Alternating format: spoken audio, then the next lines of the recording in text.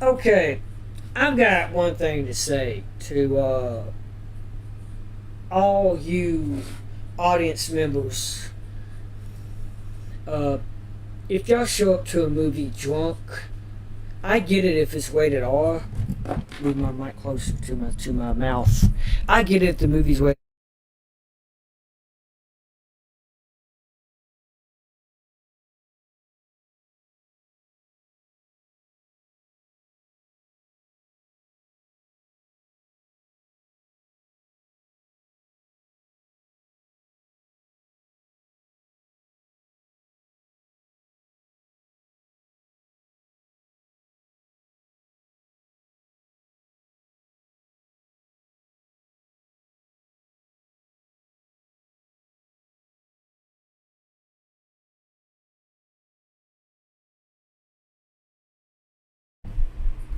Just realized my mic was on mute.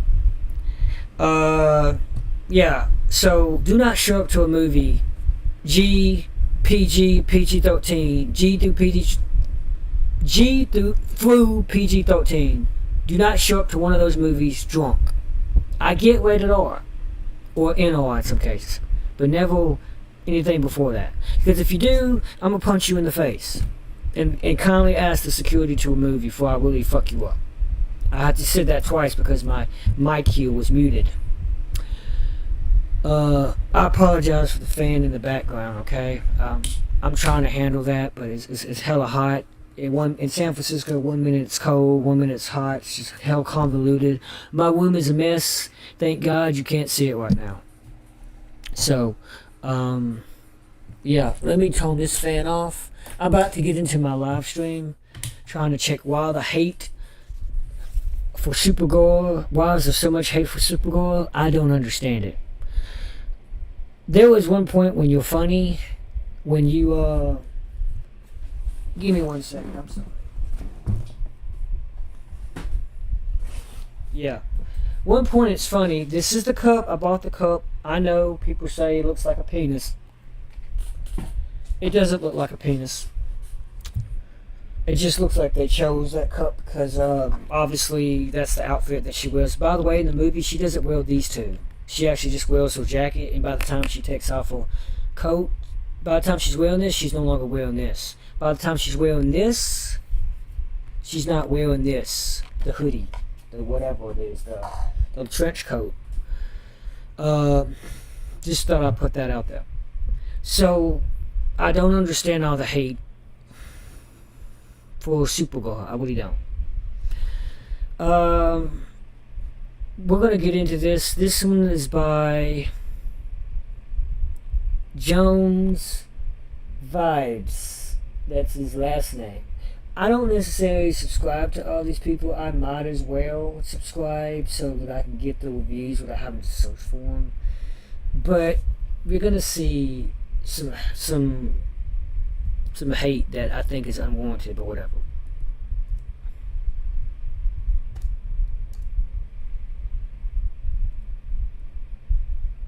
Millie Alcock and Jason Momoa. And I want to preface with the fact that Superman Okay, hold on. was my favorite. Oh, the fucking button is not working? I got my name clock on or some shit? What the fuck's going on? Okay.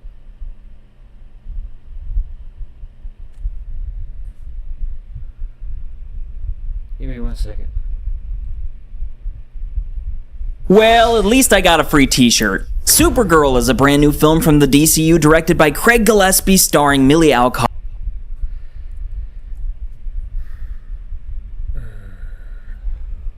Oh, my keyboard wasn't on.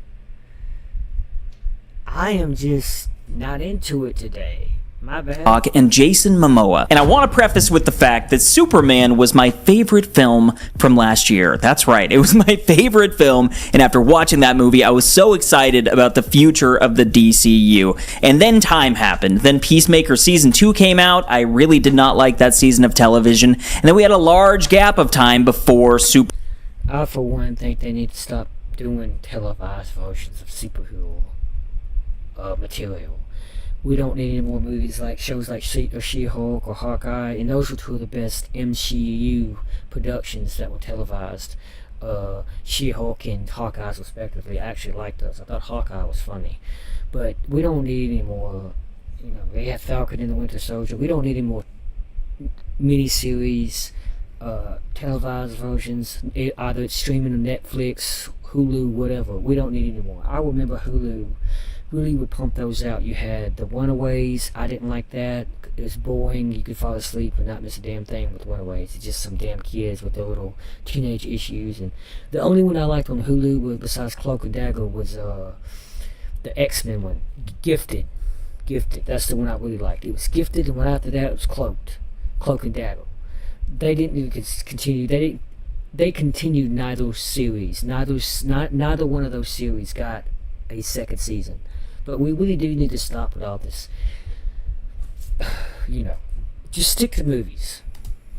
Supergirl came out. I don't know how you guys felt about the marketing and the trailers and everything, but personally for me, after watching the trailers, it kind of felt like Guardians of the Galaxy. I know that other people have pointed that out, but I truly mean it. Like, watching those trailers, I was like, this feels like James Gunn. I know it's Craig Gillespie, but it feels like James Gunn, and I started to get a little bit worried because I feel like there's a lot riding on this movie. It sort of feels like right now the DCU's future is a bit uncertain. Maybe it's not. Maybe it's going to be around for a long time. I love Superman. Give me a second. So the director of this movie is Greg Gillespie, right? And I know Superman that came out just last year in June. Don't quite remember when it came out. July 8th. Okay, almost. Oh, never mind. That's soon. He's 2 years younger than I am. He's 32, I believe. We're about to be 32. Yeah. That's him, by the way, in Paul.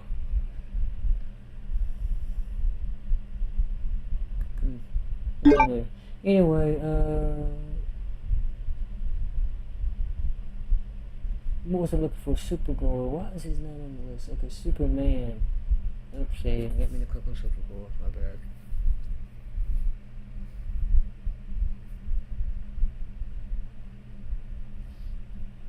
Yeah, Superman got way more, and I know, and I'm about to point out the reason why Superman probably gets more attention. Even that was hated.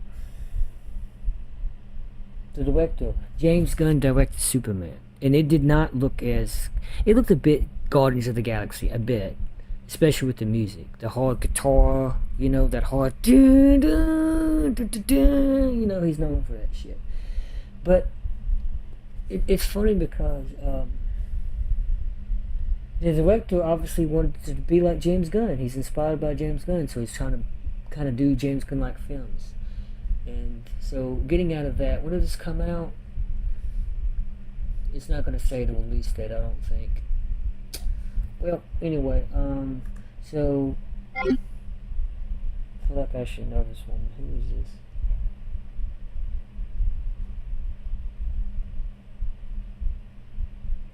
I'm sidetracking.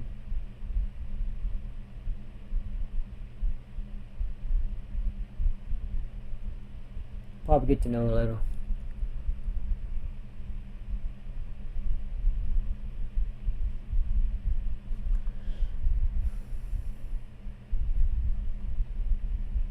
Anyway, let's continue with the review.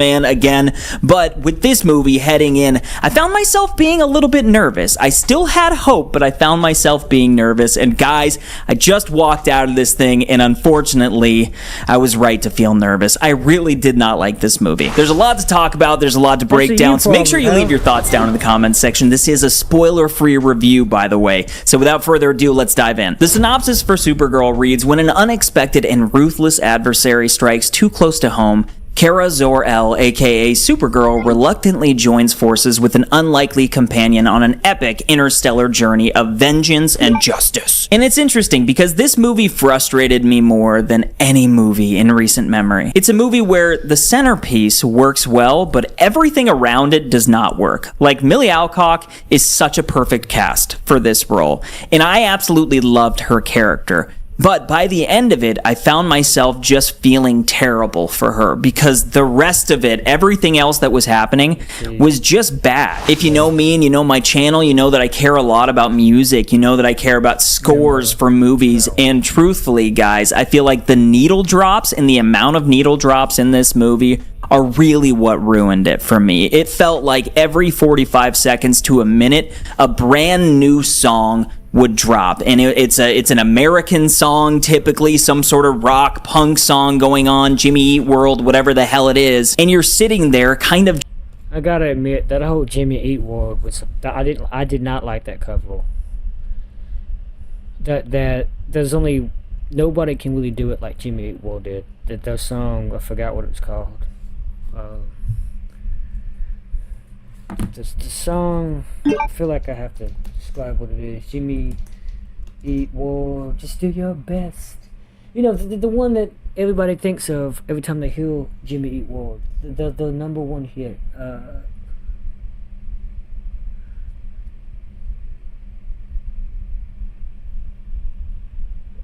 I don't really know the lyrics either.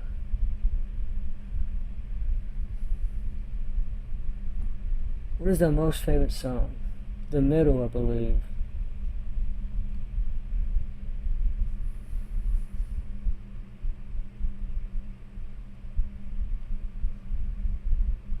Yeah, don't you? Yep, The Middle. Yep. It just takes to go in the middle of the world. We just found it. Yep, that's it. That's the one called The Middle. It's kind of a weird name for it, but. See, that's the one that, certificate. Okay.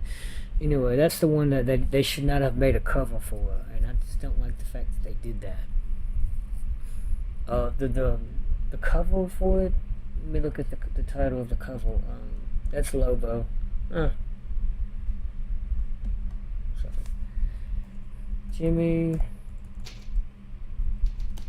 Eat World cover. Supergirl. Not images.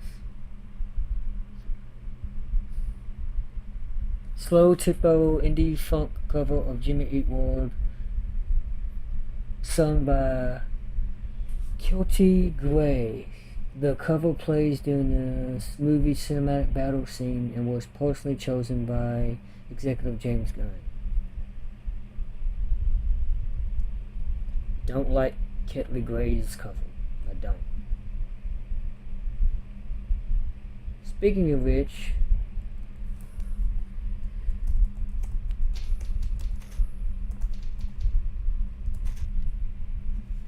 we'll go to the wiki channel page. Yeah, I brought up Underworld in the earlier stream because that was an earlier Girl Boss movie that nobody really talks about.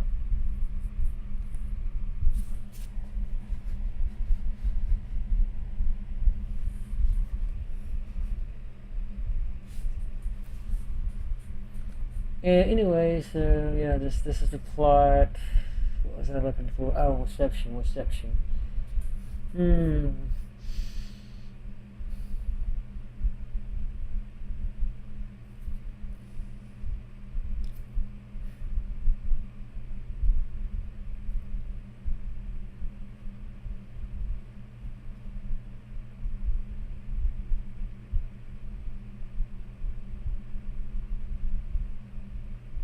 Metacritic, which uses a science based on things, and looks at average reviews. Yeah, it's not that bad because if I look at the Rotten Tomato score here,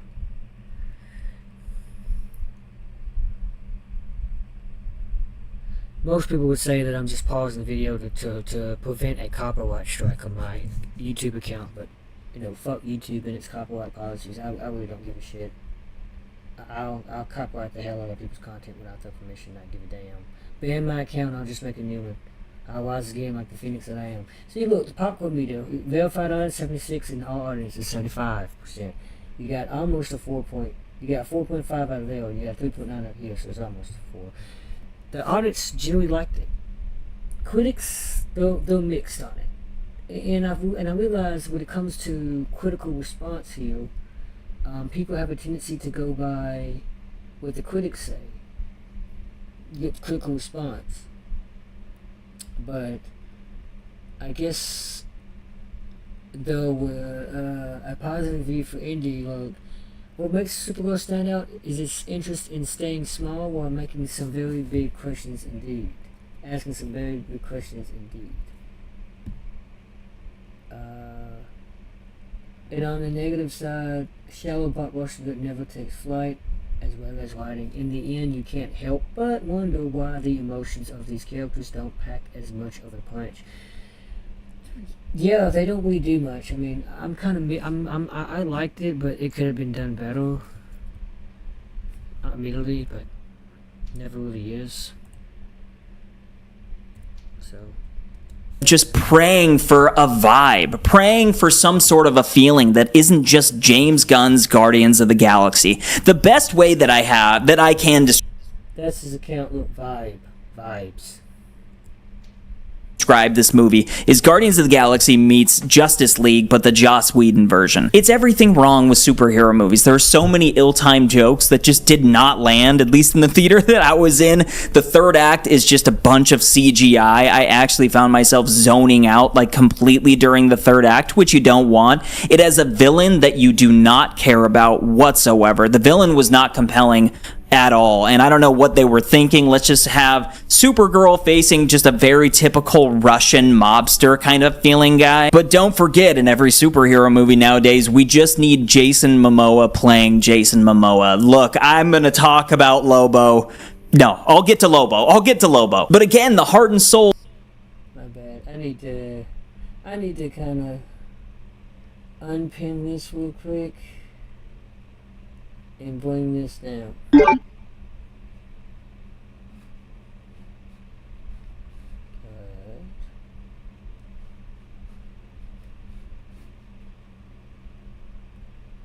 There we go.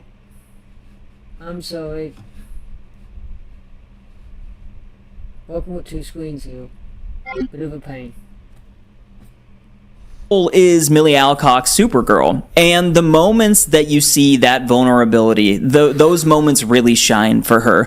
The moments that she shares across, you see it in the trailers, but the moments that she shares with Clark, when Superman shows up, this movie is soaring. Like, it is so good when those two are across from each other. But the minute she steps foot outside of that, the minute that she's on this other adventure that she's doing, the movie just completely falls apart. And I think that it desperately needed a tone. It looks and feels a lot like a Marvel movie. It did feel a bit kind of like a Marvel movie. The minute she steps foot outside of that, the minute that she's on this other adventure that she's doing, the movie just completely falls apart. And I think that it across, you see it in the trailers, but the moments that she shares with Clark, when Superman shows up, this movie is soaring. Like, it is so good when those two are across from each other. But the minute she steps foot outside of that, the minute that she's on this other adventure that she's doing, the movie just completely falls apart. And I think that it desperately needed a tone. It looks and feels a lot like a Marvel movie to me, at least, except for maybe a little bit more vulgar at points. They try. So I wanna kind of reiterate my point as well as his point. Supergirl cannot really shine, and I could be wrong. She can't shine without her cousin Clark, without Superman, because Superman's background, though there were only two Kryptonians, well, at first, without, before Clark's children, before his sons, that you see them, the half-breed sons, and Lois and Clark, but I'm talking about before they have any kids, they're the only purebred Kryptonians that live on Earth. It's Clark, aka Kal-El, and Kar, aka Kar Zor-El. They're the only ones of their species. Kara has seen and lived on Krypton. What was left of it. Spoiler alert. You should have seen it by now. It's almost 4th of July. Spoiler alert, she has seen what's left of Krypton. She's lived on it. They have a force field around it. You know what? She's lived on Krypton up until at least till preteens. I'd say maybe 12 or 13 years old. I could be wrong. Correct me if I am. Correct me below in the comments below if I am. Let me know. Was Clark, his pod was launched off Krypton when he was about within his first year, before he actually hit his first year, his official first year birthday. He landed on Earth even before he turned 1. He was an infant, I believe. Anyway, comics could be different. I know Smallville is a little bit different. He was like at least 4 years old. The point I'm making is Clark, his background is different from Kara's because he was raised on Earth completely 100%. Kara, however, she's got a split home between old Krypton or Krypton and Earth. She never felt like Earth was her home because she felt like an outsider. That's what this whole movie is about. It's Kara Zor-El feeling like an outsider to the point where somehow, and I still want to know how she got her spaceship. She's obtained a spaceship. She flies around in it, going from planet to planet, solar system to solar system, identified by the type of sun that they have. And she purposely goes to solar systems with a red sun so that her powers stay dormant, her powers are inactive. She can feel the intoxication from whatever alcohol, and I say that because, in quotes, because not every drink is alcohol. Whatever makes her intoxicated, whatever gets her drunk. As my mom used to say. So she can feel vulnerable and like she's human. Because, when she's on the yellow sun, the alcohol doesn't have an effect on her. So, but the point I'm making is, her background is completely different from Clark's, and because of that, people resonate more with Clark than they do Supergirl. Admittedly, people are not going to resonate with Supergirl being a drunk. They're just not. They're going to be like, get a life, get your shit together. And that's what she needed to do, and that's what she did do. More or less, she got her shit together by the end of it. Clark, however, you see him as the all-American boy, raised on a small-town farm, Kansas. Raised on a farm. He's very Jesus Christ-like. He's very Savior, Messiah-like in a way that Jesus was born in a manger. Jesus literally lived in Bethlehem. He grew up in a poor family. Clark came from above, landed on Earth, was raised on a small farm to humble people, similar to Jesus. And I know people that are in the Christian sphere don't really want to compare, but that's what the creator was trying to do, was make a Jesus reference, coming from above, landed in a small place, humble beginnings, like what's that thing? This is what I got my brother. All big things have small beginnings. I'm gonna send that to my brother. It's a sketchbook. See? What I'm saying is, Clark's background is identifiable more with people in a humble manner than his cousin, Kara, Supergirl, because she grew up on Krypton. She, at least in her teenage years, up until her teenage years, witnessed what was left of Krypton. And I guess in the comic books it's different, but probably is different. People like the movie Superman compared to Supergirl. Let me just look at the Rotten Tomato score, actually, just to verify that. And I'm going to duplicate this tab.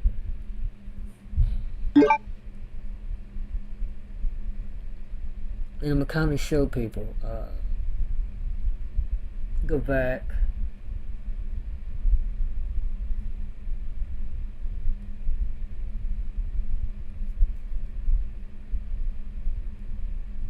And I'm going to duplicate this as well because I'm going to start to compare Superman with his cousin, the movies.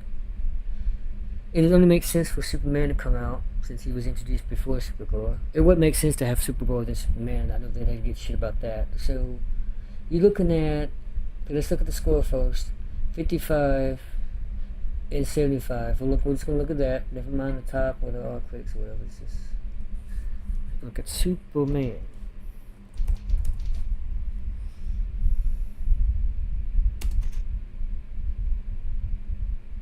See, Clark has a more understandable story because he was raised on a small town farm, humble beginnings. He learned about responsibility, and with great power comes great responsibility.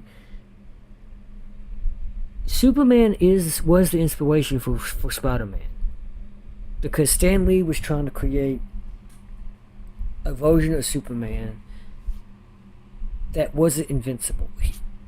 If you look at Spider-Man, he's a 15-year-old kid. He's basically Clark Kent, but in a more jungle-like. He's not on Kansas. He's raised in a big city.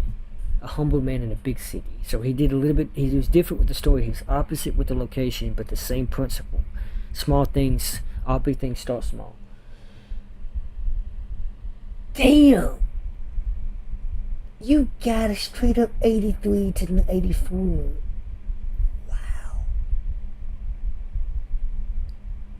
And I say this because people hated Superman last year. They hated it. I myself, I didn't think it was that bad. I think I saw it 2 or 3 times. It wasn't that bad. It's better than Supergirl for sure, but I could totally see them selling it as a box set at this point.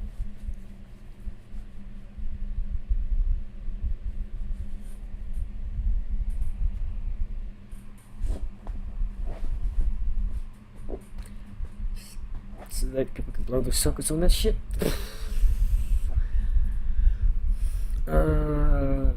Anyway, I'm kind of weird. I'm sorry. I had a train of thought there. I'm gonna look at the reception. There's Amelia Alcock right there. She looks slightly drunk. First envisioned for the role Supergirl by producer James Gunn over a year before he was cast. She was cast in 2004. She looks. I'm not gonna lie. She looks like she just woke up on the wrong side of bed.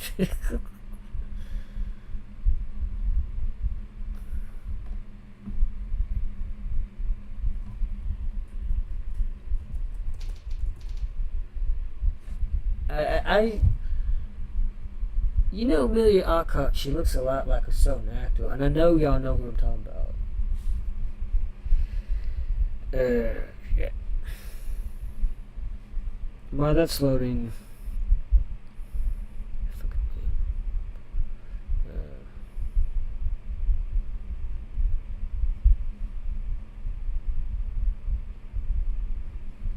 And so Superman, it begins. It does begin.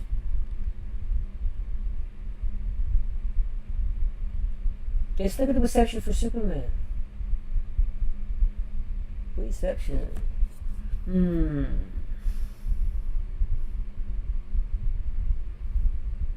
Critical responses. Critics found the film to be fun, colorful, and honest. Although some felt it was overstuffed with characters and ideas. Kind of was a bit overstuffed though. The performances of the people were praised. And you see the critic score, 83 critics with 7 out of 10, 7.3 out of 10. And according to the critics, 83, 84, yeah, that sits in line with it. When we look at the Wikipedia version, we'll go back to the guy here, the so-called star himself, who's only 2 years younger than I am. Can you believe it? Let's see what he has upcoming. You know we're gonna have a Superman 2. Man of Tomorrow filming. You already know. Mr. Irrelevant, the John Tours role. You already know. Hey, how many people want to bet that Supergirl is gonna be in it. I think that there's a joke about why he's Superman and why she's Supergirl and not Superwoman. There's a reason why she's called Supergirl. It has nothing to do with gender politics. It's simply the fact that Kal-El is a bit more childish than Superman. Superman is a man. He's more mature. Supergirl is a little bit more cocky.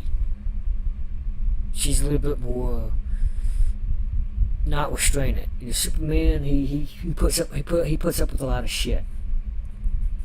He could win for president. Supergirl's got a mouth on him.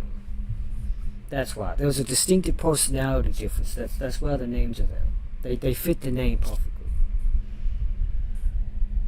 Just saying. Anyway, what was I doing? Oh, yeah. Yeah, the score is 7 out of 10 compared to Supergirl, which is a 6.1 out of 10. My rating is a 6.5. Superman for me, I think I rated it. I gave it a 7 out of 10. Literally so.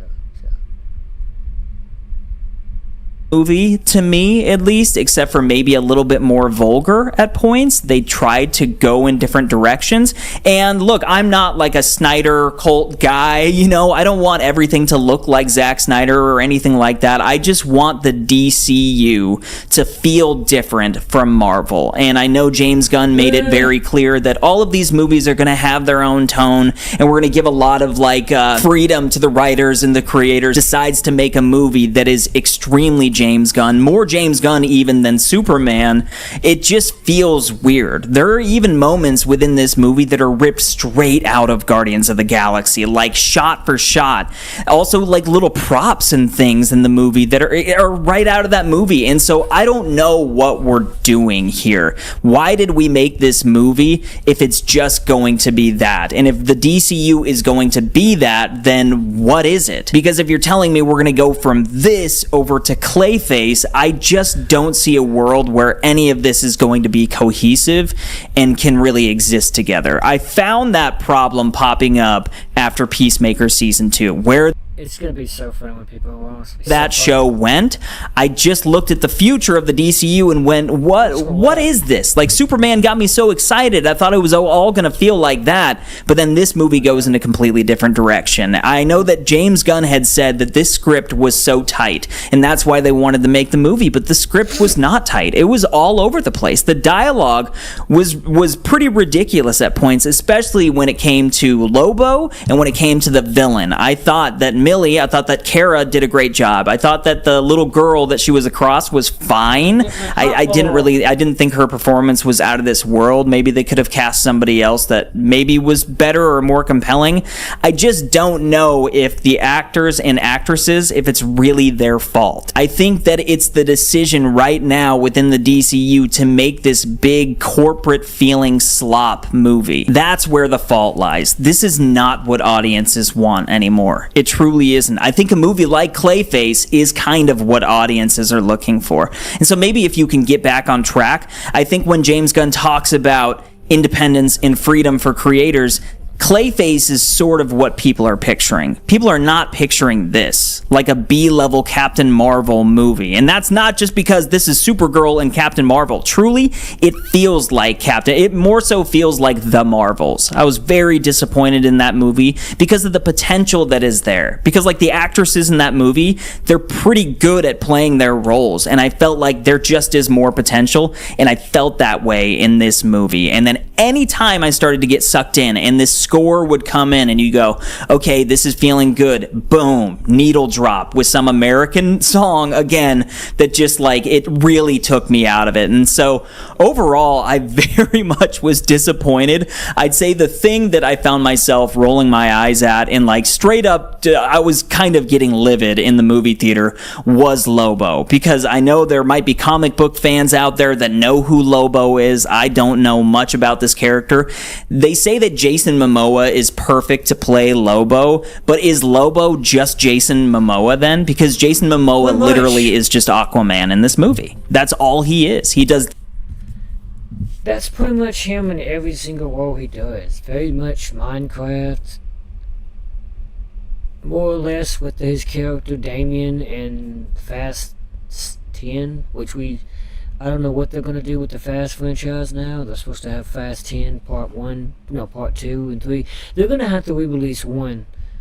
I forgot what 1 was about. They're going to have to re-release the first... I'm sorry, I meant number 10. They're going to have to re-release it. Because it's been, 3 years at least?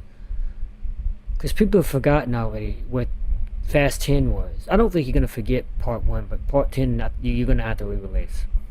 Just, what I'm saying is Jason Momoa is pretty much himself in every movie. He's pretty much himself.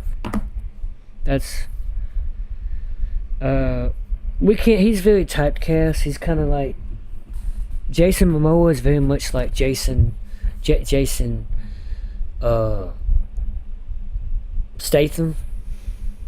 Dude is typecast very much like Liam Neeson's. Like he's given the same exact identical roles almost. Different name, but he's playing the exact same stick. You know, this badass, funny character you don't want to mess with, but he's actually got a charming side kind of to him. He jokes around a lot. You know, you just gotta be his type of people. If you get what I'm saying, you gotta like be able to roll with him. He happens to like Supergirl because of how he senses the killer, you get what I'm saying? The fighter. Anyway, he's just playing himself. The same yells, the same exact dialogue that he has as Aquaman. It is all the same. He is just Aquaman. And so I don't get, like, I found myself almost pulling my hair in this movie because I don't get what we're doing. Why is this the thing? Why does it look like that? Like, why do you try to have this space movie with all these aliens and creatures that are kind of Star Wars-y feeling, but then they have these masks on that look exactly like what's his face from Guardians of the Galaxy? Yondu, like that character. It all just meshes together into this weird world where you don't really know where you are anymore. I just felt like I was watching another MCU movie. I just felt like I was watching this aimless, big-budget Hollywood movie that's probably not going to make its budget back, and I'm not going to ever watch again unless maybe the... If it weren't for Guardians of the Galaxy, it probably would be better, because it is trying to imitate that, but... Carl is flying around to all different universes, man. Different galaxies. Of course you're gonna have different aliens and shit. That's pretty much the Guardians of the Galaxy. You gotta look at the logic of the story. In Guardians of the Galaxy, they were flying around to different galaxies as well. Or different areas of the galaxy, different planets. She just so happens to be flying to different galaxies, different solar systems, using she has to have warp speed. Hyperspeed of sorts. Like I said, I'd be very interested in how she got that ship. Probably did somebody a favor. But what I'm saying is she how did she get it back too? I think the bad guy in this one, what's his name? Krim, he steals her ship. Yeah, he steals her ship because she has to board a bus. Anyway, it's like that because she has no choice. I can see the Superman poster in the background. I wish I had one. I'm just saying, what more can you get it from? What's it supposed to be about? It'd be boring if she was on Earth. You'd have another copy of a Superman on Earth if she was on Earth. Her story has to be different.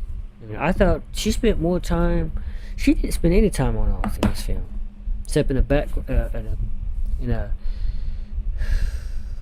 flashback. And then when she finally went to Earth to see her cousin, you know. Middle of it is on TNT or TBS sometime, and I'm on the couch and I'm like, oh, why not? I don't know, guys. It takes a lot for me to get this angry about things, and The Mandalorian and Grogu and this have now just kind of pushed me to a point with these movies that I don't know what we're doing. There was such a good opportunity to tell a good story with this. If you've seen the trailers, you kind of know about Crypto a little bit in this movie, and you know they're separated for a time in this movie. A lot of it revolves around Crypto and this journey that she takes. Again, they say that in the trailer, so that's not a spoiler, but I think that the lack of Crypto in this movie is kind of what kills it as well. If you at least had Crypto along for the ride, doing something on the side that's like taking your attention span away from the crap that you're getting, maybe it would work, but instead you just have the characters that you're left with, and it tries to be bold, it tries to take swings, I'll give it that, but when you don't have a tone, when you don't have a look, when you don't have a feel, when the score isn't matching the needle drops that you're putting in, you're left with a mess. That's what Supergirl is. I found myself right after it saying, yikes. So that's about all I have to say about Supergirl. I'm still sort of excited for the DCU, but at this point, I don't know if it's going to last much longer. I hope it does, because I love David Cornsweet as Superman. But if it does go away, I guess we'll see if it gets reborn again. I don't know what's going to happen, but as for Supergirl, I'm going to give it 2.5 out of 5 stars. I can't justify going any lower, because there is merit within this movie. Like, this movie has some pretty cool moments, and I think that Millie Alcock alone deserves 2.5 out of 5 stars. She carries this thing, and I hope to see her pop up again in the future. But please, if you've seen this movie, let me know your thoughts down in the comments section. I do want to hear from other people. I don't want to discourage you from going to the movie theater and watching this, because that's what all of this is about. So go out, see this movie, and come back and let me know your thoughts. I would love to talk about it. Also, my friends, make sure you subscribe to the channel. I'm on my way to 25,000. I would really appreciate that. But more than anything, I hope you're out there keeping up the good vibes, and I will see you in the next video, all right? Peace!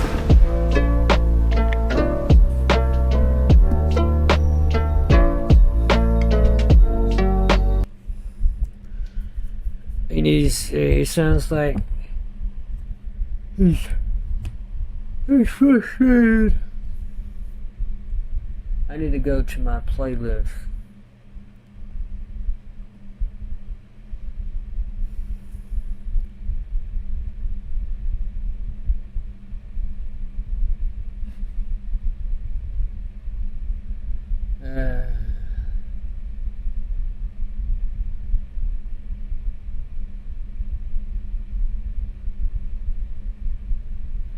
Not much is really going to change. Why?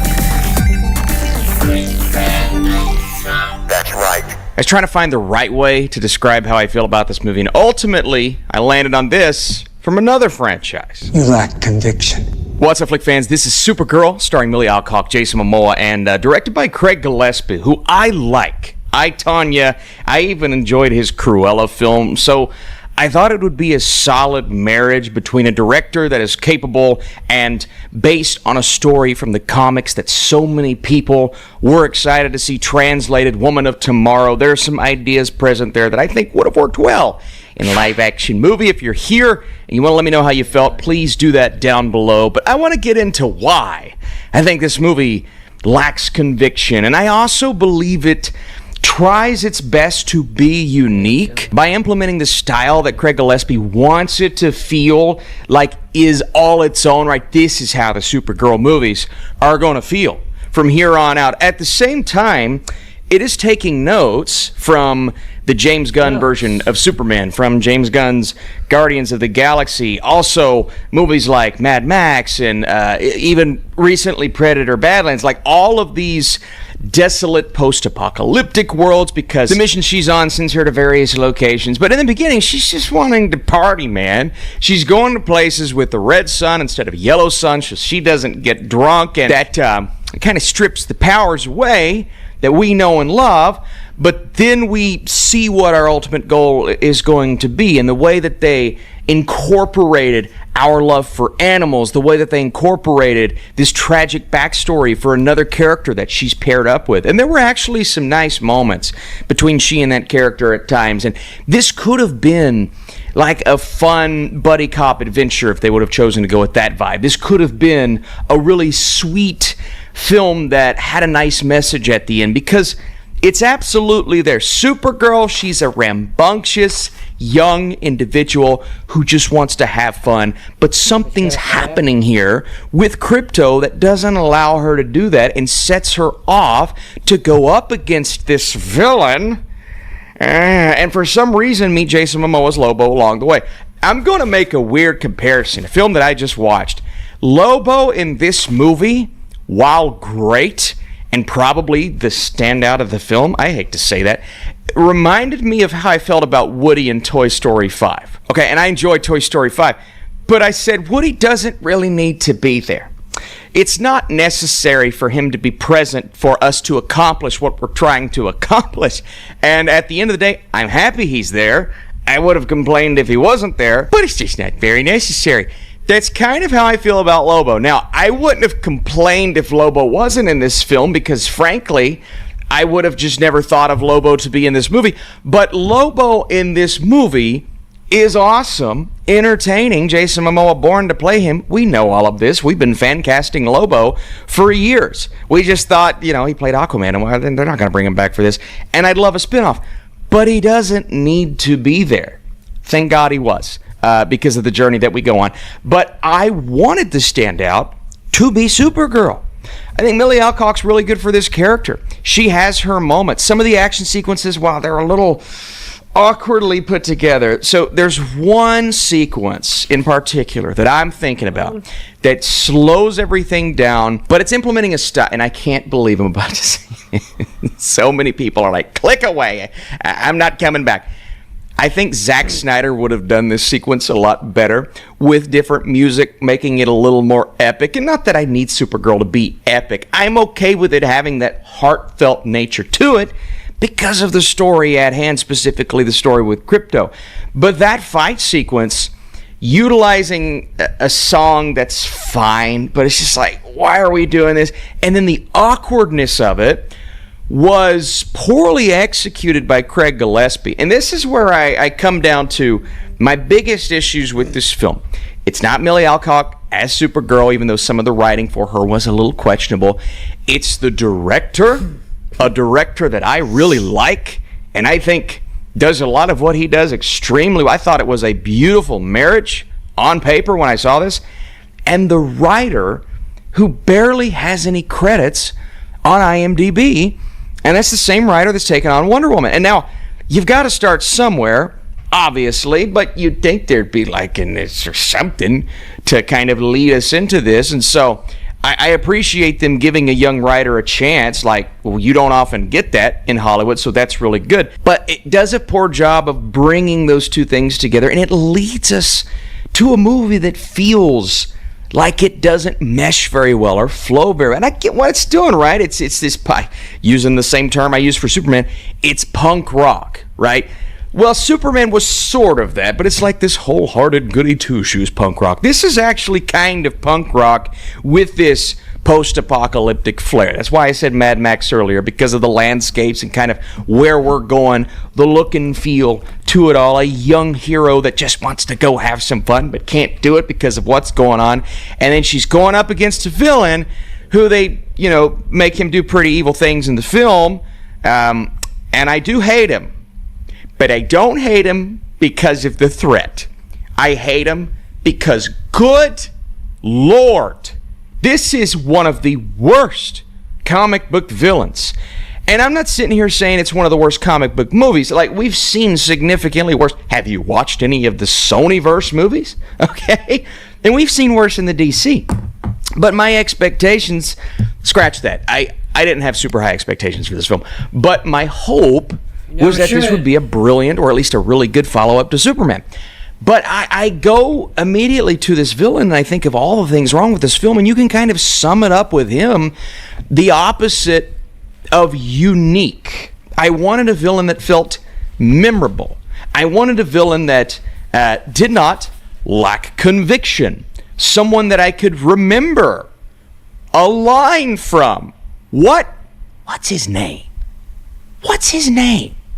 Sammy. No. Bill. No. Was it Cream? Oh, it's Crim. I thought I made Cream up. Supergirl versus Cream. I actually think Matthias is a good actor. I don't know what happened here. This was rough. It was really rough to watch. And when you have a villain that they are trying to write up as this big looming threat, and every time you see him on screen, he doesn't stand out in any way, shape, or form when he's on screen. So that presence is just not there, and so you don't take him seriously, even though what he's doing in the film it's legit, right? I just, again, the marriage of all of these ideas, of the conflicting direction and writing, of everything coming together around Supergirl, was just not there. And I left this thing thinking, I like the potential, and I like what we were building up. I enjoyed the flashbacks, right?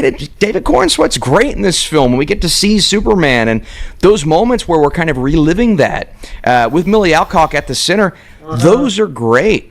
And even the tragedy that occurs with her friend that she makes along the way, that was entertaining. And so I enjoyed what happened more in the past or early on in this film than I do during what we're actually kind of going through with these characters. And Lobo shows up. I'm like, that's cool. Then he's gone. I was like, all right. And honestly, folks, that's all I've got. I like the characters here. I'm just extremely disappointed in this movie, what it had to offer, and kind of the package around this.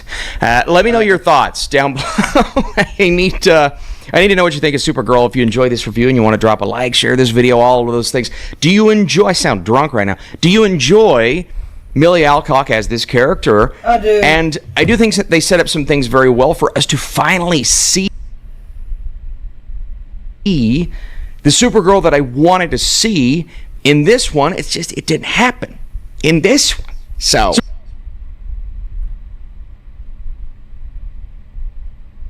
they set up some things very well for us to finally see as this character.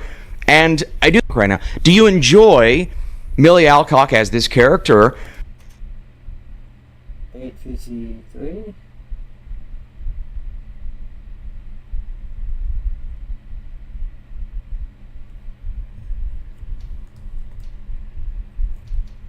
I liked it.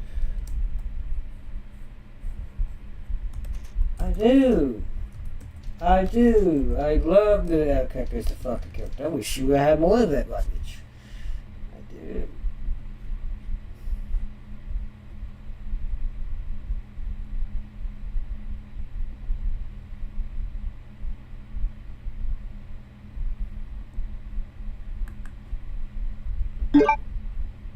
And I do think that they set up some things very well for us to finally see the Supergirl that I wanted to see. In this one, it didn't happen. In this one. So, Supergirl stumbles out of the gate with a mediocre plot and laughable villain. The heart does begin to shine as Millie's take on the character is great. Lobo makes his presence known, standing out as the masterful piece of casting we expected. Despite some entertaining characters and sequences, the overarching story doesn't do its job. And the film even underwhelms on a visual level. It sets up some promising potential for growth from this character down the line, but for now, its inability to feel unique becomes its downfall, and it just gets thrown in the pile of every other superhero movie that fails to stand out. Even though this character, I would say I'm very excited for. So that's kind of trying to find the optimism in the midst of pure disappointment. Let me know your thoughts down below. And if you are a fan of the original story, I could see a lot of people enjoying it from that standpoint, seeing this come across on screen, that vibe, the atmosphere, aesthetics at times, that works, but it just doesn't come together. I'm done talking. Some people just want to see Supergirl, bro. You're reading too much into it. I literally cannot believe Supergirl did this. They made one fundamental error in the film. Well, they made multiple, to be clear, but there was one where I'm like, man, how did you actually F that up? There's one specific plot line that involves some very dark subject matter involving children in it. They completely disgraced it, to be honest. Not to mention, they had an entire character in Lobo that they could have done something with, and they decided not to. In this video, I'm going to go through that and what the writers, directors, and James Gunn as a whole should have done with this film. Because there was an actual... Before we get into that, I want to check out... In the moonlight, my honey, I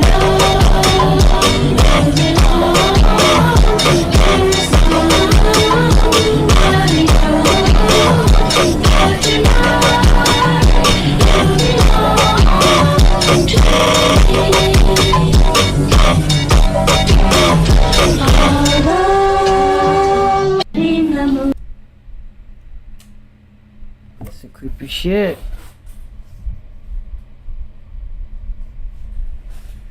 Look behind me. My honey, I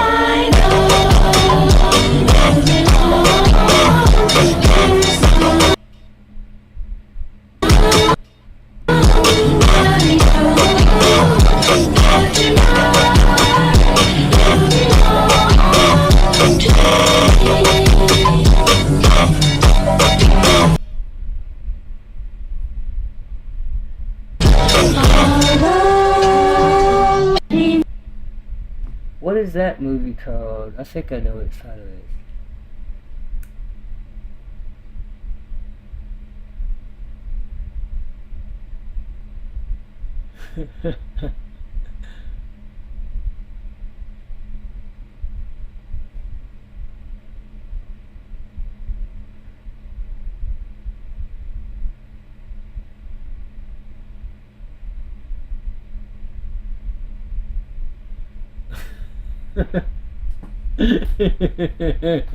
Yeah, people could sleep with that.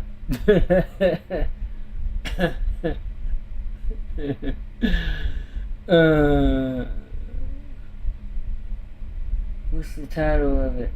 I want to know.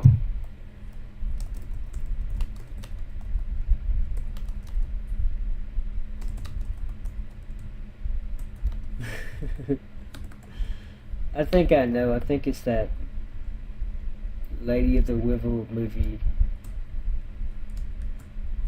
I think.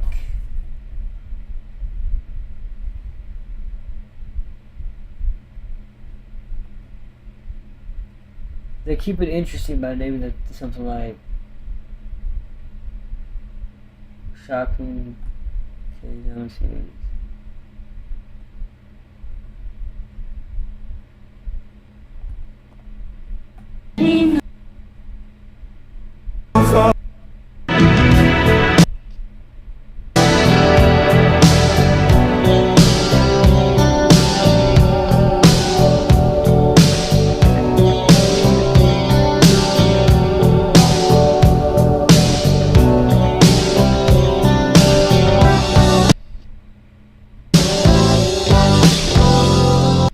Sorry, I'm very nostalgic. Great opportunity here to not only make a good film, but to set up a lot of cool stuff for the rest of the DCU, alright? I have to censor some words for this because YouTube has been age restricting and demonetizing my content like fucking crazy. They have a hard on for me. They will age restrict a video and torpedo the views in half because when people are forced to sign in to watch videos, they ain't watching. There is some subject matter that I have to touch on. Minor spoilers for what happens in Supergirl. If you haven't seen it, watch it. If you don't care to, then continue watching the video, okay? The main villain is a child transporter. I can't say the actual word. Something to do with like traffic. Child sex trafficking. There, I said it. I don't care. You know the one. I don't give a kind fuck. of a big Child deal. Sex trafficking. It's kind of a crime that's happening everywhere in the world right now, and it's a big problem. He is a child transporter of young little girls. Puts them in cages, sells them off to the highest bidder so they can get. So God knows what can happen to them at the hands of alien elites and weirdos, you know what I'm saying? Basically, the crux of this film is he kills the family of this little girl. She wants revenge. Supergirl is going to help her find him, but Supergirl's also trying to find him so she can cure crypto, because he poisoned crypto. So to be clear, the subject matter we're dealing with here is this villain deals in the business of selling little girls. His eye is going to be on Kryptonian girl and the little girl next to her. Like, they're perfect. They're fresh meat for all of his weirdo, perverted PDF file clients, right? This is crazy subject matter for a superhero movie of any kind, period, point blank. Unless you're like Zack Snyder Watchmen, unless you're Punisher, this is crazy subject matter to touch on. Here's the problem. This movie doesn't know what it wants to be. There's barely any focus put on this plot line, and it's a very important plot line that you shouldn't take lightly, and this movie does. And the problem is, I witnessed this dude literally massacre a kid. He literally picked a kid up and slit his throat in cold blood. Oh. A fucking kid running from him, one of his victims. That's how dark this shit gets. But you don't feel any of that because the movie doesn't hone in on that or this plot point at all. So there's no substance to what's happening here at all. Plus the villain is dog shit. The villain himself is really, really bad. When that kid dies, when that kid gets killed, they have one piece of dialogue where the little girl's like, see, this is your fault. If you had just killed him, none of this would have happened. And then they have this whole speech where Carl's like, you can't kill him. You don't know what it'll do to you. And I have to go save my dog. It's literally, that's it. That's how much focus you put on that little girl's death. It's disgraceful. The problem is the movie does not know what it wants to be. They don't want to go full child transporting because this is like a lighthearted superhero movie, but they also want to put it in because, I don't know, maybe the Woman of Tomorrow comic book had stuff like this, and it's little girls, this woman writes Supergirl, of course she's going to be a hero for them, right? But the movie doesn't hone in on it enough. The movie ultimately ends with her saving the kids and killing him, which was the thing to do. All those speeches she gave the little girl about, no, you can't kill him, it'll ruin your soul. She killed him herself. Good. The problem is, we don't feel much. We don't feel much when the girls are saved because we barely see them. We see one shot of them in a cage and that's it. We barely see any of this subplot. And we don't really care about the little girl that Kara is actually helping. So what is there to this plot point? Nothing. There's nothing. Neither the child killing scene or the transporting is fleshed out enough for us to really care. I was shocked that they killed a child in this. I didn't think they were going to. But that was all that was. Shock. I didn't actually feel much, Subplot has not been fleshed out enough, right? So that was my reaction. I was like, oh damn, they actually did it. And then they just move on. And then, yeah, Kara does get that one back by killing the villain, but you feel like she was doing that for her friend and Crypto more so than that little girl that just got killed. There's not focus put on the victims of this child transporting thing. And again, you could say, well, Zappy, this is a lighthearted superhero movie. It's like Superman, right? But they're not going to hone in on this. They're not going to focus on child transporting and all that crazy elite shit. I agree. If you're not going to do that, and if you're not going to flesh that out enough to the point where it's actually a meaningful thing, don't add it into the movie. In fact, if you had removed it from the movie and done something else, it would have been way better. It would have been a way better film watch experience. If you're not going to bother with it, don't leave it in. If you are, and look, it's not like they don't focus on it a little bit. Like, obviously, you see her saving these transported girls. They do have a line of dialogue saying, yeah, he's in the business of transporting girls. And you see Kara's reaction. You can see her a bit more emotionally invested in this, but they don't touch on it enough. It's more about her and the little girl and her trying to save the little girl's soul and not killing this dude. One of the most cliche fucking pieces of dialogue ever, by the way, in a superhero movie that needs to be done with. A villain like this, who looks like the way he does and does the things he does, kills a kid, is a child transporter. A villain like this should be treated appropriately. Instead, he's a fucking joke who just eats food and he's barely a fucking character, no personality, and they barely hone in on the crimes he's committing. Like, come on, then. Come on, bruh. Yep. You cannot.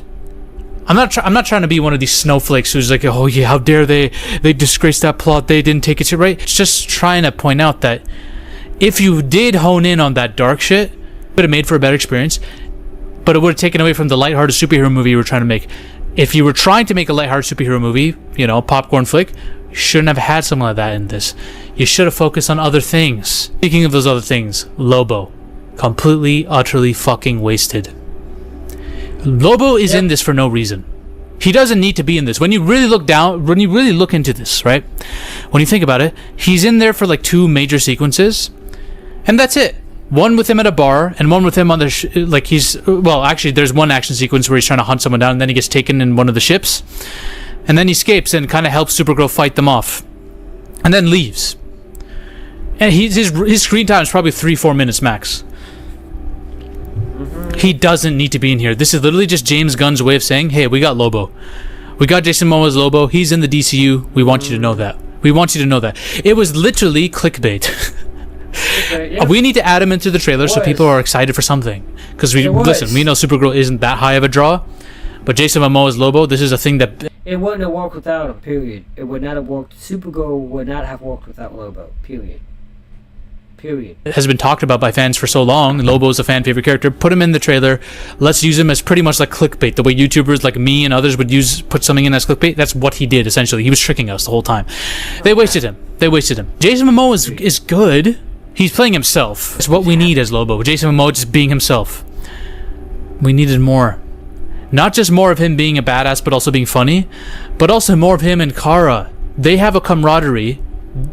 Just due to their clashing personalities and philosophies, that's great. Not only in the comics that they have a rivalry / alliance thing that was kind of cool, but their characters are way more interesting together than her and that little girl that she's trying to save would be.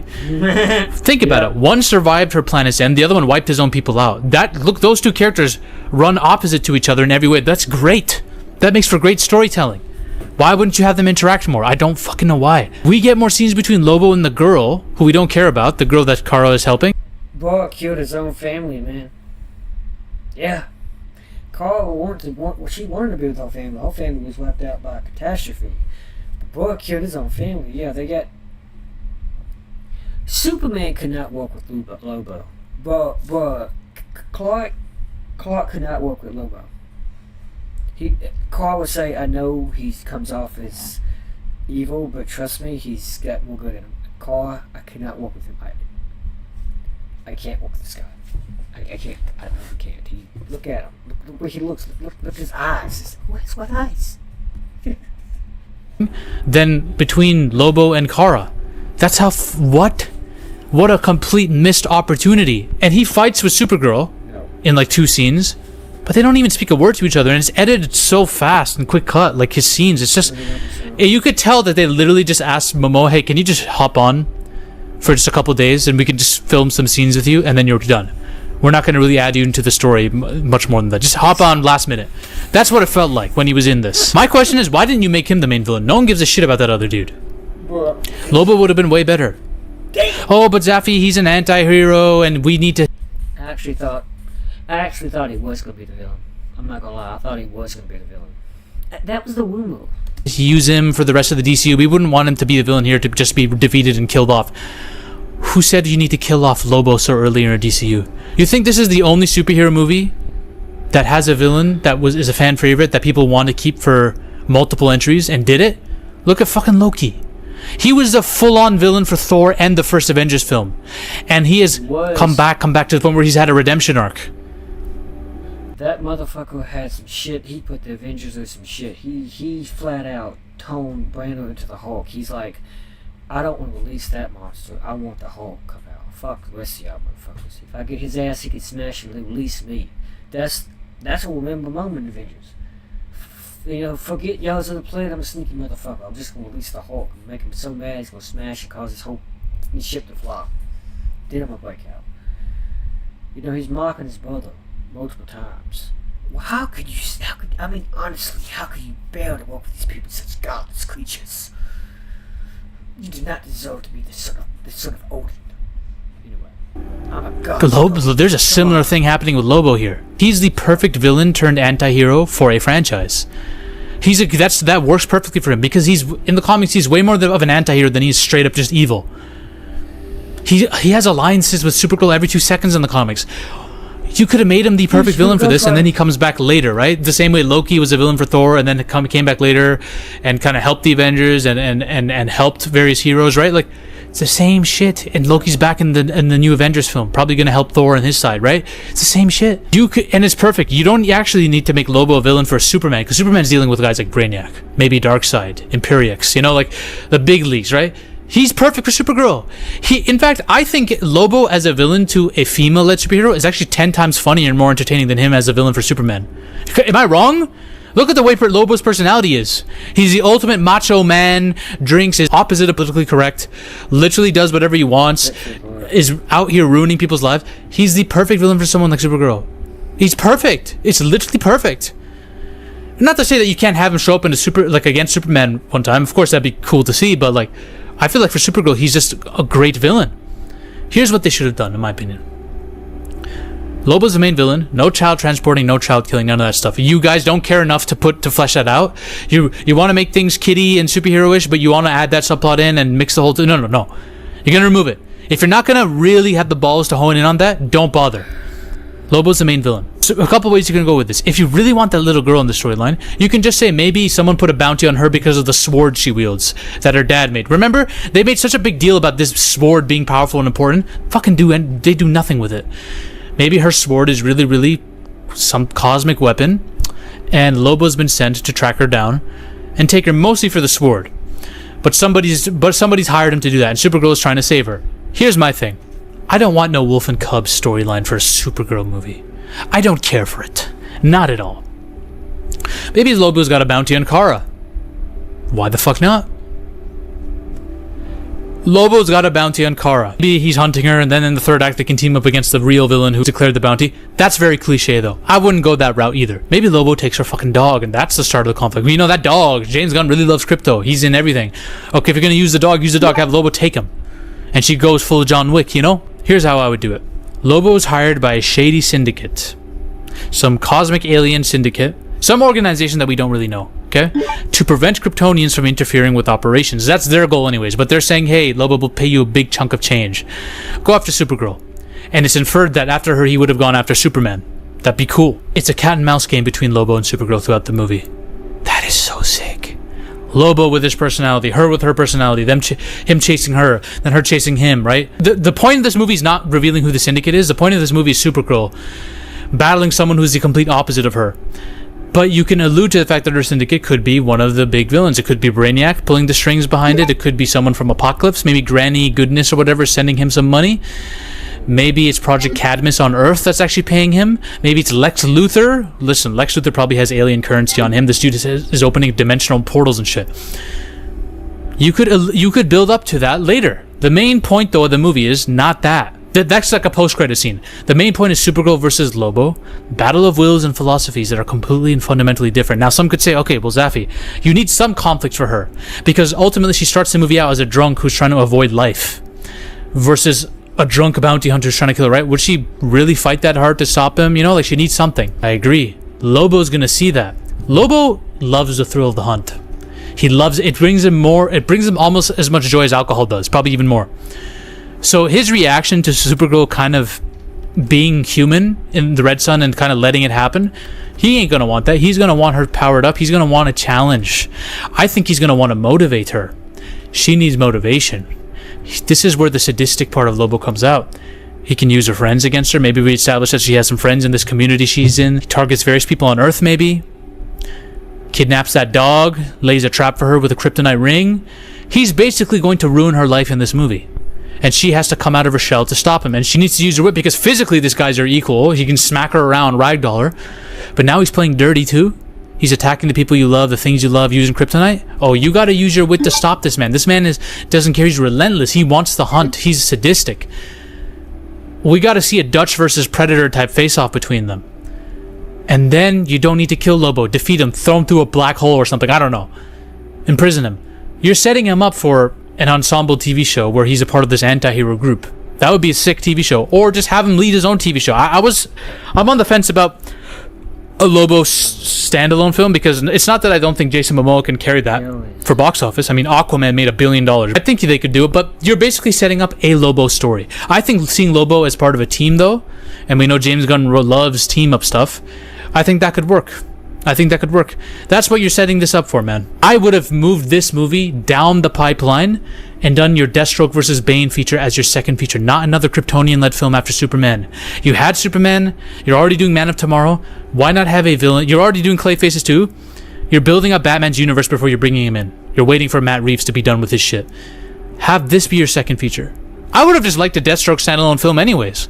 That's a draw. That sets the tone for a badass DCU. Remember, people were thinking, oh my god, what's this lighthearted kiddie Disney bullshit with the first Superman, right? Okay, you answer that. Saying, we're going to give you some raw shit now from Gotham. Deathstroke and Bane. I guess this would be a buddy cop film, but this is... Bro, make it R-rated, bro, at this point. Gunn, you know what to do. Clayface is going to be R-rated. Regardless, I don't think Supergirl should have been your second feature. I think that should have been a third or fourth. Fourth after... you could do it before Man of Tomorrow. But regardless, that's how you should have done it, in my opinion. I think they should have made Lobo the villain and then set Lobo up for future things. And I will also be making a video telling James Gunn what to do with the rest of the DCU. I'm going to break it down. The exact order of movies you should produce, stories within them, and maybe some casting as well. I'm going to make a whole video on that, showing Gunn how to do this, because somehow a cokehead with a mask is going to do it. Thanks a lot, Gunn. Bye. Ladies and gentlemen, we are on a mission. Sounds like he lost his mind, but whatever. Don't know what to tell you. So Peter Safran has already made a statement in regards to Supergirl underperforming at the box office, saying, quote, while Supergirl didn't meet our box office expectations, It's just one component of a broader long-term strategy at DC Studios that we remain confident in. Bullshit. How exactly can you remain confident in a plan that was specifically designed to win back the trust of the audience? Meanwhile, people couldn't even be bothered to show up for Supergirl, and the film is reportedly on track to lose $85 million or more. I know you want to spin the idea of long-term success, but how exactly are you supposed to do that without a solid foundation to build on? Let's discuss. I watch so you don't have to. All I'm offering is the truth, nothing more. You know, I think this is the fastest that I've declared a film a flop. I like to at least wait until the second week before making that kind of proclamation. Usually that second week drop is the best indication we have of how well a film is going to do long term. But in Supergirl's case, a massive second week drop that we have become accustomed to seeing could mean that this film's numbers next week will damn near be non-existent. That's how low this movie opened. The official numbers are 68 million globally and 38 million domestically, which is $1 million shy of the lowest projection that we heard early last week. For context, this is lower domestically than The Flash, Joker 2, Morbius, and The Marvels. That's right, some of the genre's biggest disasters outgrossed Supergirl. So of course, there are a lot of people out there today looking for someone to blame. You're pathetically predictable. And of course, these people are looking in all the wrong places, but I'm willing to entertain their bull for a moment if it means we get to some real answers. The main culprit, according to the nameless, faceless, usual suspects on social media, is men. Because of course it is. I mean, we all saw this coming a mile away, didn't we? Anytime there's a female-led movie, let alone a comic book movie, it's like having a built-in excuse and a point of deflection if that film happens to underperform. I mean, we've seen this page in the playbook play out many times before, but it's not stopping some people from doubling down on what doesn't work. Like this person who said, quote, "I'm sorry, but Supergirl isn't flopping because it's bad. It's flopping because people hate women and have no desire to go watch the damn movie and form their own opinion about it." Tatooine Sun said, "It feels more and more clear that the hatred at movies like Supergirl, Captain Marvel, etc. isn't about the movies, it's about the lead character having 2 X chromosomes." Sponge Liam said, "Misogyny really is crazy because there's absolutely nothing in this film worse than Morbius." Bat said, "This is literally misogyny." And responses like this go on and on and on for some time if you scroll through social media right now.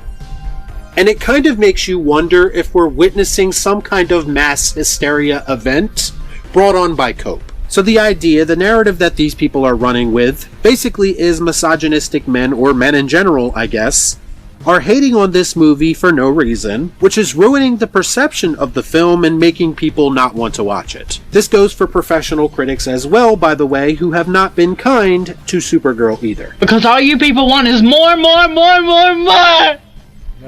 Leave her alone! So if all of this is about misogyny, why is it that more men went to go see this movie than women? Men made up 59% and women made up 41% of the audience, according to Post-Track through Deadline. If this movie was in fact made for women, and all of these misogynistic men are ruining it for everyone, then why is it that women are not showing up in droves to support this movie?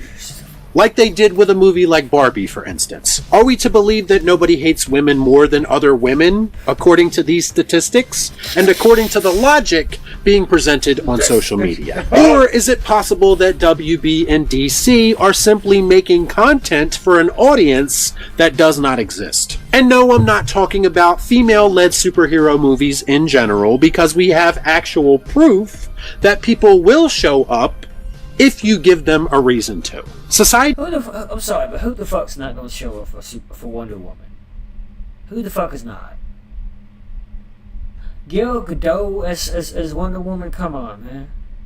Who the fuck is not gonna show up? I want to see what new Wonder Woman they come out with. Now that we have a brand new DCU, I want to see the Wonder Woman. I wonder who's gonna. I got a few ideas. What's her name from Obsession? Damn, I forgot her name. The one that plays Nikki. Shit, what was her name?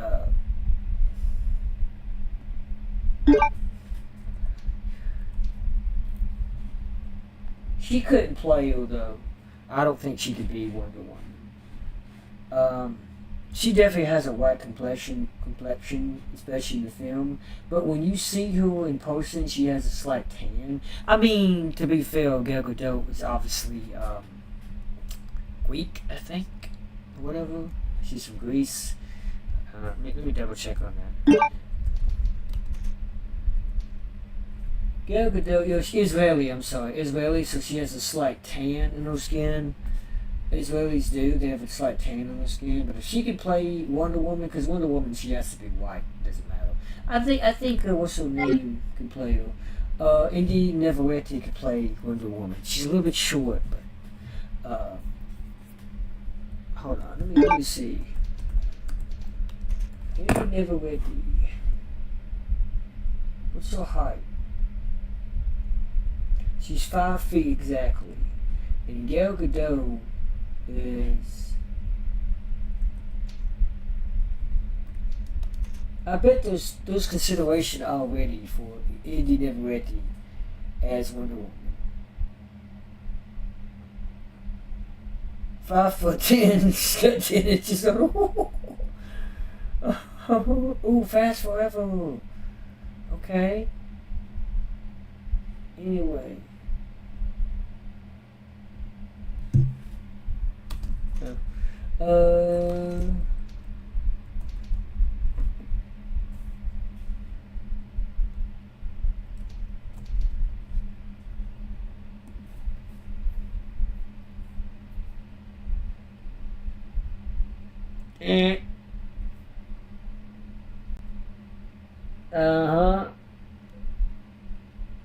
Yep.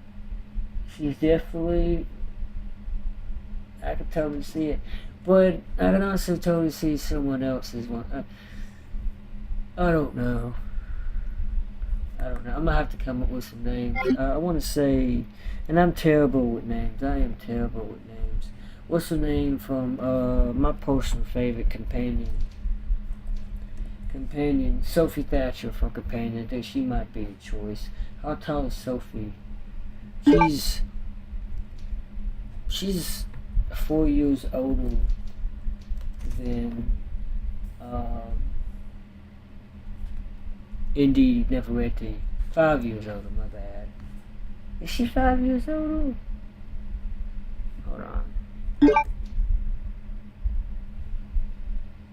No, they're the same age. March the 3rd, 2001, March the 18th.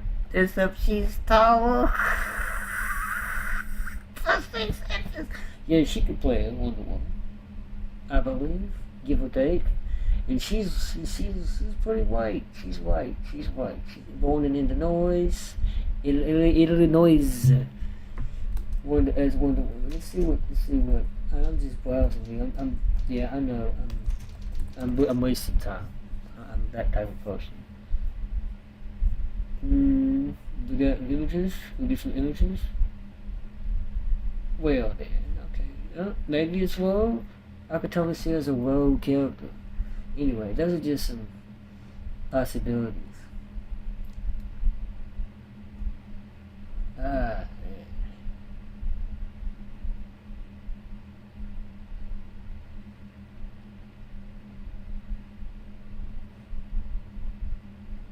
Society hates women? No. The idiots online are looking for someone to blame.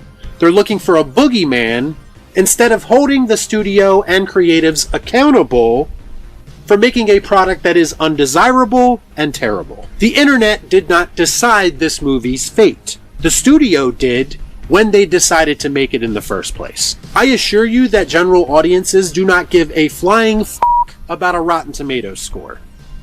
or the discourse around this movie, whether it be bad or good. The reality of this situation is that WB and DC produced a project that has zero mass appeal.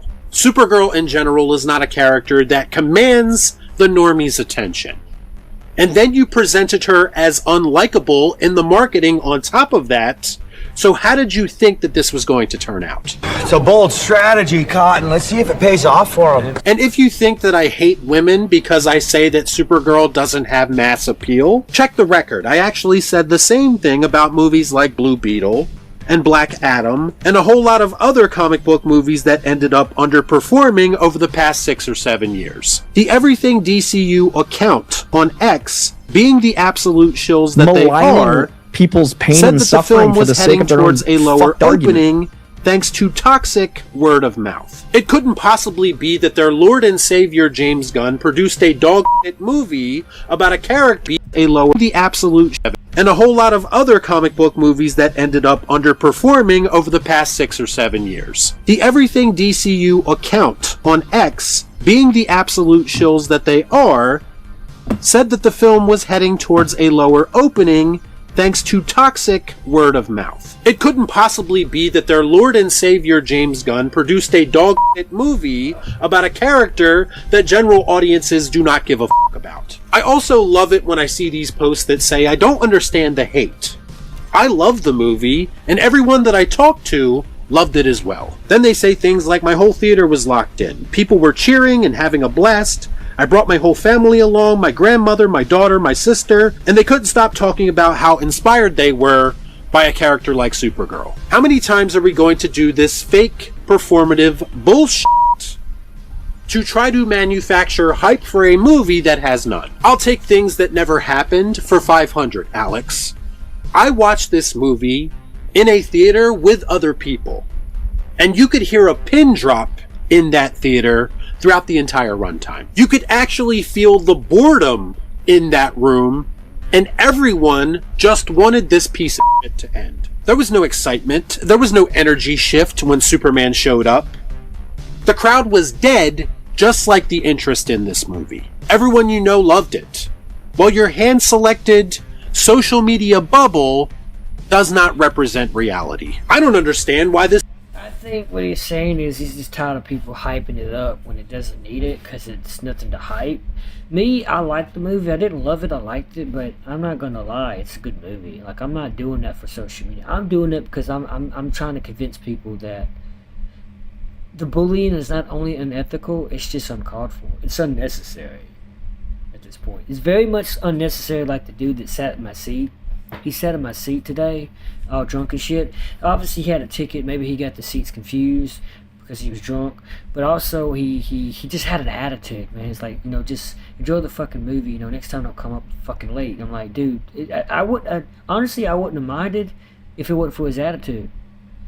The moment he got that attitude, I was like, I gotta go tell staff because I was about to start throwing hands. I was about to grab my neck, choke him, or make him leave.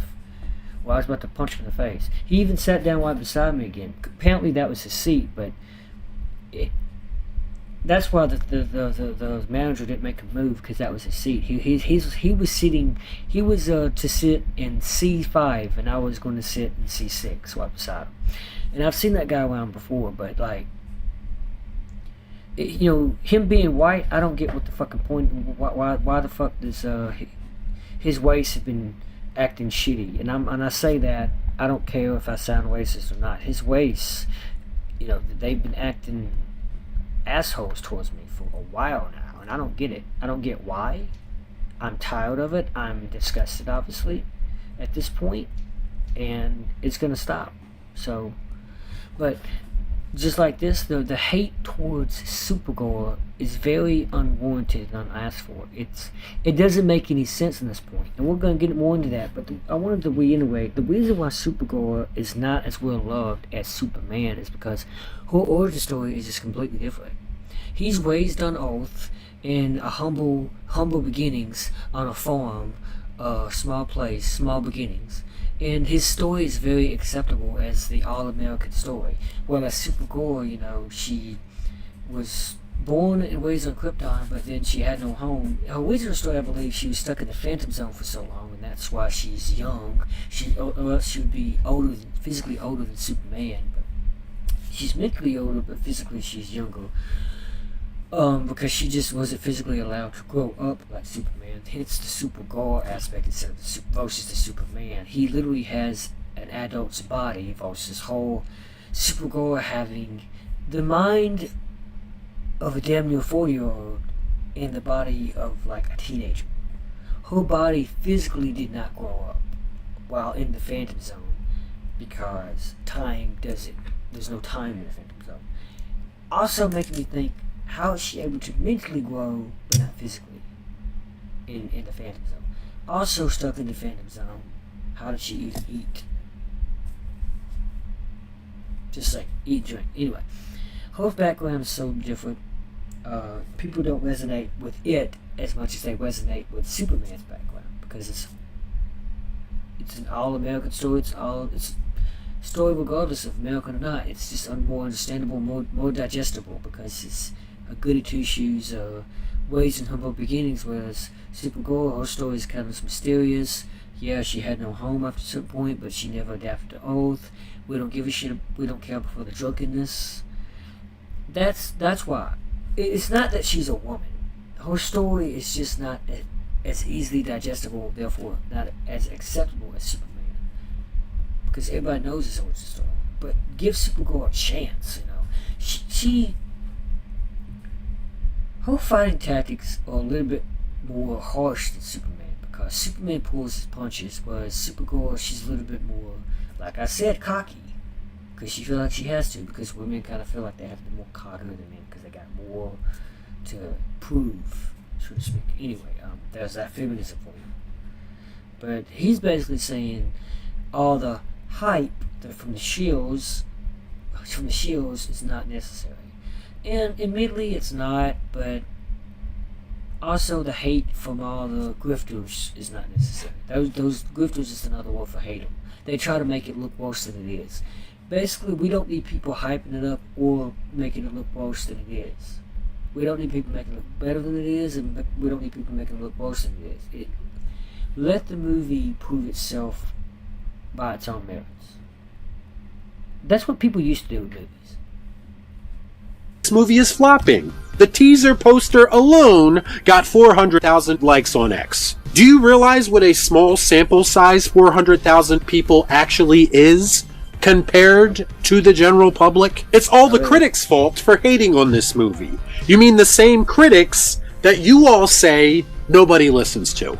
They have that kind of power, huh? Well, at least the audience scores are high. That tells me that people are enjoying themselves, and that's all that really matters. What if I told you there were people dropping audience scores for the film before it even came out, admitting that they haven't even watched it yet, but still got to leave a positive review? And this is the easily manipulated metric that you want me to take seriously. This low cinema score doesn't make any sense. Everyone I know loved it. The general reaction doesn't warrant this. Who the hell did they poll? Maybe real people? It's almost as if these polls exist outside of your social media bubble. That's true. And the excuses just go on and on. The cope just goes on and on. And we are now 3 days removed from this movie, and still I've yet to see very few people pointing the finger at the real culprits, at the real people responsible for this debacle. That being Peter Safran, James Gunn, DC Studios, and Warner Brothers. They get off easy every single time because for some reason, these people are all above criticism in some people's eyes, and I do not understand it. These people have done absolutely nothing to inspire confidence in their plan to save DC. But if you say so, you are constantly met with deflection and labels, and it's all quite pathetic at this point. The reality of the situation is Supergirl did not fail because of some phantom hate campaign online. It did not fail because of the misogynistic men who apparently have so much power that they affected the whole perception of this movie prior to its release. It failed because the people in charge of these movies have no idea what the fuck they are doing. Y'all be cool. Right on. fell fall. Basically, fell fall. That's what he's saying.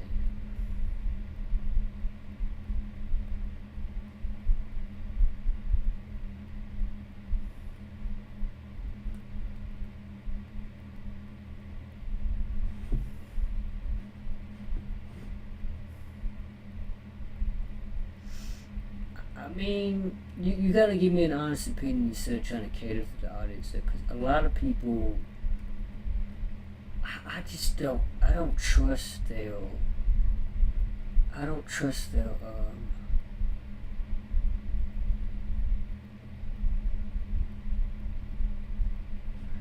don't trust their judgment, man. I'm sorry, but I just don't. I don't trust their judgment.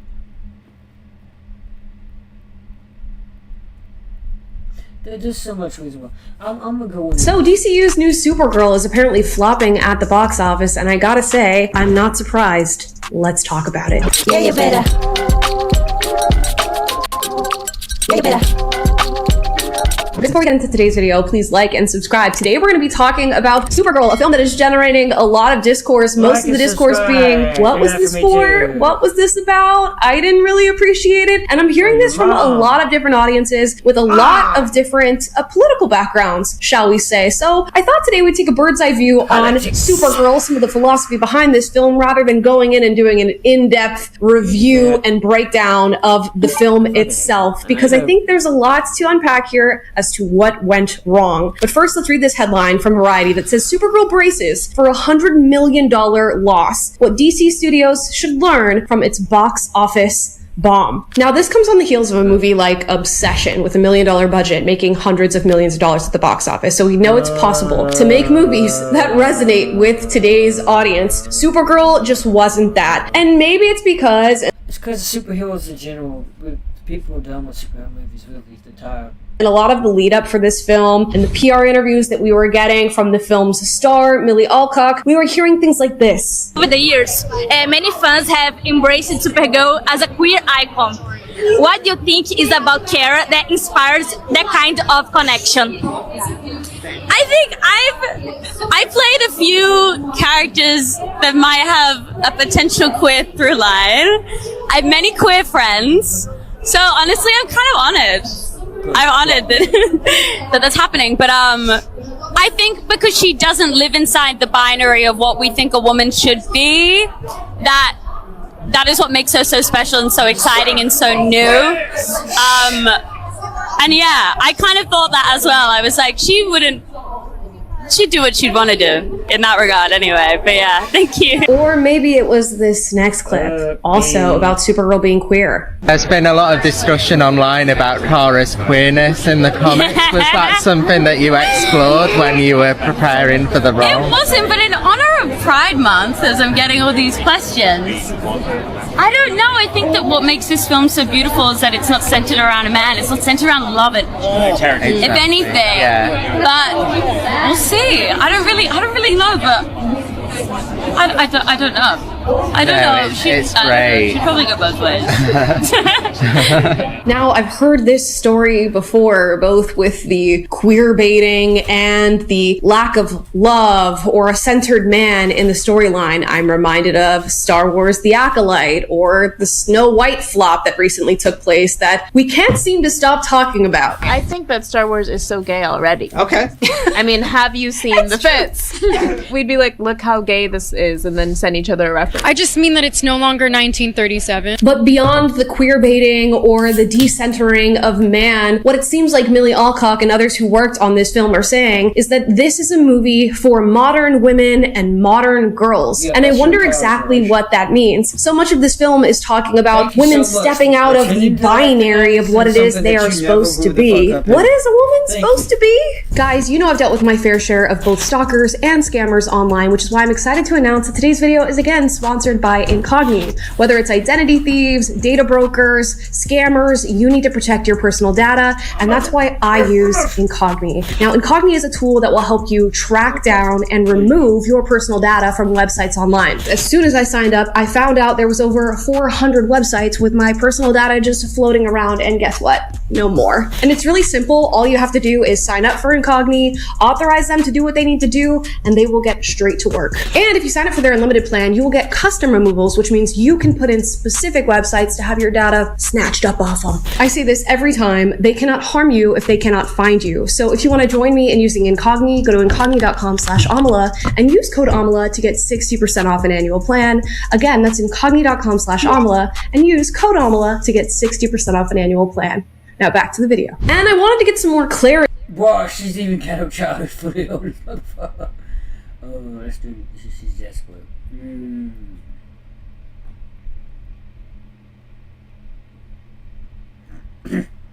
Come back. Come back.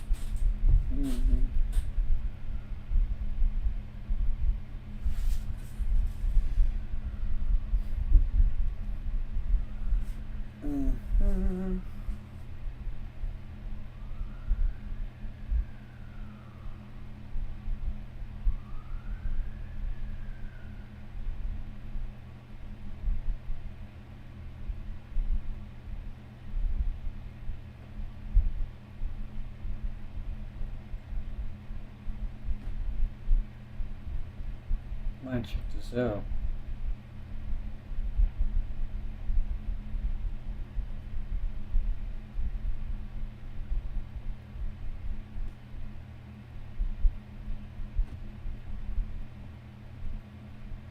On the messaging here. So here's another clip of Millie Alcock talking about this being a movie for modern women. Have you heard from the fans, specifically from the LGBT community, about how they've been able to relate to your character? I've just had a few people ask me about her because it's Pride Month and all that, and I think that she's a really great representation of what a modern woman can be. She can be strong, she can be tough, she can be messy, and I love how this film doesn't center around any sort of love, you know, it doesn't center around romance or anything like that at all, and she has such resilience that I think that community is a community that is so resilient, and they can really relate to that in her, and I'm really honored that they can connect with her. So there you have it. A modern woman can be strong, she can be tough, she can be messy. You don't need to aspire to be anything, just be who you are, and you are Supergirl boss. That's exactly what we're getting with this film. And I do have to ask myself, is this a really fresh take, or have any films been made recently where we tell young women and girls that they don't need to change a single thing about themselves, that they are perfect the way they are, also they're super special, and the world is just messed up, and they're the ones who can truly see that, and there's no need for them to progress or aspire to anything whatsoever. You're perfect, girl. And this is confusing to me, and I'm not somebody who is into superheroes or comics, so you guys will have to let me know in the comments down below, but I thought superheroes were supposed to be aspirational, something that we could strive to be, an ideal maybe of sorts, at the very least something with a universal theme or message that we are meant to take home, other than everybody's perfect exactly the way we are and girl boss forever. And if it wasn't some of the bad PR and messaging moments from this film that contributed to its box office flop, it may have been the film getting ahead of criticism from certain groups of people. Millie Alcock went viral when she told audiences, quote, "We have become very comfortable with this weird ownership of women's bodies bodies. I can't really stop them. I can only be myself. She then received a ton of backlash and then walked it back by saying, quote, I didn't even say men, I said people. And they got so angry. I was like, you're proving my point, you're proving my point. And the backlash is from a lot of people whose profiles have no picture, who are burner accounts or someone's name, and then data for Christian, which is hilarious to me. But I mean, whose opinion do you really care about? If you're pissing the right kind of people off, you're doing okay. It seems like this film picked out its target audience, and pretty early on in its production, young women and girls of a left-leaning persuasion, and as soon as that target audience was chosen, they said, F everybody else. And we've seen this before as a film chooses who it's trying production. Okay. It seems like this film picked out its target audience, and pretty early on in its production, young women and girls of a left-leaning persuasion, and as soon as that target audience was chosen, they said, F everybody else. And we audience, and pretty early on in its production, young women and girls of a left-leaning persuasion, and as soon as that target audience was chosen, they said, F everybody else. And we've seen this before as a film chooses who it's trying to talk to, leaves behind all universal themes and messaging, especially if they're taking a beloved piece of source material or IP. I don't see any left-leaning in it. Maybe they want it to appeal to be that.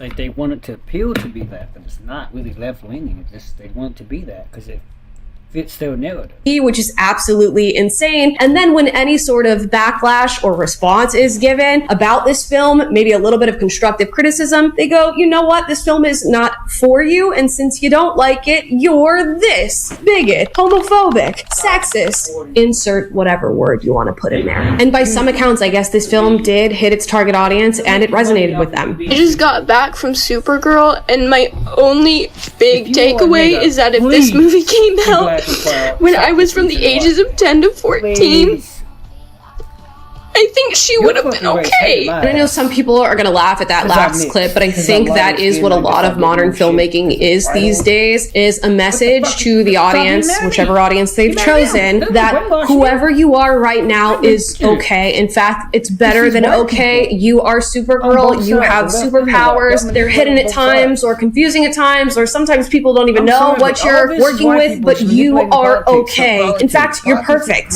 But even that is not enough for some of this film's feminist audience. Here's a viral X response that says Supergirl 2026 is like Barbie 2023 in the sense that it's a charming movie that touches on difficult themes and that the general audience thinks is too woke feminist, but to actual feminists, its message is clearly watered down. So here seems to be the formula. You guys let me know if I've got this right. Take a piece of beloved source material, strip it of all of its universal truths and themes or any message that virtually any audience demographic could take away from this thing because it points to a deeper human truth and makes this bit of source material timeless. After stripping all that away, insert some vague leftist messaging about whatever target demographic you're trying to reach with this film. Tell them that they're perfect and okay, and they actually have superpowers. Then promote all of that in the PR and messaging, priming the audience that this is what this film is going to be about. Call it a fresh take. Then release this movie out to the world, have it flop at the box office, and then blame the world for not liking the film. And I think nothing sums his approach up better than this next clip of Millie Alcock and Ana Guerra, the person who was responsible for writing this Supergirl film, talking about approaching this in the age of optimization. Millie, I loved what you said in an interview, I think it was a couple months ago, about wanting young girls to walk away from this movie, like knowing it's okay to be a bit bad and messy. And I'm chronically online, I don't know if you guys are, but there's like a discourse right now about optimization culture and how it's, like, ruining fun. Yeah. What do you guys think about that? Because I think this movie's kind of like a cool commentary on optimization culture. Yeah.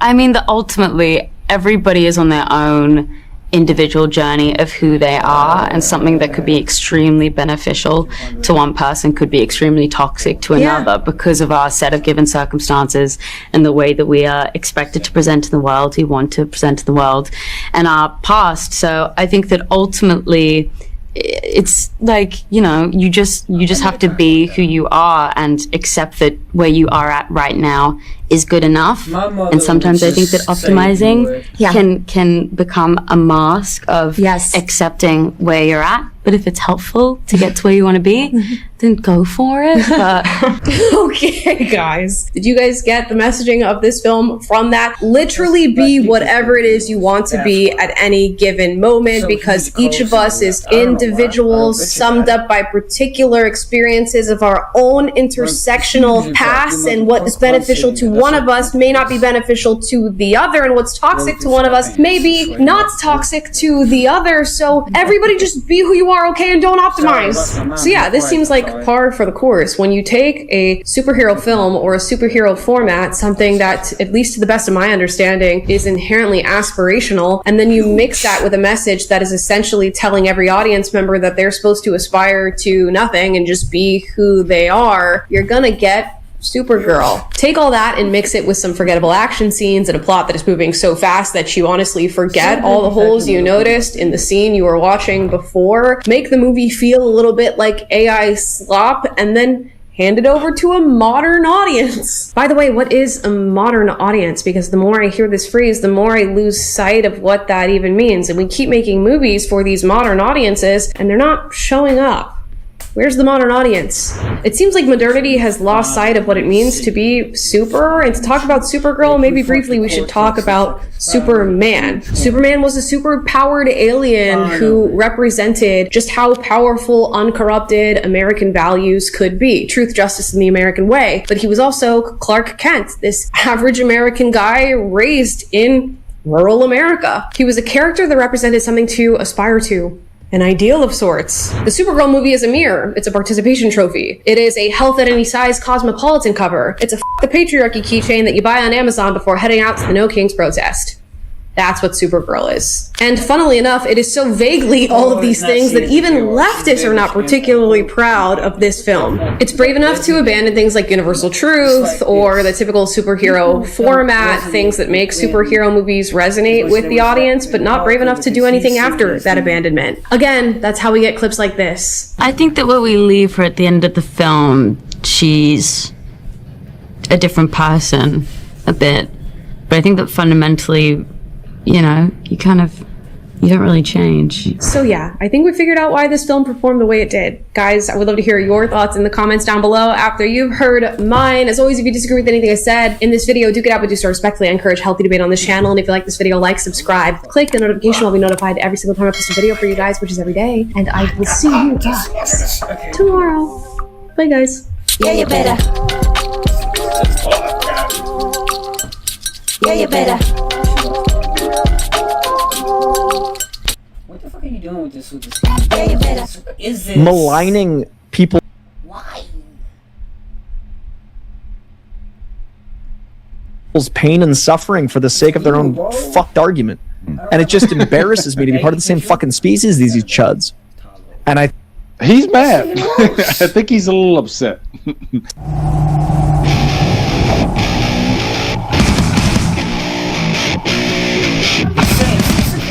I don't normally on the DD Lives talk about non-horror stuff. It seems like everybody's talking about Supergirl right now, but they're not talking about the movie, like the substance of the movie. Yeah, they're shitting on it for sure, and it's a movie, and it's far from perfect. Yeah. I guess it's interesting, right? Human behavior.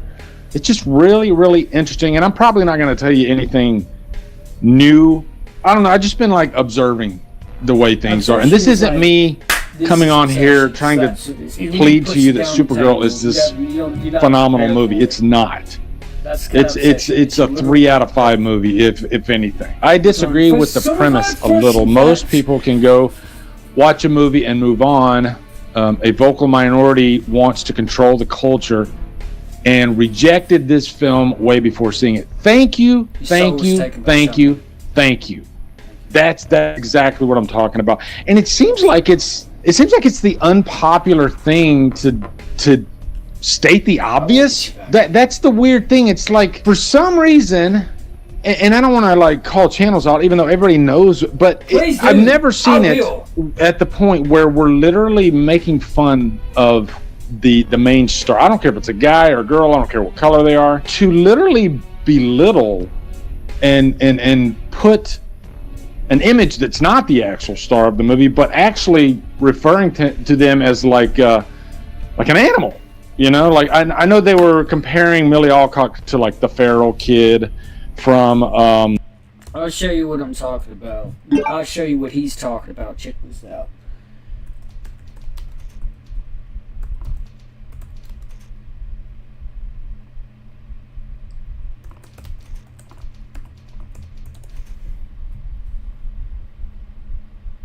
The compelling the feral kid.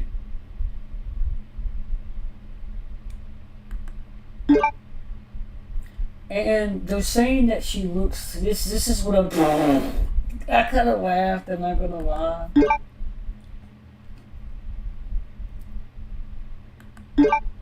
It's the height is very unnecessary. She looks like the feral kid, but to me, she resembles.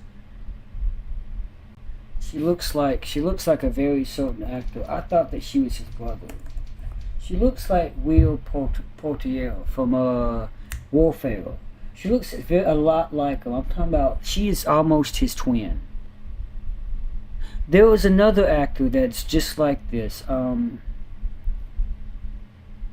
know some people that look like. When I look at Alfred, this guy I know, he looks literally like.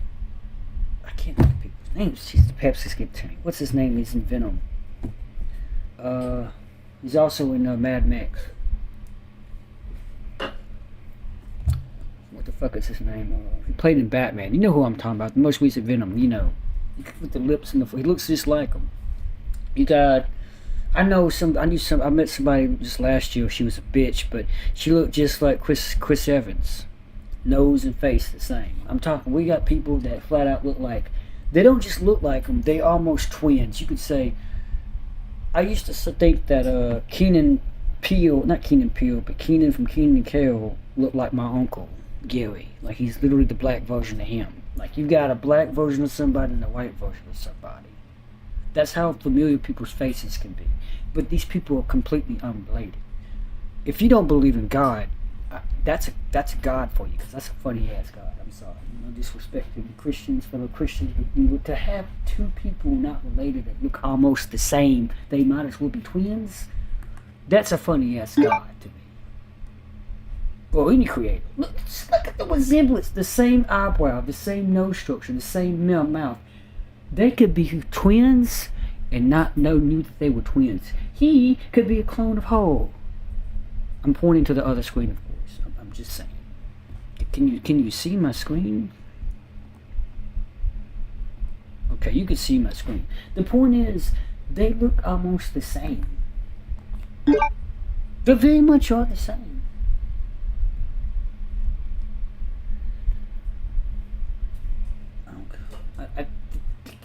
They look, god damn, they look the same.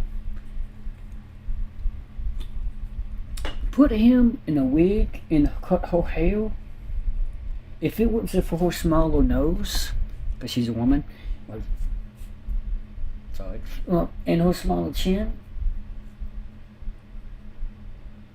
he might as well have been Clark Kent. He should have been Clark Kent, I think. He should have been Clark Kent.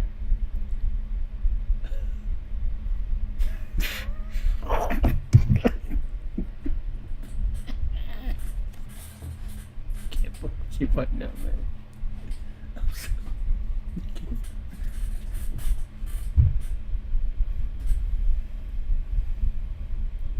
Anyway,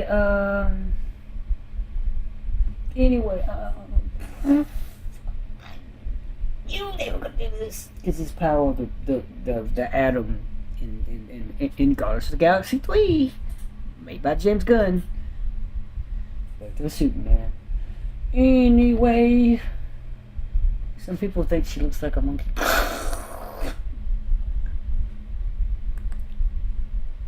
Some of it is failed, but some of it the shit is not. It's just not failed. It's not right.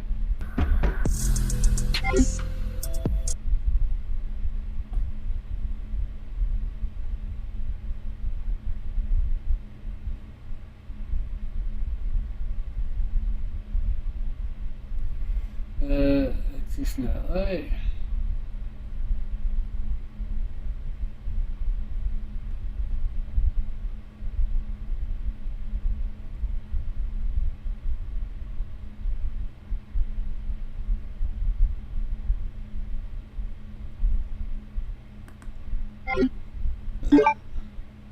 Who is the biggest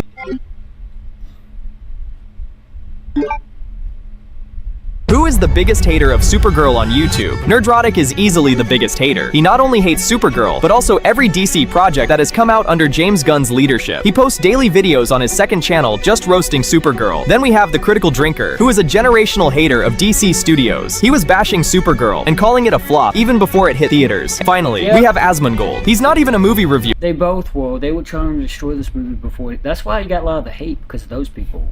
Those grifters. They're called grifters. They deliberately hate on it so other people will follow the bandwagon that they more or less start. And then other people get on the same boat, including Asmongold. But he never misses a chance to talk about Supergirl or hate on Millie Alcock. Who is the biggest hater of Supergirl on YouTube? Nerdrotic. They know what they're doing.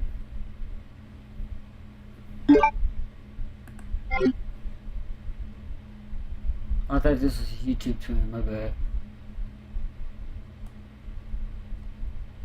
Screen test. 8 days later, James Gunn sent me a WhatsApp to a Deadline article. He didn't call me. Oh my god! I was like, this feels like.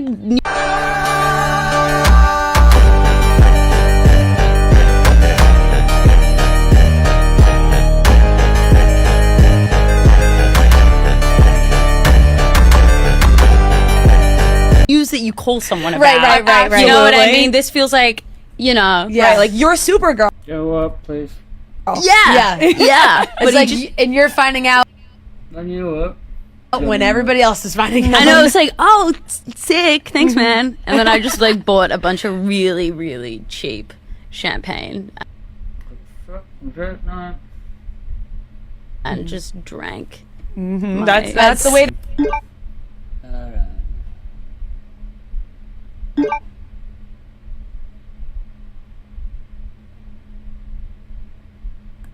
I guess it got erased. I danced with my friends. It was fab. They sent this self-tape and then I feel like Millie Alcock gets way too much hate.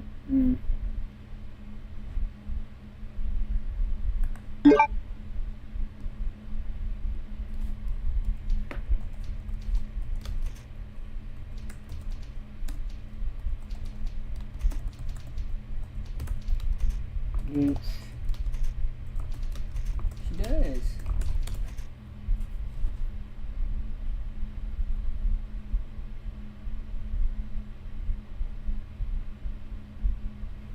I'm not going to say that women hate.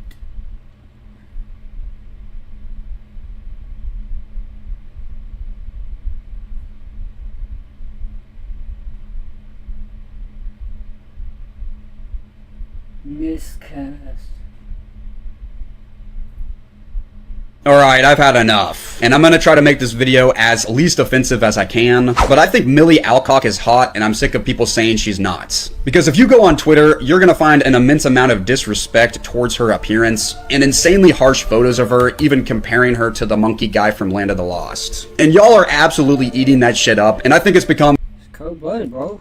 just a massive bandwagon effect. Because I think It is. That's exactly what I said it is. A bandwagon.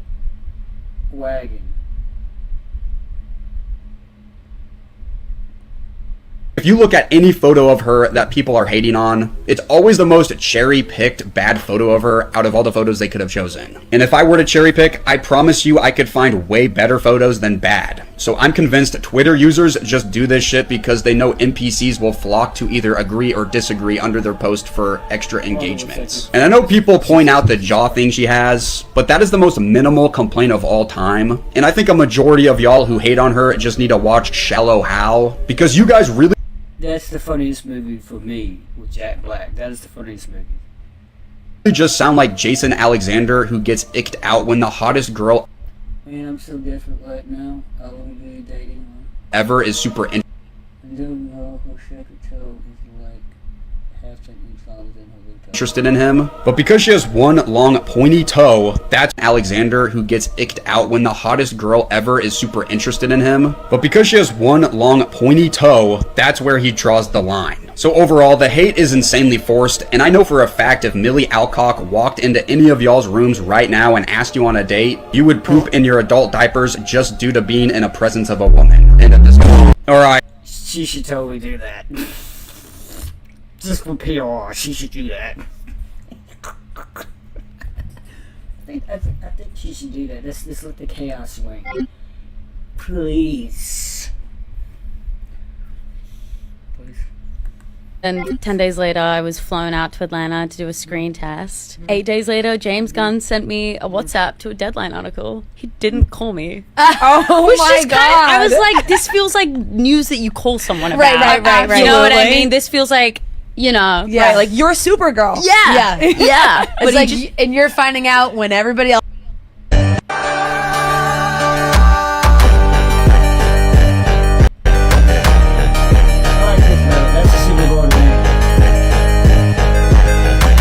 She can move her tatas around.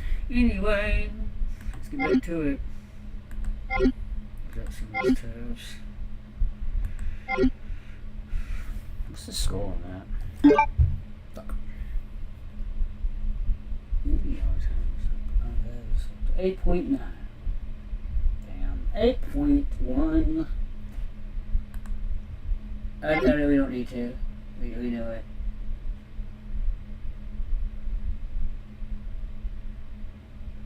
Proceed. Hello, I'm Michelle with 2 L's, and I'm. Did it just go backwards? Bitch, I didn't say that. Oh, I'm sorry, I'm in the wrong playlist.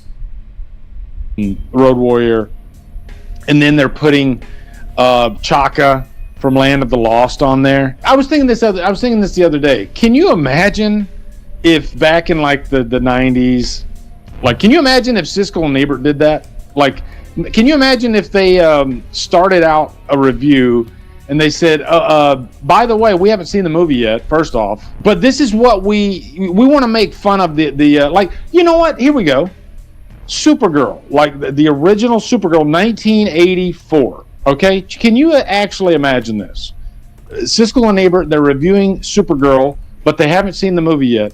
But there's something, you know, in the press or whatever, or there's something about Helen Slater's life that bugs them. They're unable to separate a star's personal life, personal opinions, with actually, watching the movie. So they say and a lot of it has to do with Ziegler did. Ziegler kind of established the foundation for this because she was kind of unchecked in her PR to the point where if any star, especially if it's a female, or no, and not just her, but it's also the cast of Wicked, which I call them woketed because nobody ever references how woke they are, and they are woke because anytime you watch short characters, that's severely woke. Also, Resident Evil, thank you, that's also woke, but people don't mention that. Welcome Raccoon City anyway. But yeah, Ziegler, she started this whole trend. So she ruined, I'm not gonna say ruined, but she kind of made this bad grounds for any actress that has a profound role. The moment she says something that people don't like, the people that grifters and haters alike are looking for, they are ready to smash on it like crazy. And they make views, you get followers and subscribers, and they get money from it. And they really should be that way. You haven't seen Supergirl yet, starring Helen Slater, but you know what? To us, Helen Slater, let's compare her to a donkey. And I'm not saying Helen Slater looks like a donkey. No, very beautiful woman. But let's literally put a picture of a donkey up there on the if they had thumbnails back then. Let's literally ridicule the actress and call her names and call her a donkey and call her an idiot. I just don't understand. And even like when I started reviewing movies 10 years ago, this was not happening. This was I couldn't imagine this. You know, YouTube reviewing has it's always been, I think, a little bit more wild I get a little bit more free-spirited than traditional film, reviews. Yeah, we let our hair down. Okay? I have my own thumbnails where I say a movie is shit.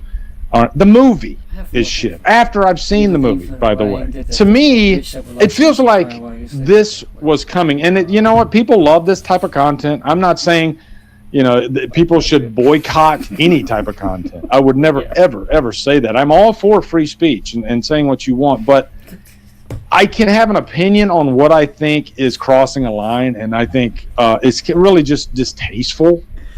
And it has been sort of bothering me over the last week. I'm like, wow, this is where we are now. This is what we're doing to movies. And you know what? Let's to talk about Millie Alcock a little bit. Is it really? Yeah, that's what we're doing to movies. We're making it. We're taking it out of context. It's just a fucking movie, man. At the end of the day, Megalopolis was downright disrespectfully terrible. Convoluted as fuck. Like, at the end of the day, it's a movie. Resident Evil Welcome to City.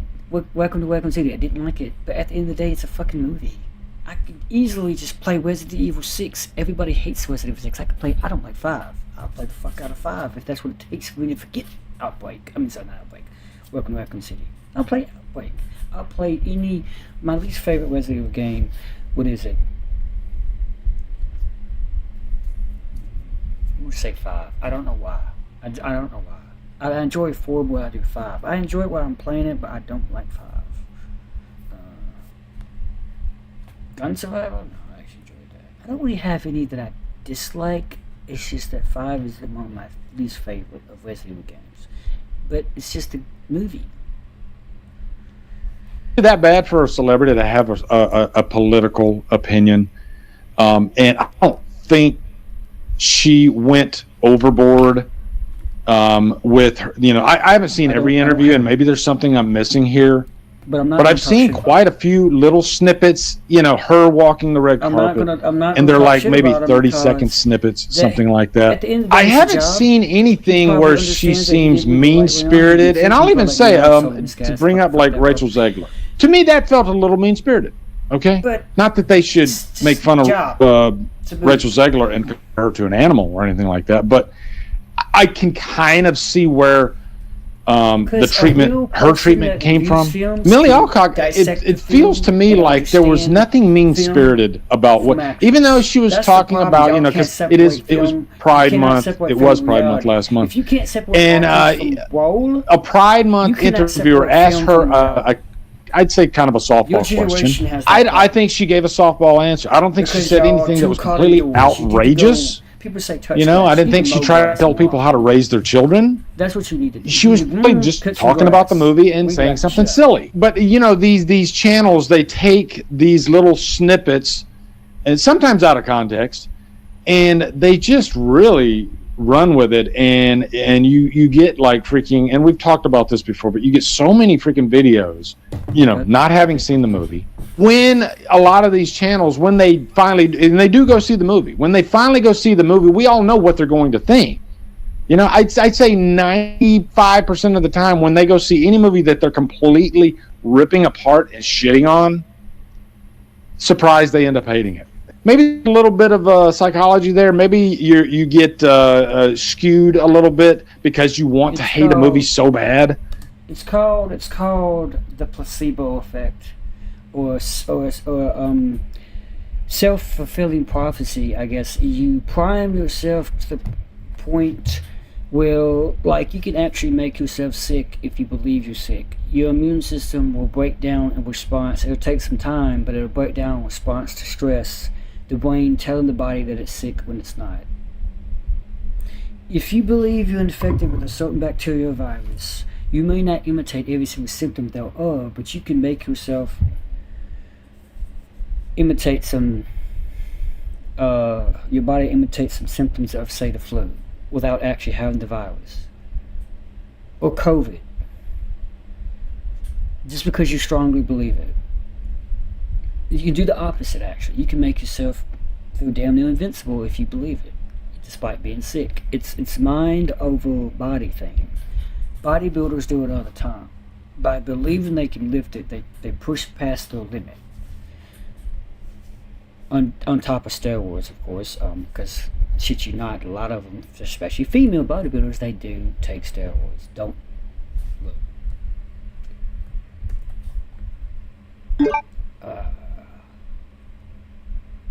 I'm gonna show you. I'm gonna show you.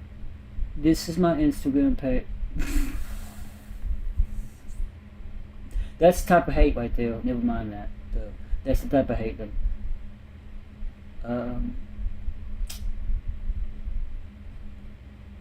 Never mind my channel. Hold on a second.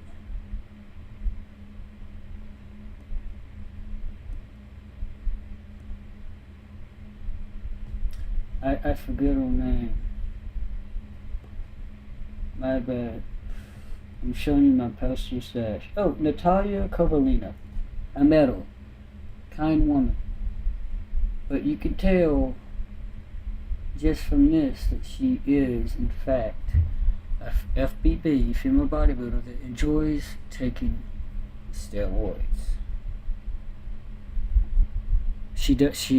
I'm not gonna say she enjoys it, that's the wrong message. She takes steroids. And you can tell it's unnatural.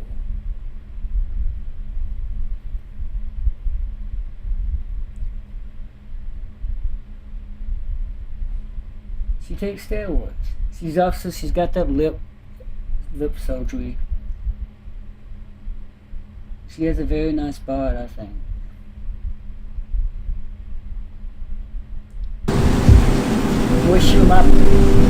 I wish she was my baby's mama. If you get what I mean.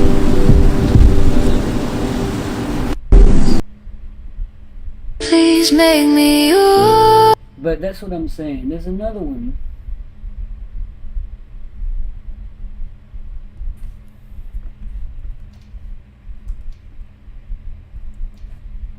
She calls herself Baby Todd. This one. Amazaka. She definitely takes steroids. I just want you to see one little video.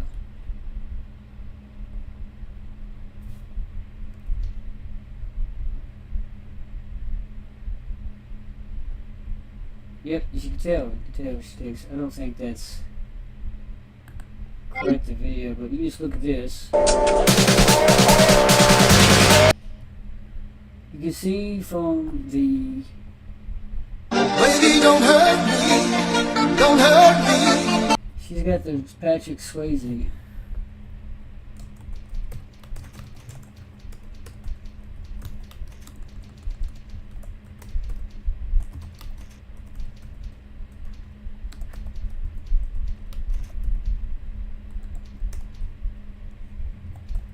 But you can tell by her physique that she takes steroids. No more. Also does surgery with the face and the lips. They all do that. They try to have that model look, that puffy lips. But you can tell, like when you look at her.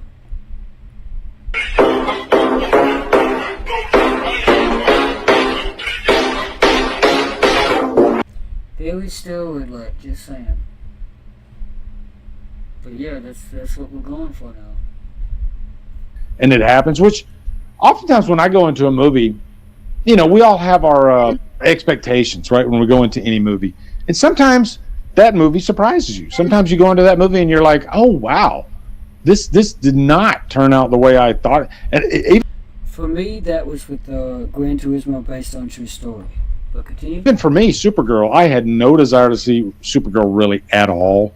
It just didn't look that good.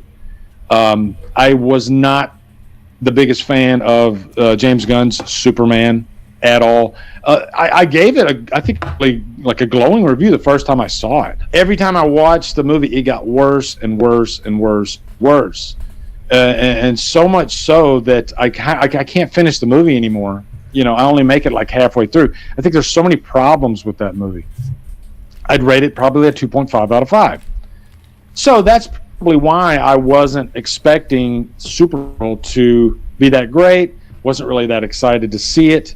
And so I think going into it with the lowest of expectations pleasantly surprised me. I've seen it twice, and I give it like a 3.2 out of 5. You know, far from perfect. I think the movie has some heavy problems. I do think she takes too long to put on the costume. I do think, you know, her being drunk for a good portion of the movie, it's a creative choice. I don't think they needed to go that far with it, you know, because they're really talking about, you know, her art and how she started off in a really, really rough state given what happened to her parents and, you know, abandonment issues, forceful abandonment issues because, you know, her parents died. Yeah, so her backstory is a lot different than Superman. So it kind of checks out because she's sort of rebellious. You know, it makes sense how she is, right? And we got a short span of time, so her arc I don't even think is finished. You know, but I do think there was a good enough arc in Supergirl.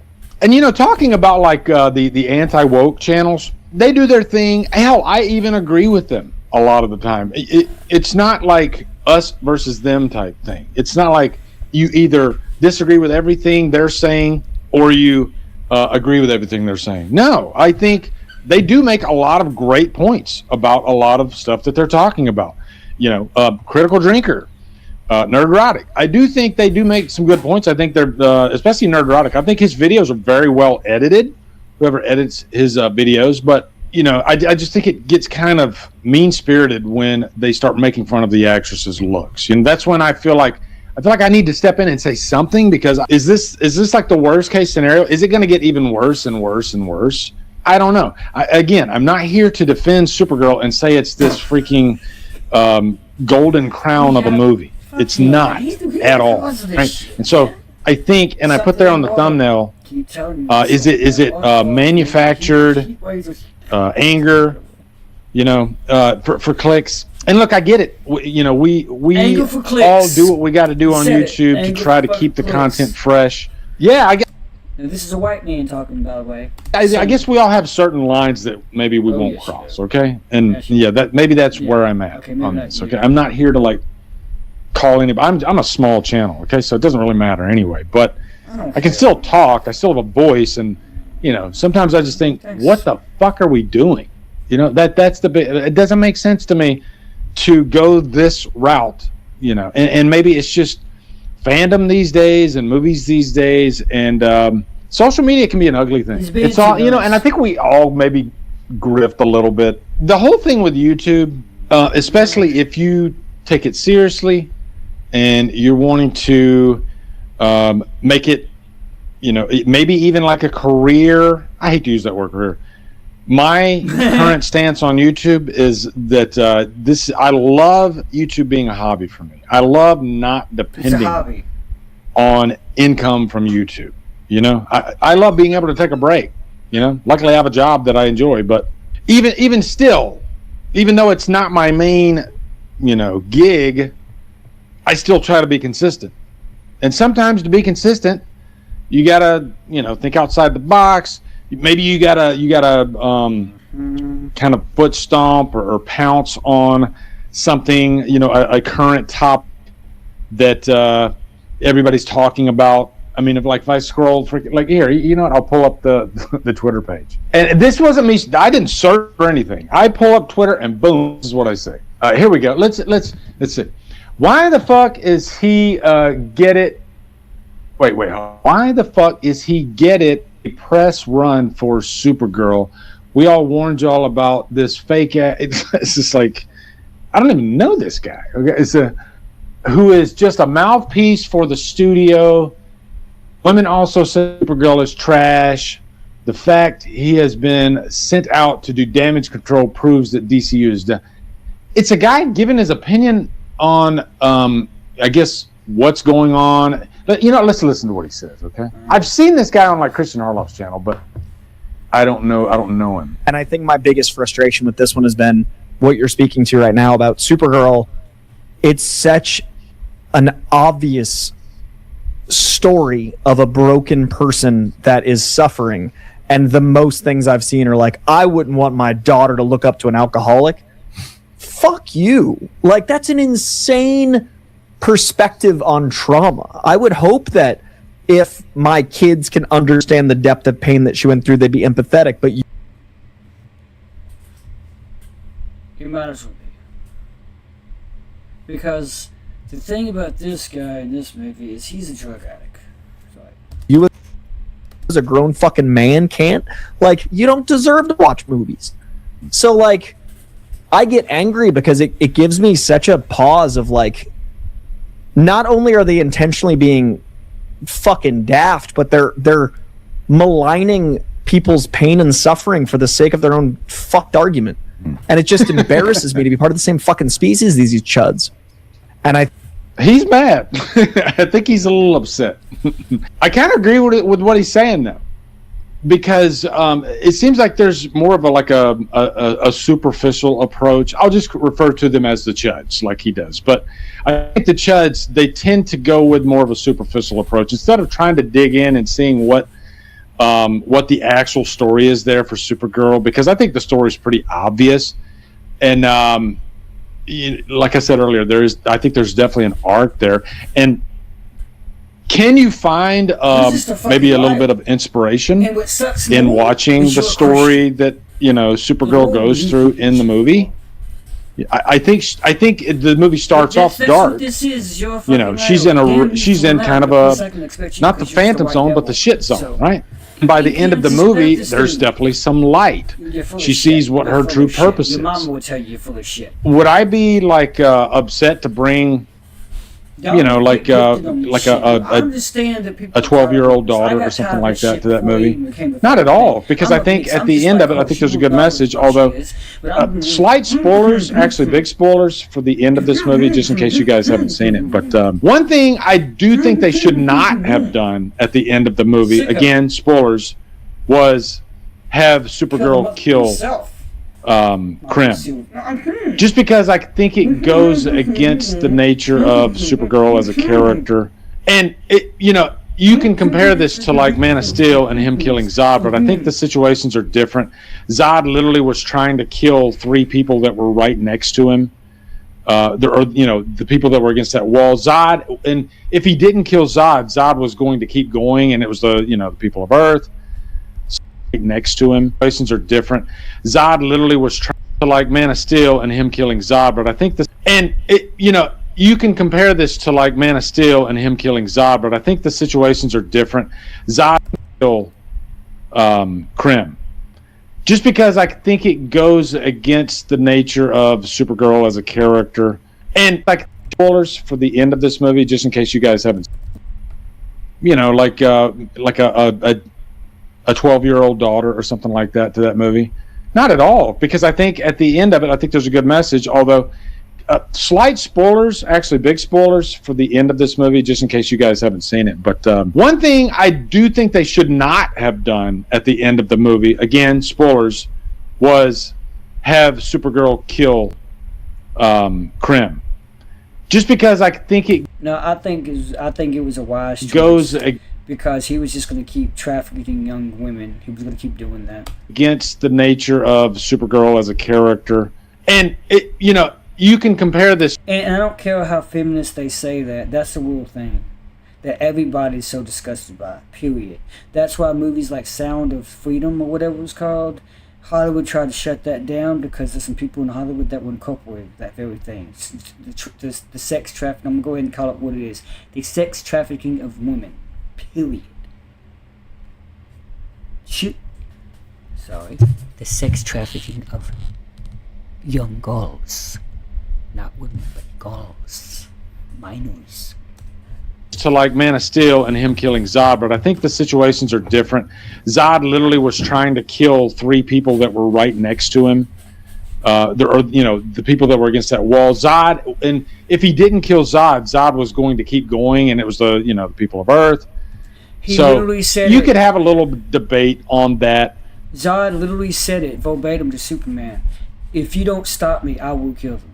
I'm giving you an ultimatum. Either you kill me or I kill these people. He literally said it something. I can't say it verbatim, but he said something like that. And Superman was like, he had a split second. Nobody had a split second. He had just like 3 seconds to decide.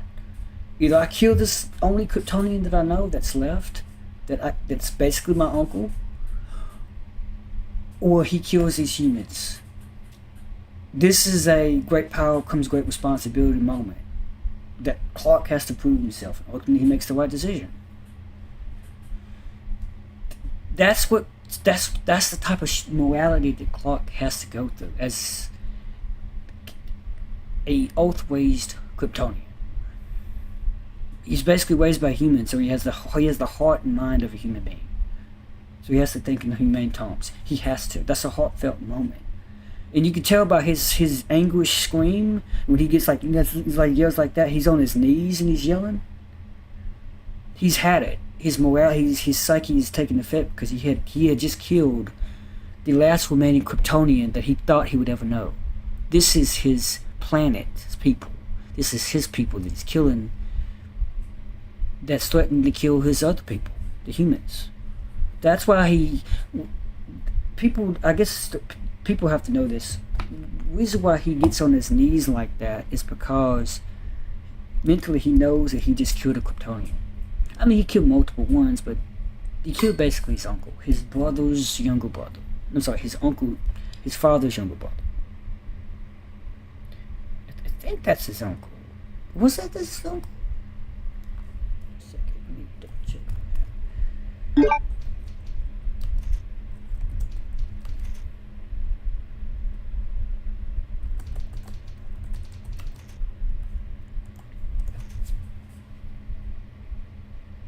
Oh. Okay.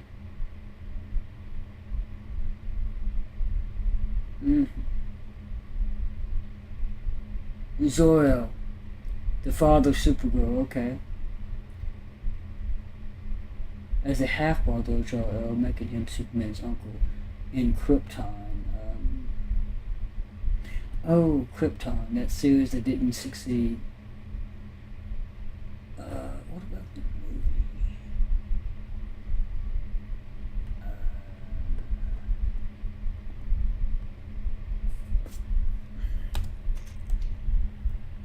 And I love how they did that title. That they chose it Man of Steel instead of Superman. Oh. They are military and political adversaries, while Zod and Superman's father, Jor-El, were former allies. While Zod and Superman's father were formerly allies. And close colleagues. Zod belongs to a completely different family. House of Zod. Okay. I get it.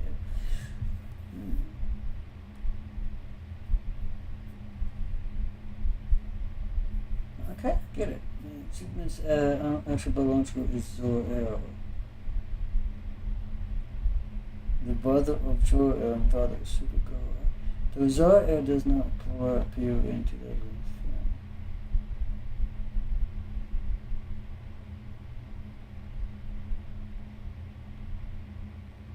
Alright, yeah, they changed it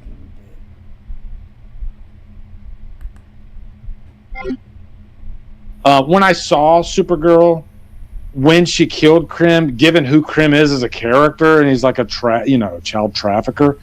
I wasn't sad that she killed him, but I'm talking about just the did she have to kill him given the nature of the character? No. Okay.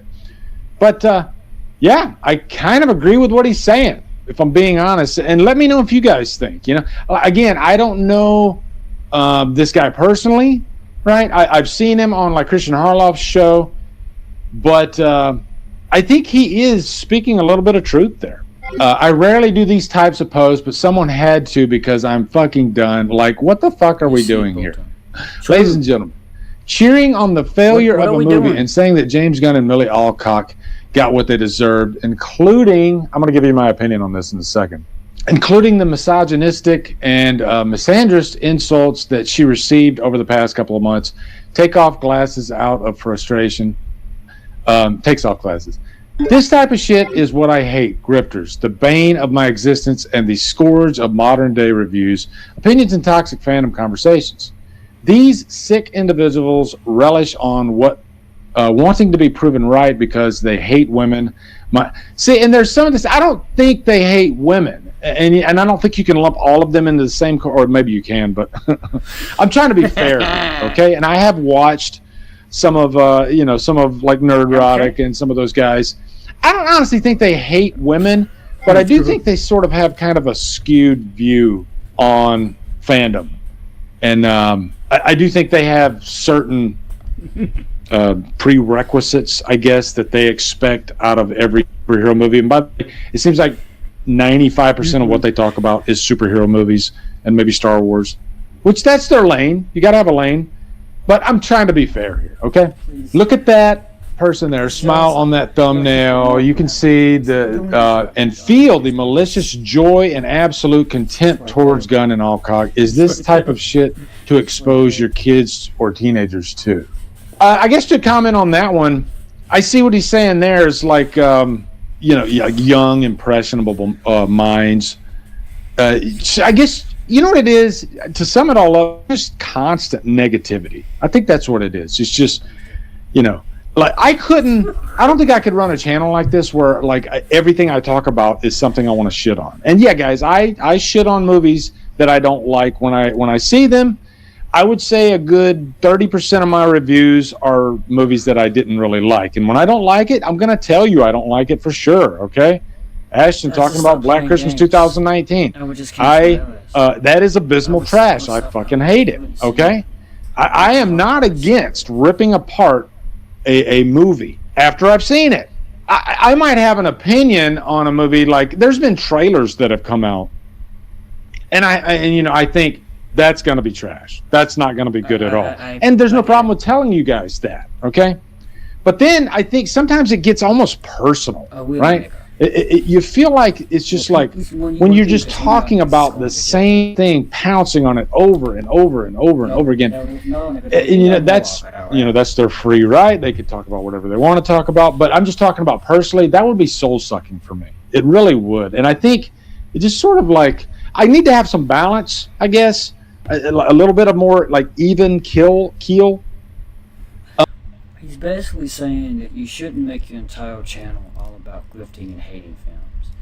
Like, it's hard for me to remember where Nerdrotic and the Critical Drinker even started. I don't even think I've seen them not hate on a film. Kind of like Cinema Sense. I think the reason why I saw Nerdrotic, and I think, actually, omit Nerdrotic for a minute. The Critical Drinker, I think he got referred to me in the related video, in the related videos, this section here, when I was watching Cinema Sense, which is not a full-on grifting account. I'm quoting with my two middle fingers, my middle finger and my ring finger, because I've got the pen. They're more of a parody. Just poking fun, just joking around, not serious, and they say that. And then the Baldwin has his own everything wrong with Cinema Sense version, which he's also not hating on Jeremy, that guy that does that. He's just poking fun and having fun. But there's a difference between that, because that's comedy, versus full-on, for real, legitimately hating something like the Critical Drinker does. And if you look at, like, those trailers, if I go into YouTube right now, go into the main account.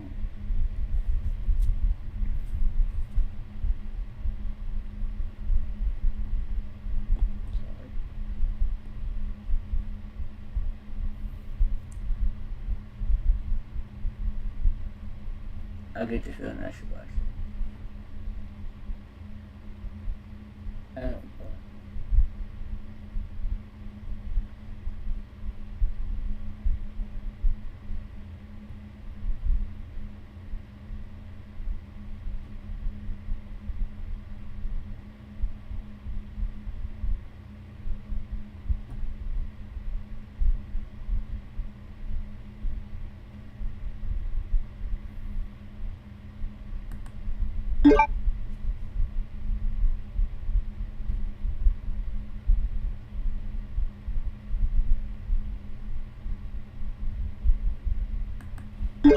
kind of want to watch these shorts.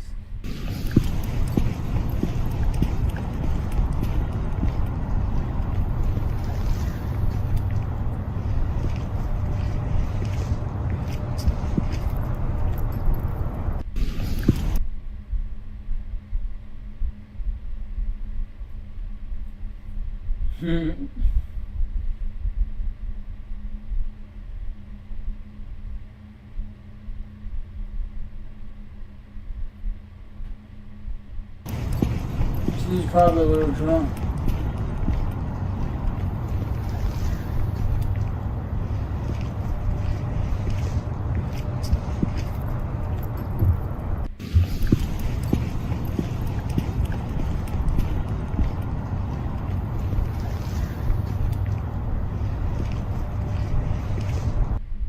That's staged, that's planned. Because if it's not planned, the reason why she's looking at you like that is because you got a damn camera pointed right at her. And she decided to creep you out. And she's wearing all black including lipstick. She's probably trying to be kind. Just look at her face. Look at the way she looks. This is when you try to debunk stuff. Look at her face. Slightly parted lips. Probably an edit there. He had to edit that, make it look creepy. Because her face basically goes from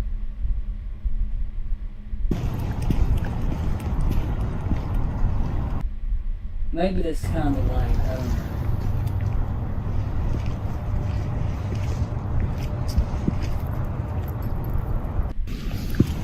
If it is real, to me, you should just be, she should chase after it. It's not getting any greener. Come on, man. Come on. Oh! Oh, go. Oh, of course. Yeah. Roll up your window. This young man. Slight. It's friendly. Just like you're trying to get somebody's attention. I'm sure that's what your mom meant. Is that right, ma'am? That works out, Luke. What was I looking for? Oh, yeah, trailers. I'm sorry.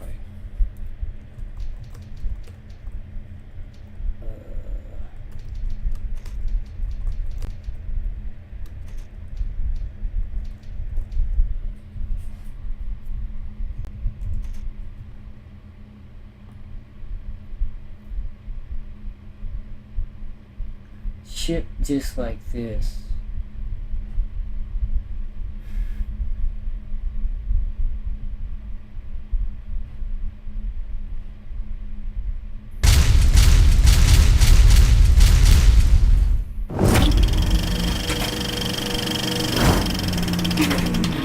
Before Supergirl's new movie gets decent reviews while selling fewer tickets than The Flash,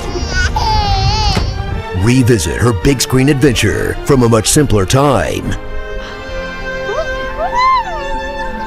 pitting her against Earth's lowest budget monsters and the most affordable menace of all, teenagers. Geez, another barfing new student. They're really scraping the bottom of the barrel these days. Supergirl. Audiences love the first 3 Superman films, and only the first 3.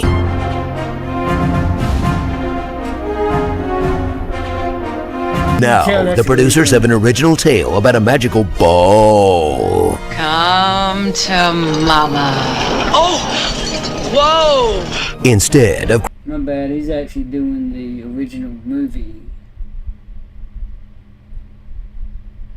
But that's the kind of thing they do. They don't really... They're not serious. They know what they're doing. They do know what they're doing.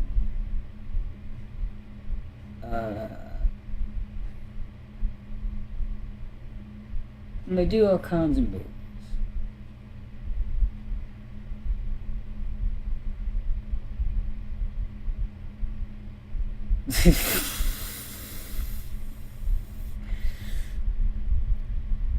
I want to do this.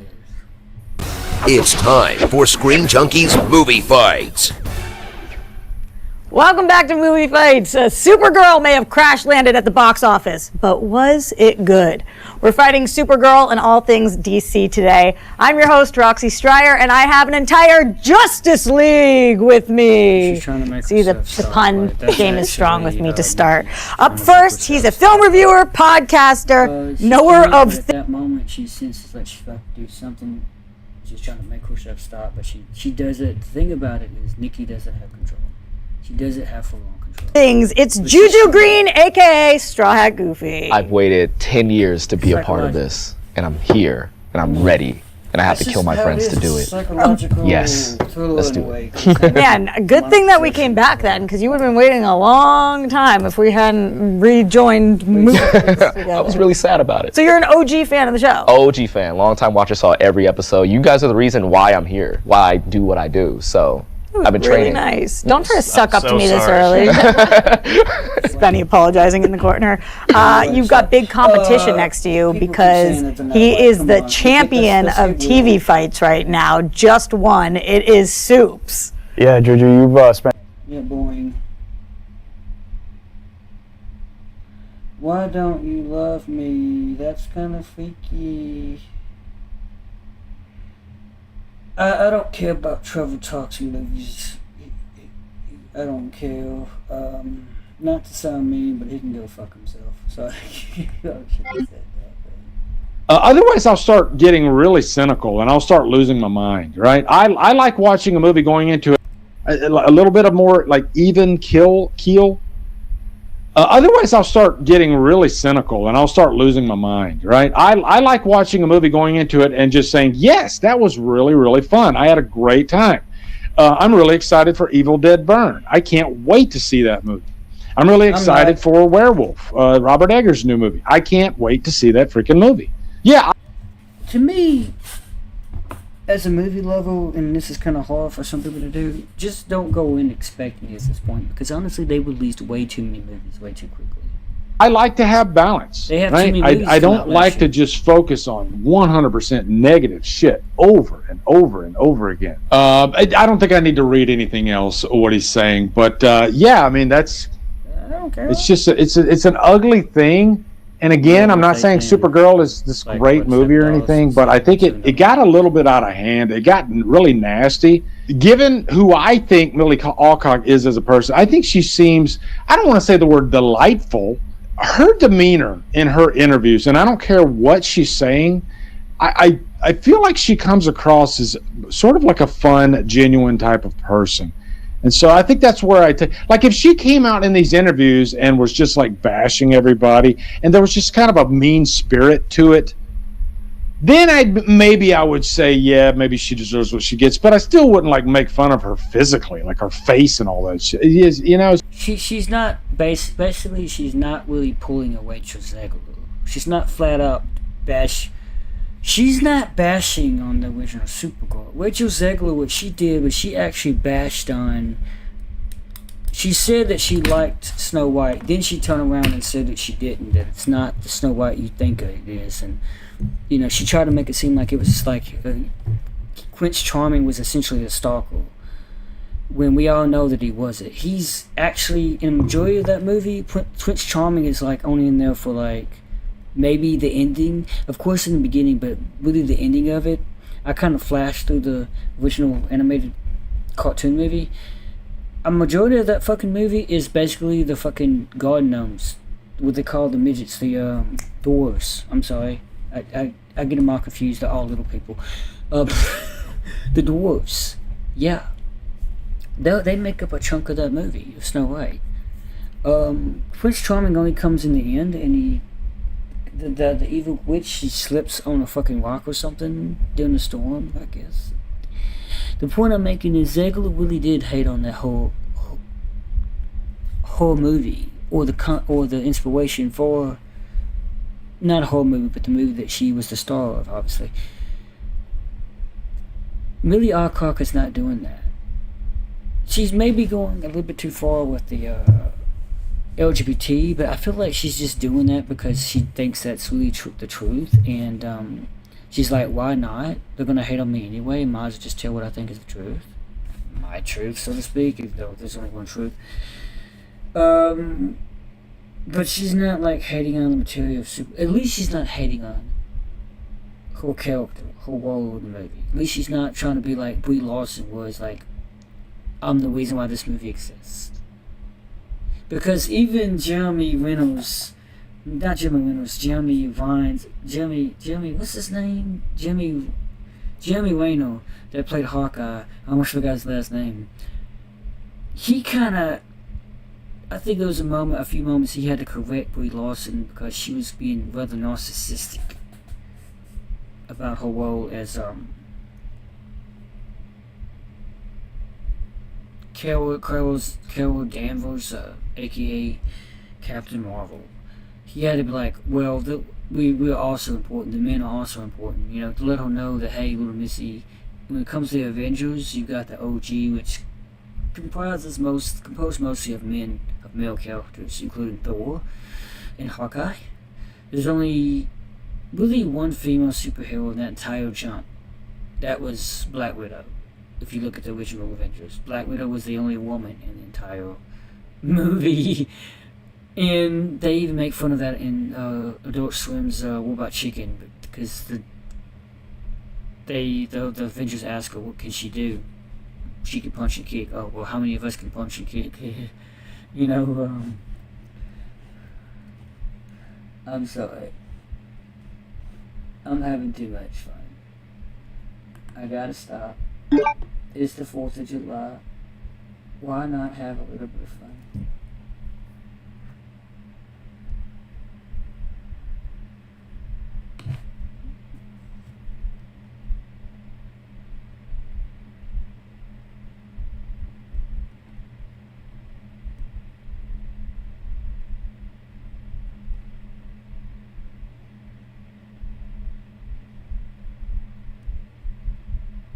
I like how he makes little comedy moments.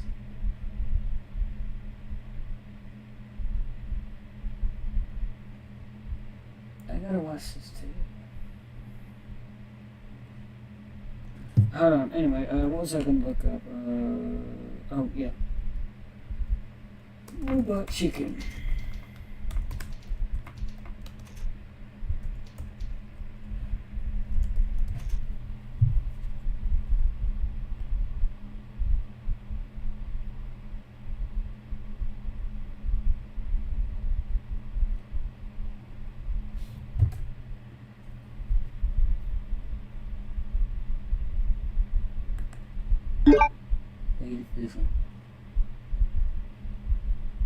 So Loki's like, please have mercy. And I was all, sorry, pal, can't hear a thing in this helmet. Bada boom, chest-mounted unibeam, baby.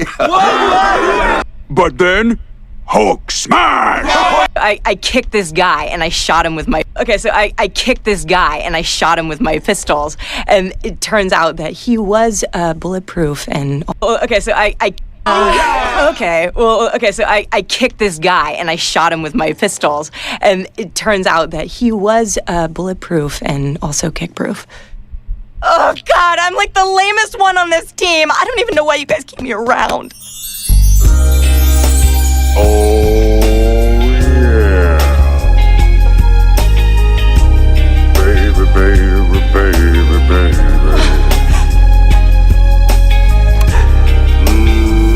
Don't talk like that. You're a critical component of this team. Right, fellas? Absolutely. Yeah, sure. I guess whoever we fight next better watch out for the Black Widow, huh? Yeah! Black Widow's gone now, but she leaves behind the gift of knowledge. The knowledge that you... That wasn't the one I was talking about. I'm kind of interested in some of these other ones.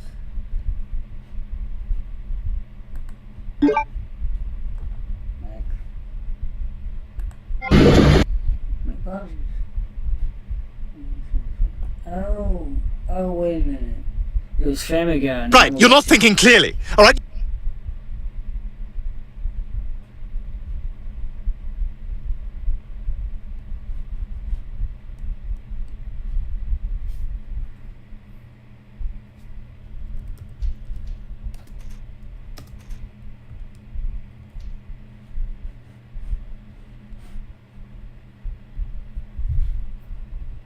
you've got to agree to this surgery. Because right now, you're as useless as Black Widow is to the Avengers. So, what's your superpower? Kicking. Oh, right, because none of us can kick. Hey, which one of you guys can kick? Hulk, stop being nice. Sorry. Basically saying how useless the character even is in the Avengers. And she's not useless because they needed a character that was human, besides Flint Marco. Clint, I'm sorry, I'm sorry, that's his name, Clint, whatever his name is, I forgot his last name. But Hawkeye, Jeremy Renner's character. They needed somebody that was human besides Hawkeye. Anyway, yeah. It's just, and by the way, Millie Alcock is a very attractive young girl. You know, that's another thing. Like, you know, and I was thinking of this too. Here's another thing I can mention. I was thinking of Millie Alcock's parents. And you know what? You get in this business, you get what you get. You know what you signed up for. I do agree with that. But that's somebody's daughter.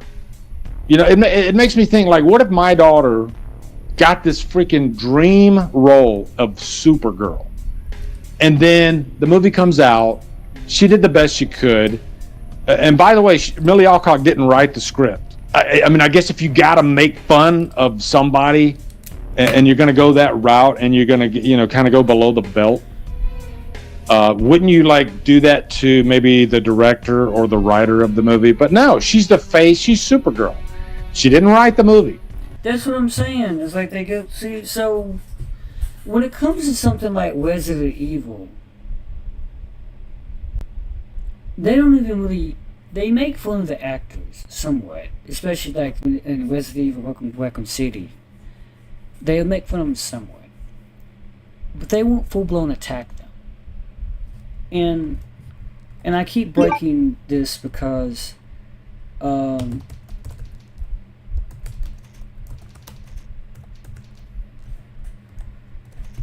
the reason why it's called Resident Evil Welcome to Raccoon City is because, obviously, because the Welcome to Raccoon City sign they have outside those city limits that welcomes people, newcomers to the actual city, even though it's not an actual city.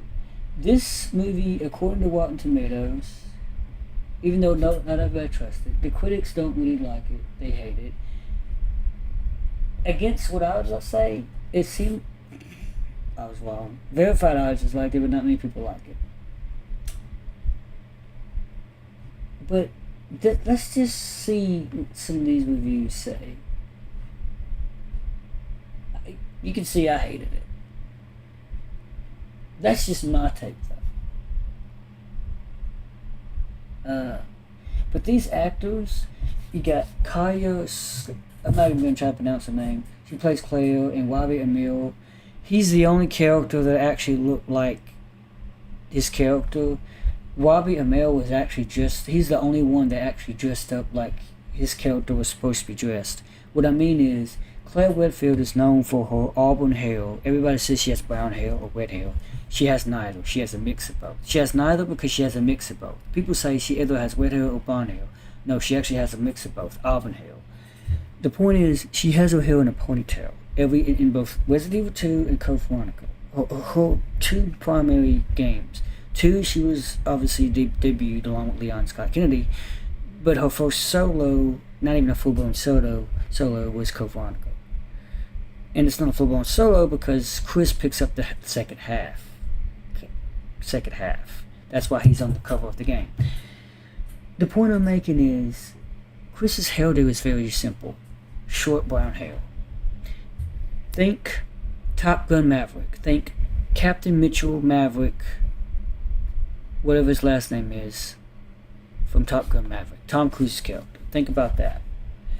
That was actually the inspiration for Chris Redfield. If I want to look it up, what was Capcom's inspiration for Chris Redfield?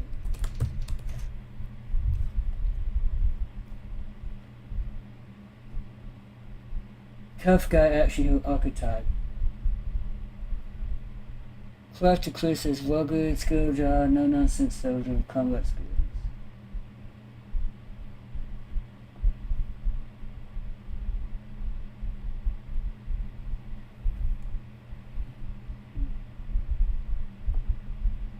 was insubordinate but highly capable of the starfire. The person included the. Yeah, very much a Maverick character. He had profound Air Force pilot, fighter pilot capabilities, but he was insubordinate, just like Mitchell Maverick.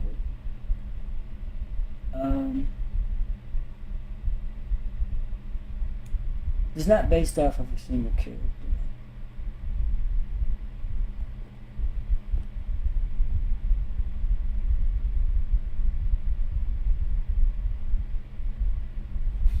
I'm gonna say movie inspiration.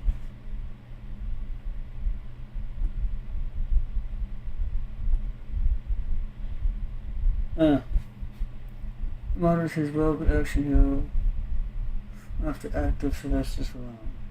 Well, she's gonna be a particular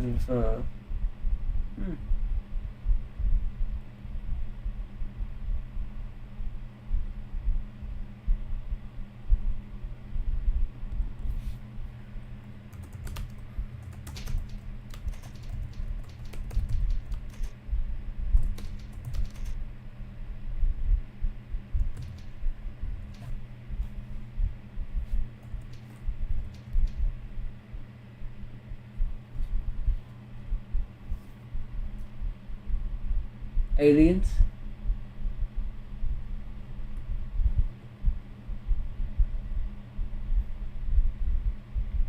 I keep wanting to say Top Gun Maverick.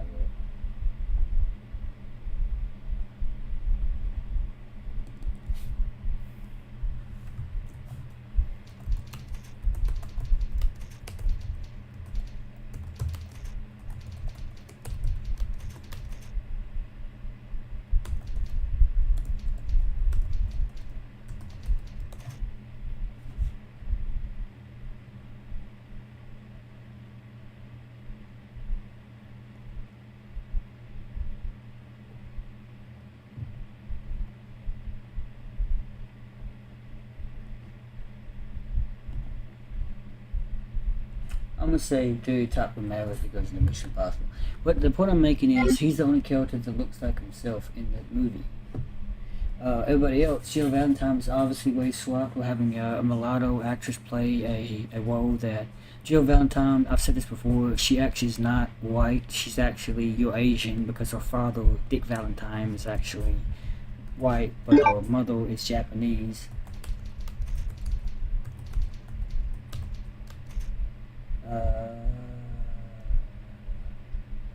If I could find the actual character in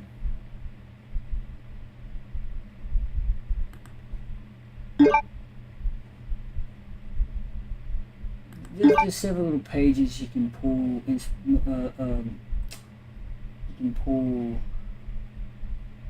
information from.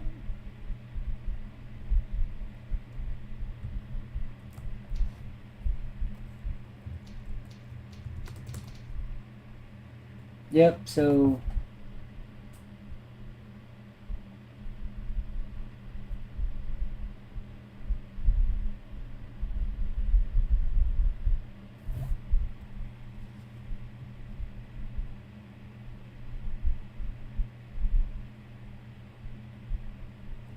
yeah, so she said they have a Delta Force, she was in the Air Force, so hold on.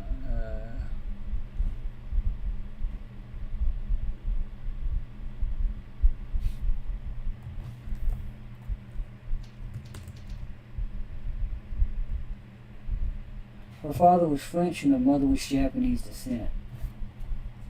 A unique height. So her father was French.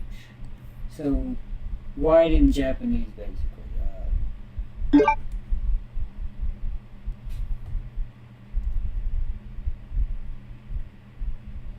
Nikkei.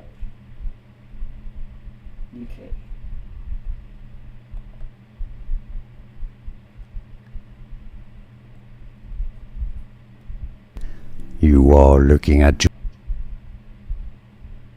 like this other curious word, but how do you say what you're looking for today? Let's learn how to pronounce this word. If you want to learn more confusing names for the name of an index, Japanese pronunciation Nikkei. Nikkei. Yeah, Nikkei. So she's a Nikkei. What is that?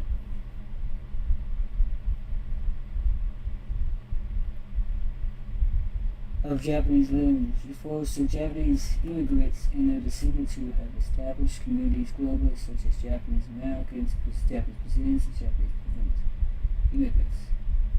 Those are people that have emitted from the place.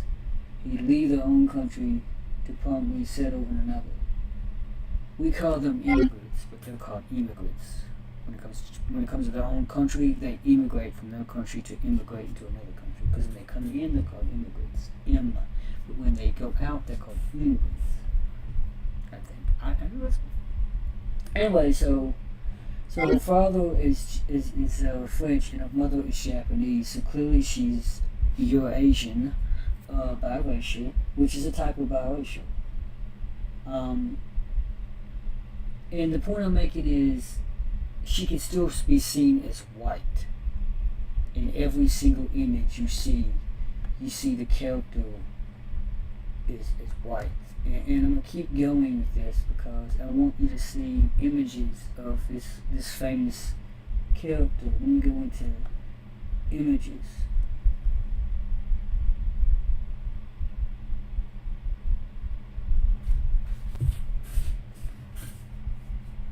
Yeah, so she's clearly Eurasian.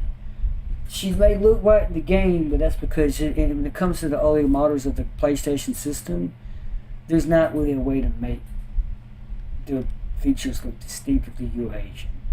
You're just going to say white based on the skin color palette alone. I guess if they're brown, they look Mexican. Which is the case of fucking, what's his name? That's the captain of the Bravo team, Enrico. Got his last name. He's the one that gets shot by Wesker. Cheap bastard. But you can see she looks white. I like to use my thumbnails. I go to tools, size, large. Like my penis size. No, I'm sorry. My bad. I didn't mean to say that. But you can tell she looks Caucasian. She looks distinctively white. And she'd probably come off as white to a lot of people in reality, in real life. Even the damn model looks white. But the character is not white. The character is very... I doubt the face model is even white. White is a very gray area. Just like every other color. It's a very gray area. Meaning that nothing's ever white anymore. The face model...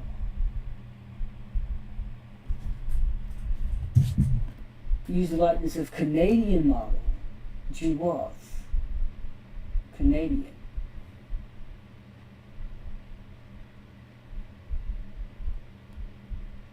And Canadians are mostly white, but they can be...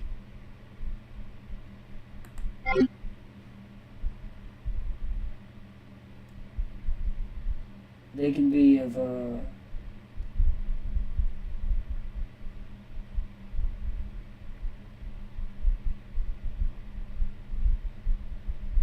Oh, I think the character model. I think that means that means the voice.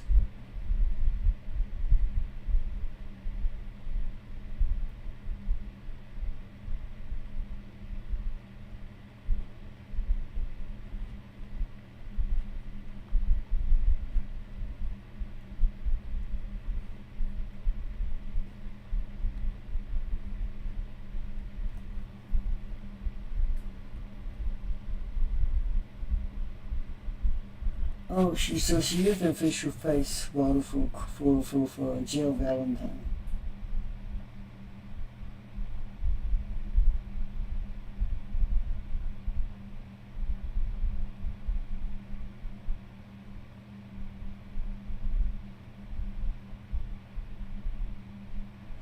Oh, boy, her last married name. Okay. Yeah, that's the point. So I'm digressing too much. I'm having too much fun. The character, as you can tell, I don't know who's her voice model. Who's she voiced by?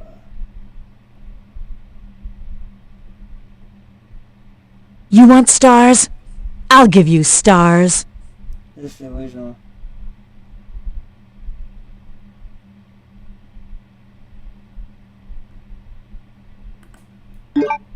I'm digressing too much. Okay, voice.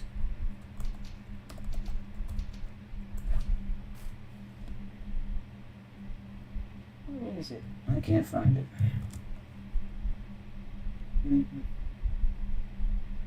Anyway, the point I'm making is, you can tell that she looks white, even though she's technically Eurasian according to Capcom's history.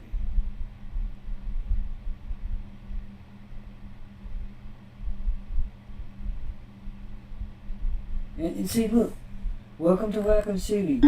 I can see what they tried to do with the vest and the ponytail, but the character is in no way mulatto. Mulatto distinctively means, and I'm gonna go ahead and give you this. And I don't hate the actress by any means. Oh, god damn it! God damn it! God damn, man! It's historically referred to as a person of mixed African and European ancestry. So, before America was officially formed, we were looking at Spanish and African.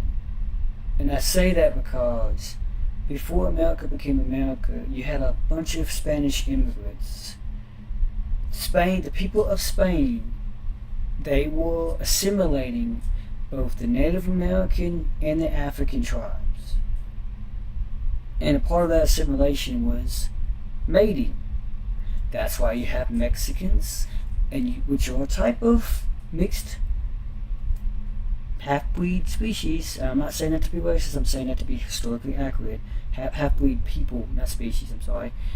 And mulattoes are also half-breeds in a way, but half-breeds were considered that by Native American history because, I don't know.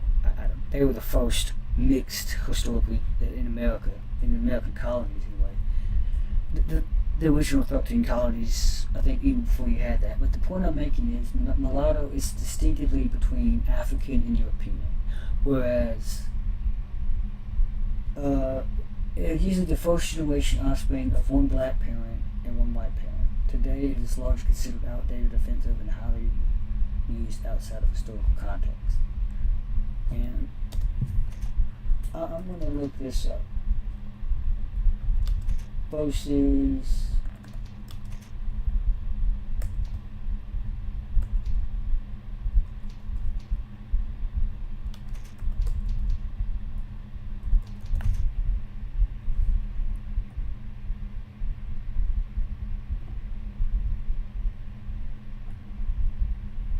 White can be Spain, Spain/Spanish, France/French,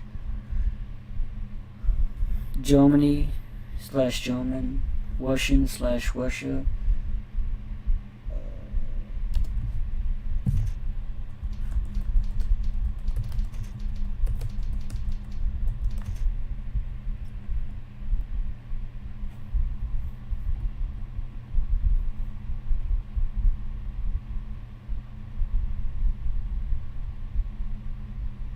Yep.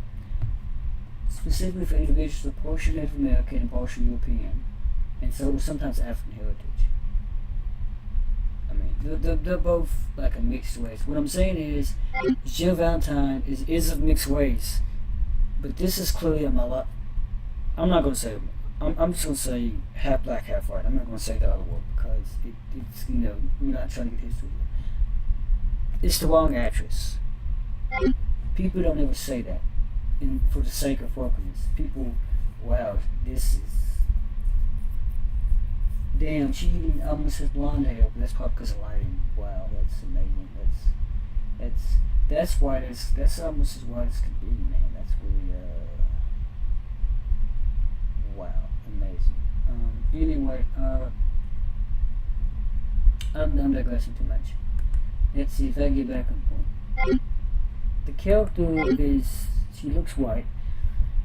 And the other characters, Albert Wesker, first of all, has blonde hair in the game, in the novels, has almost no hair in this 2021 film adaptation.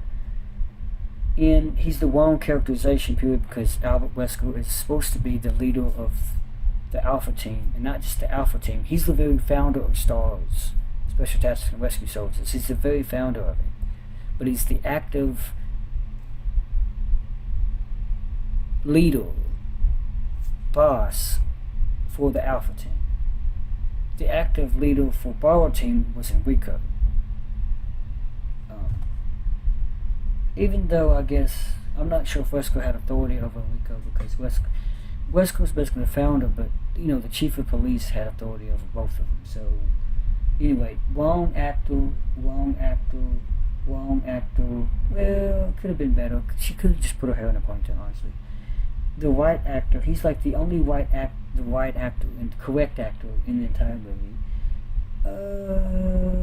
Funny, but not the right portrayal of Chief Owens. Owens is actually a pedophile, but they didn't go that far.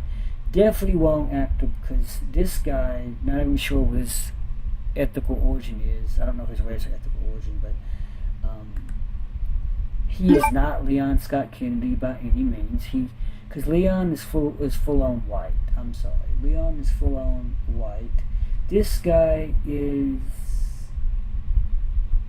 if I look, and he's in the back rooms. By the way, he's at the very beginning, and I'm gonna go ahead and open a separate tab with him. He should have been in Aladdin. Bro should have been in Aladdin. He looks very Aladdin. He's of mixed heritage, okay? He's of Indian descent, India from East Africa, with roots in East Africa, India from India, and his mother is of Irish, Welsh, and German, so he's English, Welsh, German, and Irish, so he's basically white and Indian. He's of India and Europe, so white and Indian, but nowhere near to be Leon.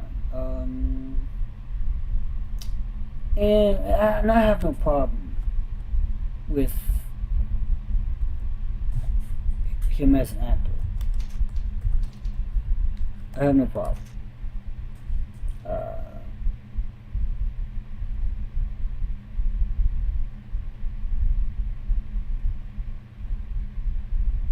Very hard. He has a very hard IMDb headshot. I like it. It's like I don't give a fuck.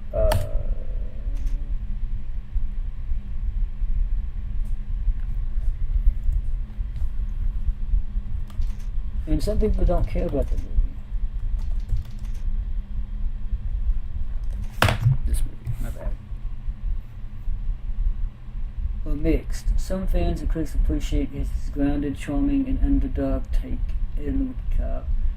Many feel the script turned him into an overly bumming character. Looked like incompetent, clumsy, especially compared to his confident.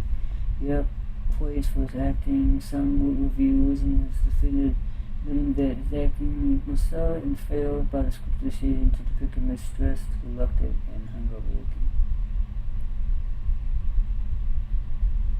looking.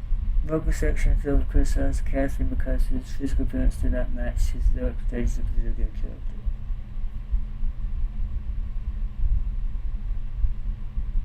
So you can tell he's a mixed race, and I think the character is white in the movie. Just saying, I think he's white in the movie in terms of the story of the movie. But obviously, he doesn't look like it.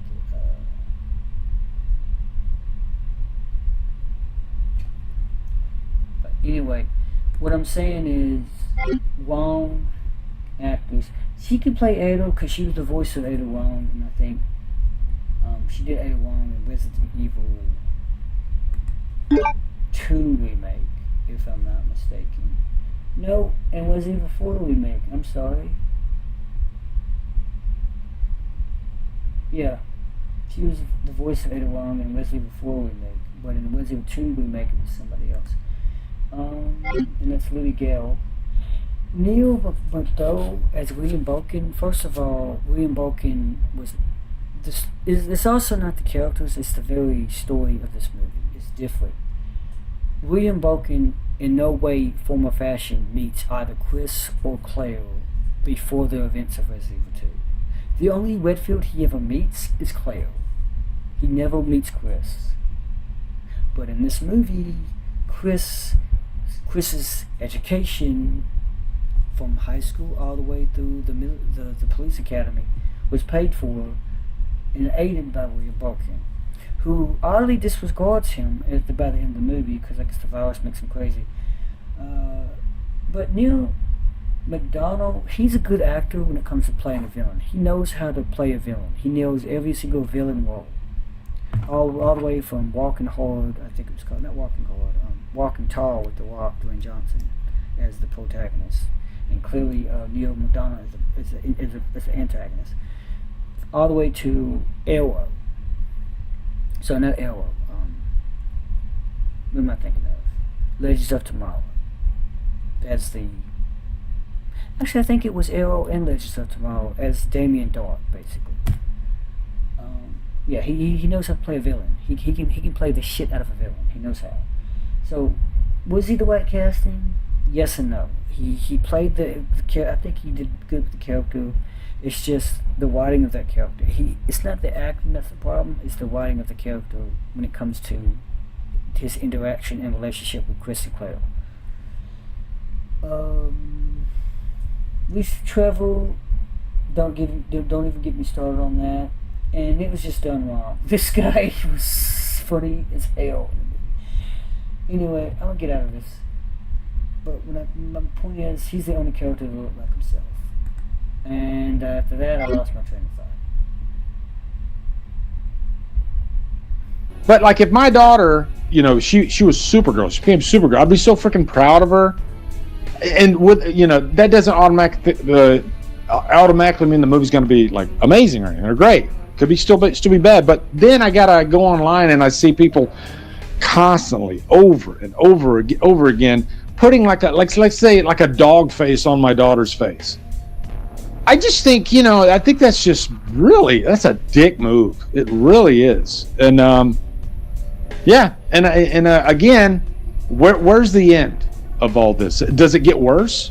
Are we gonna go, like, I don't know. Does it get violent? I don't know. You know, I think it's just really mean-spirited and ugly. And I think, you know, a lot of these guys, they put out this content and they don't yell, they don't scream or anything. It's just the act of doing it. But what they do is they cause the other side of the argument to yell and scream and get really mad. So you see what I'm saying? So it turns into just this really ugly beast, right? And it left versus the right, woke versus anti-woke. Where's my mouse ball?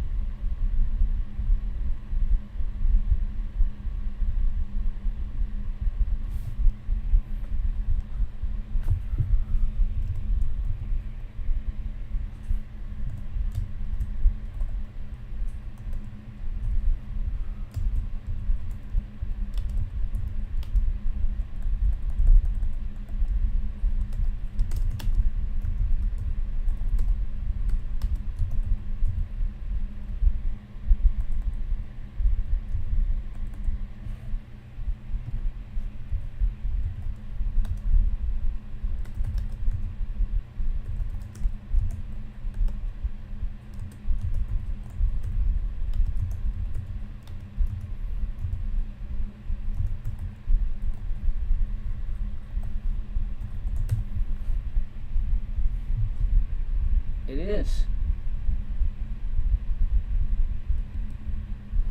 That's exactly what it is. It's exactly that. Now we add the comment. Snarky J cosplays, she's guilty of it as well. And they all need to grow up. It really makes me miss being a movie fan, not even like a decade ago, when none of this stuff really existed to this level. I don't think you could make the argument that Star Wars got ugly with the prequel trilogy, but even still, I don't think it got this bad. And I just don't like the ugliness in the world. I guess that's, and I know that sounds really like kind of naive, and but yeah, I don't like ugliness in the world. I don't like freaking, let the movie speak for itself. If you hate the movie, say you hate the movie. That's fine. Give the reasons why you hate the movie.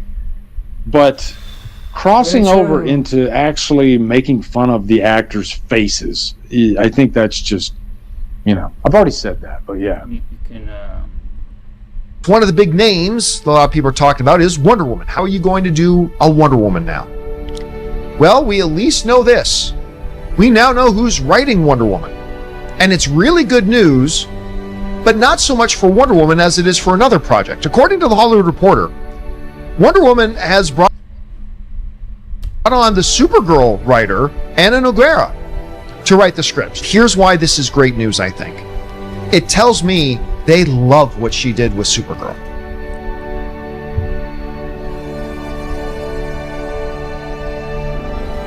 Like, if you are lukewarm, I thought she did a pretty good job, you don't turn around and hand her your next, one of your holy trinity projects with Wonder Woman. By making a Supergirl movie, what James Gunn and Peter Safran have made abundantly clear is they understand what is required right now for DC. Because James Gunn and Peter Safran, number one item of business is create a reputation of quality. John, is this an overreaction when we hear from Jinx the Looney Tune? Supergirl is going to defeat Mando and Grogu TV movie at the box office. That's not an overreaction. Listen, it's going to benefit from the success of Superman, but it's still Supergirl. It's not Superman. But I believe 500 million is in the ballpark for Supergirl, maybe even bigger. I mean, James Gunn talked a lot about the fact that the pitch put on his table and that he was just fell in love with the script, and they got a really good director on board. They had a really good screenwriter on board. Look, he had a great start with Superman, and now you got to follow this up. I think this will be the film to do it. Supergirl is coming. The first reactions have come out.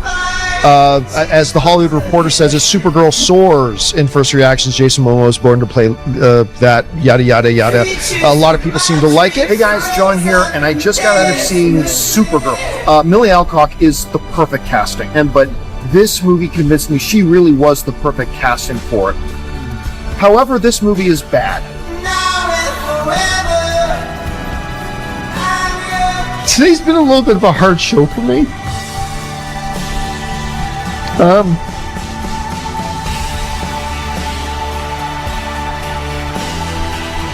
They're making fun of him. They're totally making fun of John Campia now, man. Sad. He probably, I don't know if he deserves it.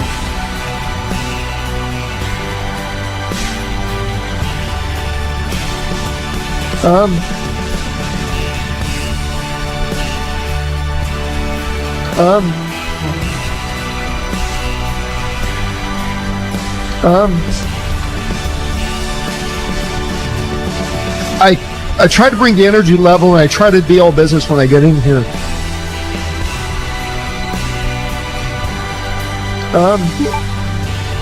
Some people have full-blown channels dedicated to exposing said people.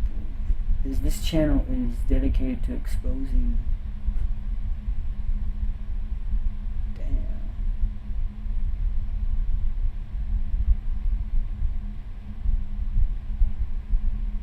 This person doesn't have the First Amendment for you.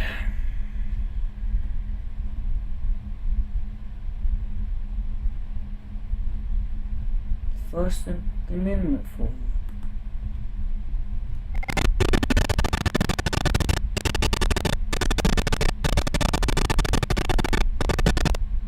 King, not God. I'm sorry.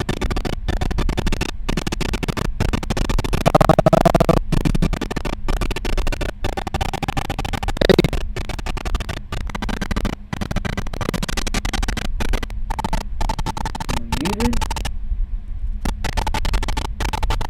What's going on with the volume?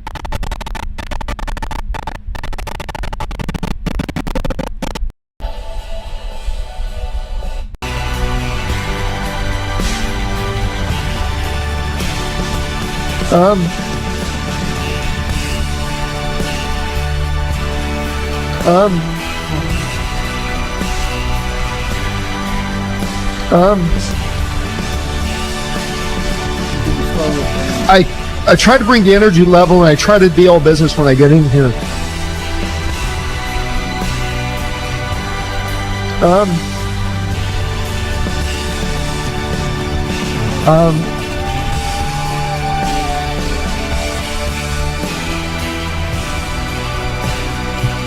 So,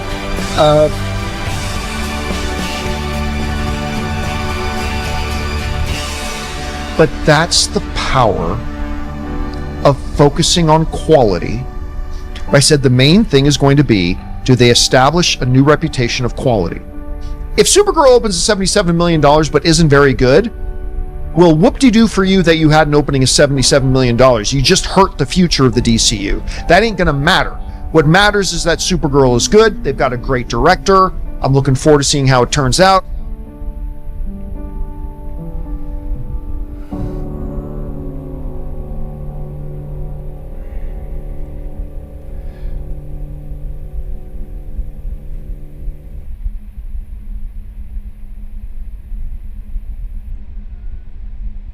You can slow it down. Supergirl stinks. Why does Hollywood keep failing female superheroes? I mean, are they? Are they? We have no notes for this story. Maybe just read a little bit. I don't know if you read that bad, Joe. Yeah, I can see it. There's a scene toward the end of Supergirl that perfectly encapsulates how tonally inept it is. After what feels like an eternity, our Kryptonian hero, Kara Zor-El, has quit drinking away her sorrows, embraced her superpowers, thrown on her cape, and decided to whoop some evil ass. It's a moment of triumph for the 23-year-old whose planet-hopping party girl persona had masked a deep pain stemming from the loss of her parents and home planet, and demands a rousing tune to mark the milestone. All of a sudden, the sound drops, the action slows to a crawl, and the deafening silence is broken by the strumming of an acoustic guitar, followed by a woman's voice softly crooning the lyrics to The Middle by Jimmy Eat World. It's not only remarkably deflating, but also one of the worst needle drops ever, and the man responsible is none other than James Gunn, the new steward of DC Studios. Yeah, it says they went through 45 different songs before finally settling on this one. That was probably the biggest discussion, Greg Gillespie said, told Rolling Stone. Yeah, and I got to credit James. I got to credit James. I just got to credit him. Who was drunk driving the car? Well, I got to credit that guy right there. He was actually doing it. Wasn't me. The issues with Supergirl extended far beyond that one song, of course, as Variety critic Owen Gleiberman wrote in his review of the film. It's a comic book movie with the worst script I can remember, and that's full of action yet numbingly flat. It received a B- cinema score among opening night audiences, the lowest of any DC comic movie adaptation other than Joker Folie Dieu, and grossed a meager 38, now 37 million in its opening weekend against a $170 million budget, plus worldwide marketing expenses. Supergirl is just the latest in a long line of disappointing movies, or in the worrying case of Batgirl, axed projects centering a female superhero since Patty Jenkins' impressive Wonder Woman back in 2017. Why can't Hollywood get it right?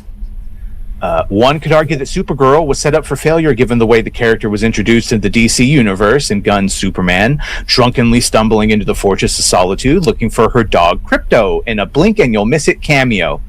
Unlike the first appearance of Gal Gadot in Wonder Woman, in Batman vs. Superman: Dawn of Justice, where she joins Batman and Superman in battling Doomsday, or the acrobatic intro of Tom Holland's Spider-Man in Captain America: Civil War, our interest hadn't been piqued in Supergirl as a standalone character by a superpowers flexing sequence. Rather, we were treated to a sitcom-esque drop-in that was met with befuddlement more than anything. Thanks for watching, and bitch, it just upset people when she was introduced.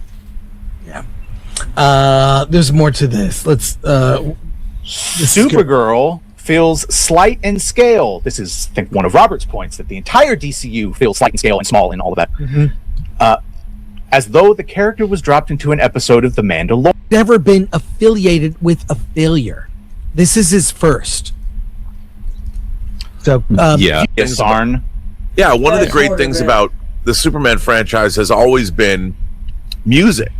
I mean, whether it's Hans Zimmer's "Dun-dun," two notes established Superman. And then you had John Williams' Superman March, and you get to this, and there's no. I kept waiting for a Supergirl theme. Is she gonna have a theme? And then the music drops, the needle drops. In Guardians, it makes sense because it's the music his mother gave to Peter right before she died, and that's why he's got a tape, and we're hearing his mixtape throughout the movies. Why are there needle drops here? She's not on Earth. It makes sense because he's just so inspirational in his 90s, if not already. It's for TikTok. I know, and it doesn't work. Why were they singing "Dancing Cheek to Cheek" in the alien fucking bar? I know. I have no idea. Dude. How did that music even get to the alien planet? Oh yeah. I really think Greg Gillespie was a wrong director. Totally fine. To me, it sounds like saying it seems like that maybe heroism is maybe interpreted as a masculine trait, and that you can't apply heroism to females, but not realizing that heroism is non-gender, and that's the kind of stories we want in superhero stories. But for some reason, with the exception of Wonder Woman, a female superhero movie cannot exhibit any kind of heroism.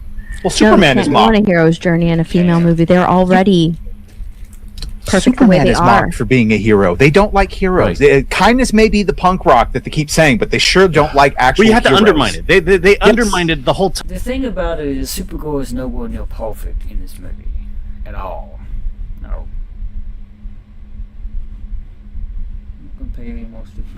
Superman should be this heroic character that everybody loves, but they keep undermining him, making this weak person who is the butt of everyone's jokes. Why is he wearing his underwear?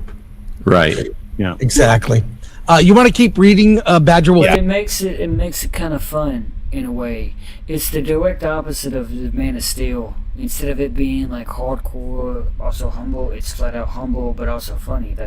I think what they're trying to do with this franchise is they're trying to be like Marvel. I'm not gonna lie. James Gunn, with his Guardians of the Galaxy, look, that whole shtick is comedy. That was comedy before Thor. The reason why they made Thor Ragnarok comedy and it led into Love and Thunder was clearly because of the Guardians of the Galaxy. It was clearly inspired by Guardians of the Galaxy. Everything else is just little smart throw-ins of comedy, like the whole shtick with Thor getting hit with the taser in the first one, or him getting back, woo-wopped, or hit, which is like hitting the van. That's what my friends calls it. He calls it woo-wopped. But the point I'm making is that whole shtick with comedy that was established in Ragnarok was just to be like Guardians of the Galaxy. That was inspired by the Guardians of the Galaxy. That's why the movie came out after Guardians of the Galaxy. So when James Gunn tries to make a Superman movie, clearly it's inspired by Guardians of the Galaxy in the form, in the great mist of making it comical and fun and adding music to it. Yes, he was trying to approach it with the Marvel spin. Obviously he was, including way too many characters that we care to remember. He kind of did the same thing with Supergirl, minus the characters. Tried to make it punk rock fun and comical. That's the James Gunn stick, as it is, and that's why Superman is the pun of everybody's jokes. He's like Peter Quill. Peter Quill is sometimes the pun of people's jokes because people make fun of him. What is this device he walks around with? A Walkman. Okay, why? They later on loan and they accept it. I believe, I'm not quite sure, but I knew we watched the film. Does Zoe Saldana's character make fun of his Walkman by any chance? Clearly he's not the little type by the first movie. People don't think he's a little type. By the second movie they realize he's a little. But I'm saying It's just characterization. That's all it is. It's not a big deal. The article. Yeah. Despite the best efforts of Alcock in the title role and Eve Ridley as Ruthie Marnol, a young girl out to avenge the killing of her noble and innocent family at the hands of a band of human trafficking space pirates known as the Brigands, they are let down by Anna Nogueira's mess of a script. And now everyone is remembering Gunn saying they wouldn't shoot unless the script was solid, which fails to illuminate what drives its character and provides context through thinly rendered, momentum-killing flashbacks, such as the destruction of Krypton. Who are Noel's parents? What is motivating Supergirl beyond retrieving an antidote for her poisoned dog? Why are the Brigands led by Krim of the Yellow Hills? A pin-faced, ponytailed Matthias Schoenertz. He tried. Trafficking little girls who they call the brides.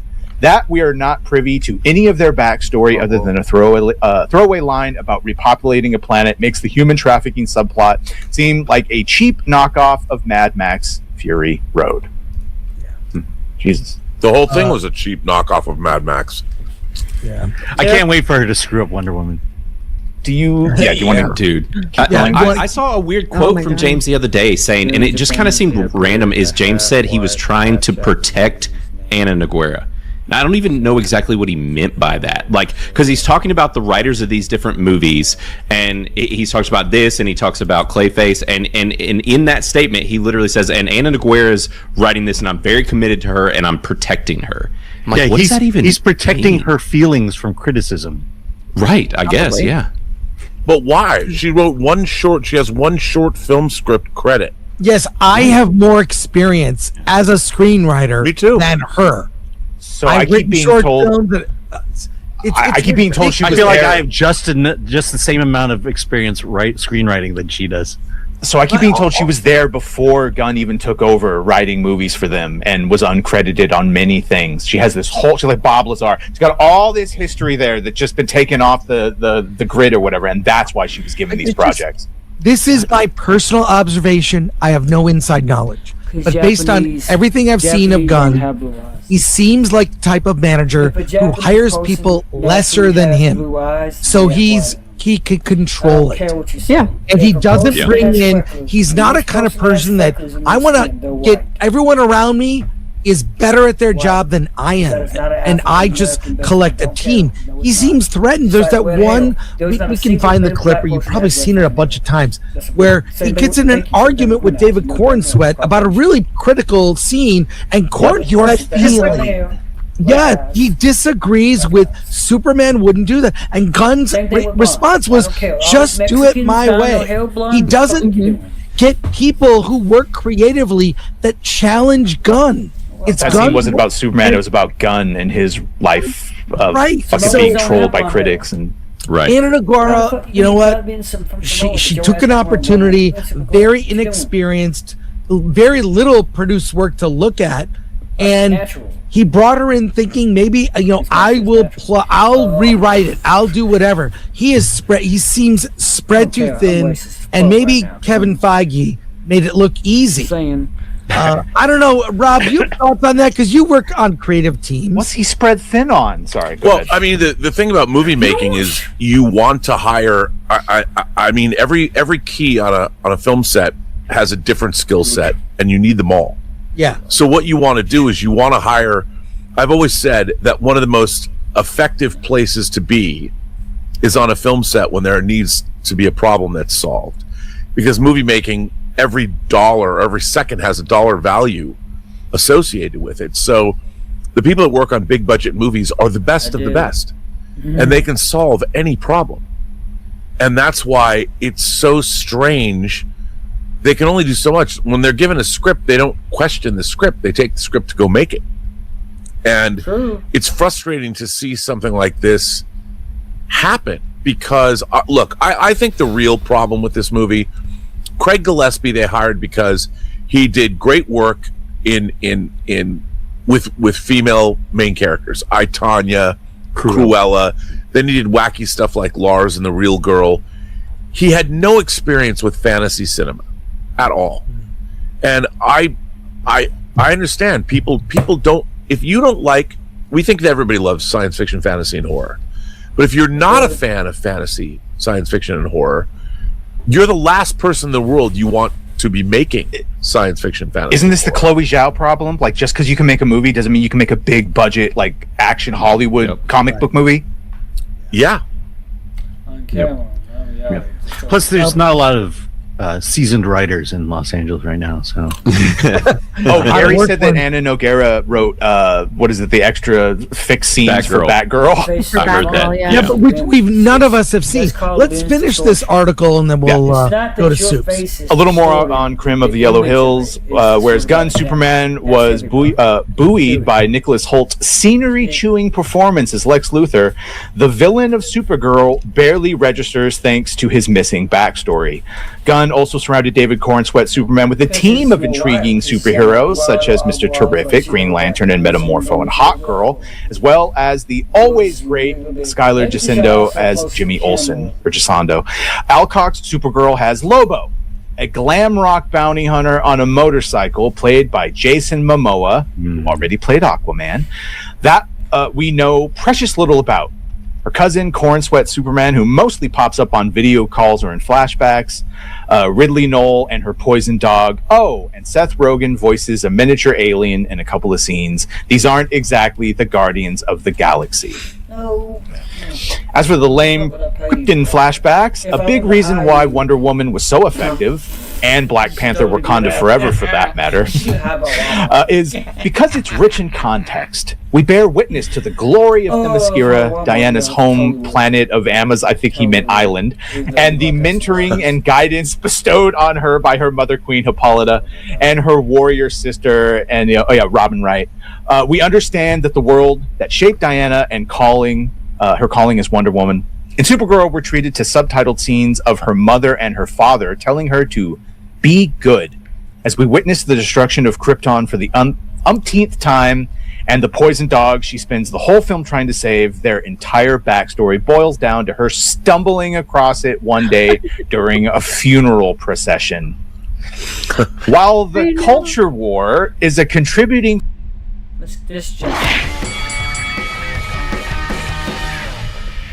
person who has gotten caught up into this Millie Alcock, I feel sorry for her, because I believe she has been brutally honest. When you see her on the red carpet, she has been honest about. She said in an interview with someone you and I both know, Rob Scott Mance. She was asked in an interview, which I can show. I saw that interview. Yeah, it was just like, she said, look, the hardest thing is doing these interviews and junkets. She wasn't trained for that. She wasn't trained for red carpet or doing marketing or posing and for glamour photos or doing endless interviews day after day and jetting around the world. She's an actress. So no, that's not true though. She was trained for it. They made a point in one of the articles that I read to say that she was, I think it was a Variety article, she was trained for it. She is trained for it. She just finds it nerve-wracking and has anxiety surrounding it. But she was trained for it. Well, being a gay icon is hard.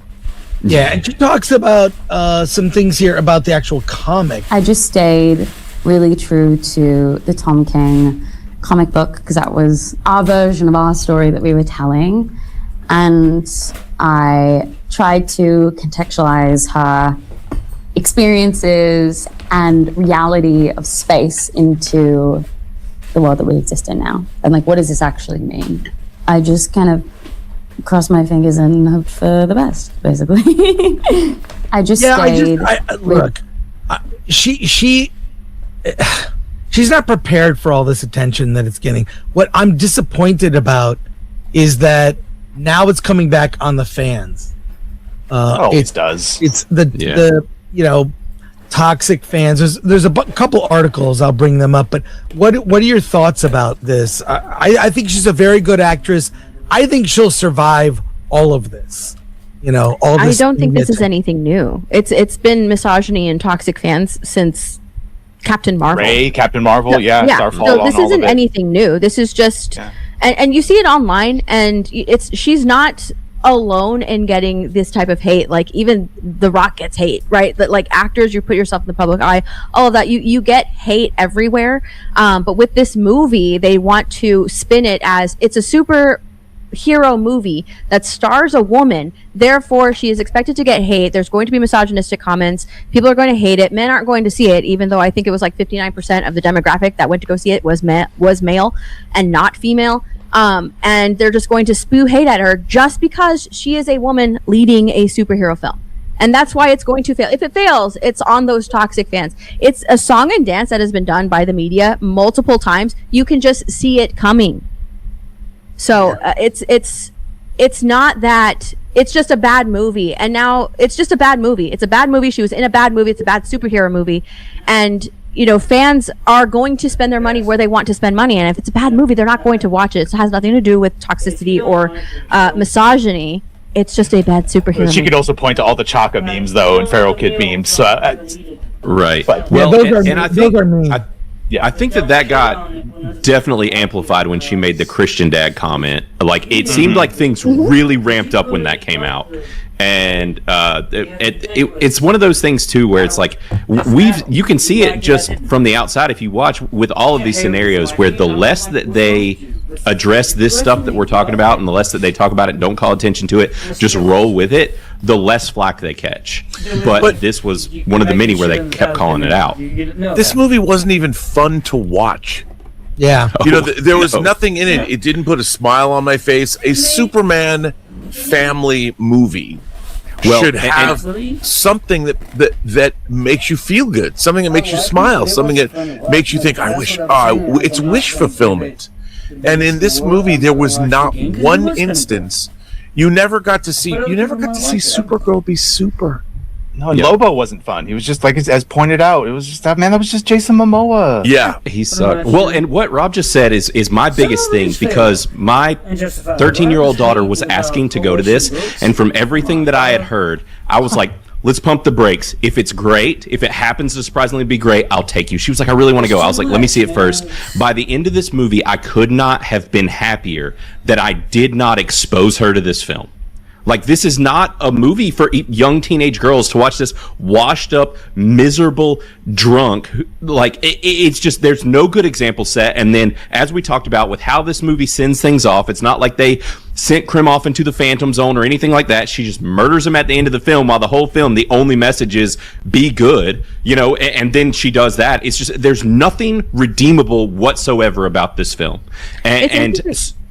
I think you're taking it way too much into context when it comes to the morality of it. I mean, sure, she's supposed to have chosen the best way out of it, but that's the thing about Supergirl versus Superman. Superman would not have done that because he has a different moral compass compared to his cousin. In contrast, never mind compare. In contrast to his cousin, his morality. Moral compass is completely different. It's like the opposite. He is sunlight when you think about it, and she's more of a, I'm not gonna say sunset, I'm not gonna say sunshine or sun of the day, but she's kind of in between night and day.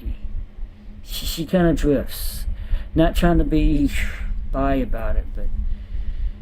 And we're not talking about genders and shit like that. No, we're talking about the way that she goes about morality. Supergirl or Kal-El, she doesn't do the whole superhero thing. She's kind of goes in between superheroine and anti-hero. Anti-heroine. She drifts in between. And she's kind of like that fine line between when does a hero not turn dark, but choose to kill. And they're comparing that to the Man of Steel when he killed Zod, which is different because Superman at that point he utterly had no choice. He literally had no choice. He had to either pick Zod or the humans. He had an ultimatum, literally. Supergirl in this one, she could have chose to let him live, but this Phantom Zone, she doesn't know where the Phantom Zone is. Come on, this Phantom Zone is non-existent in this franchise so far. So far, it's non-existent. She could have spelled him, but if he would have spelled her, he would have tried to backstab her. He probably would have continued. He most definitely would have continued with the child female sex trafficking that he was doing. And you know what I'm not? Yeah, that he was doing to ensure the survival and continuation of his all male species. Why he made it all male, I don't know why they did that. That could have been like not all male, but whatever. It's the supposed wokeness that we keep doing. It has work elements. It does have work elements. But the point I'm making is, Clark's moral compass is completely different from Clark's. And I'm actually glad that she killed the character, because not only was the super villain boring, in a sense, but there was no way we should not have had a continuation with him at all in any other iteration. Do not bring back Krim. Don't need to. Oh, go ahead. Sorry. No, I was just gonna say it pisses me off, because I really would have loved to take my daughter to see a Supergirl movie, and I Still literally can. You still can. Do we have notes for Literally this still can. story about where she addresses toxic fans? We do. Okay, let's go for it. And then a new story. I really think the media has turned on DC and Gunn. He's a target now. And there's another story just dropped, let's get to this first. So that's actually what my video was about today. Yes, it seems the trust the process for Gunn is not working any longer. All right, Millie Alcock on toxic fans. Rather than pretending criticism won't happen, Alcock says she's expecting it. She admits she's nervous about whether fans will accept her version of Supergirl, the impact the movie could have on her everyday life, and online criticism and harassment. However, she says she's trying to remind herself that not everyone will like every interpretation of a beloved character. 620. The bullying is really unnecessary. Like, you got to be able to separate actor from art. And to me, if you're not going to say this in person, why say it on the internet, with the web? If you think about it, I just say internet because everybody else is saying that, but I'm correcting everybody. It's not the internet, it's the web. Come on, online. The bullying is unnecessary. If you're not going to say it in person, why say it on the internet? Why say it on the online?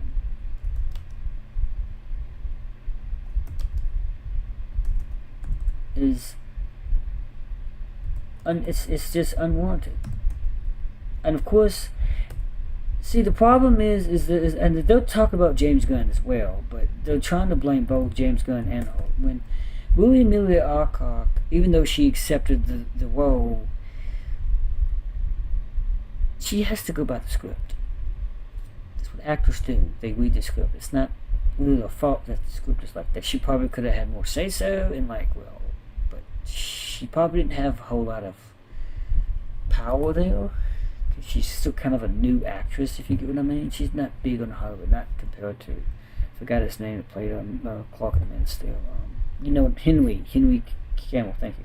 The bullying is unnecessary at this point.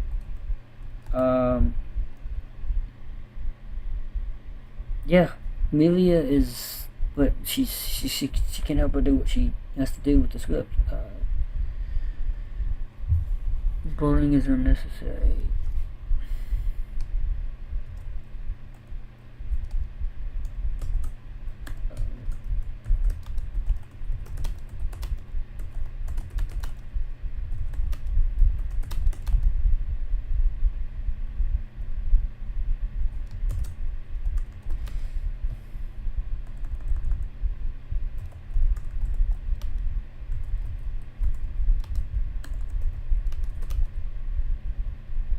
Or the director. Who's the director of this film? I forget his name. Greg Gillespie. Forget James Gunn at this point. Oh my god. So?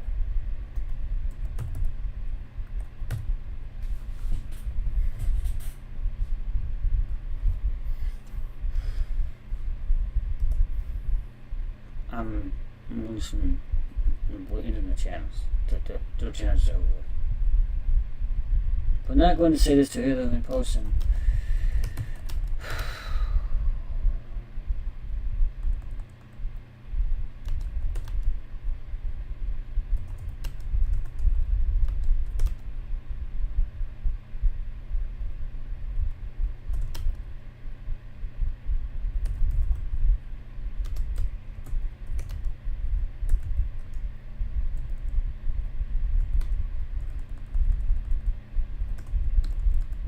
Just forget Twitter, man. Just quit Twitter. Just forget X and I don't know. Just say X. Just say X. At this point.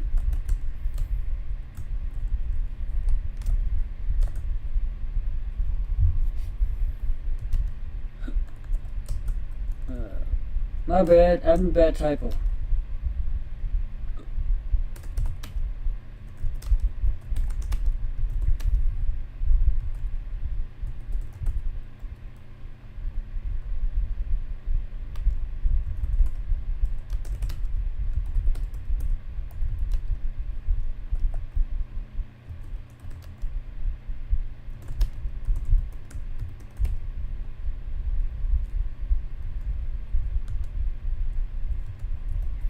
Seriously, it's like you don't have to keep, just like what's his name, Lee McCoy from Drum Dums. You don't have to. It's bullying. You're destroying your favorite media, though. And that's something she can't control. Drawing from her experience with House of the Dragon, Alcock discusses the darker side of fandom. She says, social media often amplifies the loudest negative voices. Many attacks come from anonymous or burner accounts, and she's actively trying to spend less time online because reading criticism can reinforce self-doubt. Instead, she focuses on the opinions of people she trusts rather than strangers online.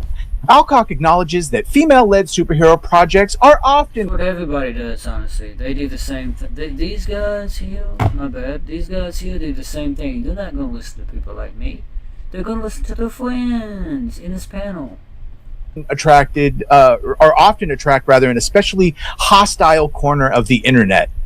She argues that women in these roles are frequently scrutinized more harshly. Online outrage often says more about the people posting than the actor themselves. If her performance upsets the right kind of people, she's comfortable with that. She describes Kara as a hero dealing with trauma and healing rather than simply saving the world. That's what I say to that. What do you guys think? They know what they're Can you doing. imagine if Robert Pattinson came out and said this exact thing, like about people's criticisms of him being cast as Batman? Yeah, it would be weird. It would be weird because he was scrutinized as well. He was heavily scrutinized. They were like, "Are you kidding? The Twilight guy, Sparkle Twilight Batman." boy.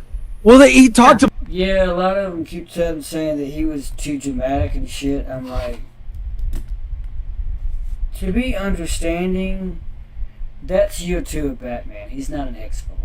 The dude was he's gonna be dealing with some emotional shit because he's a young adult. But as he gets older, he's gonna realize he's got to be more stoic when it comes to his being the Batman, and that's how you see the maturing of Batman.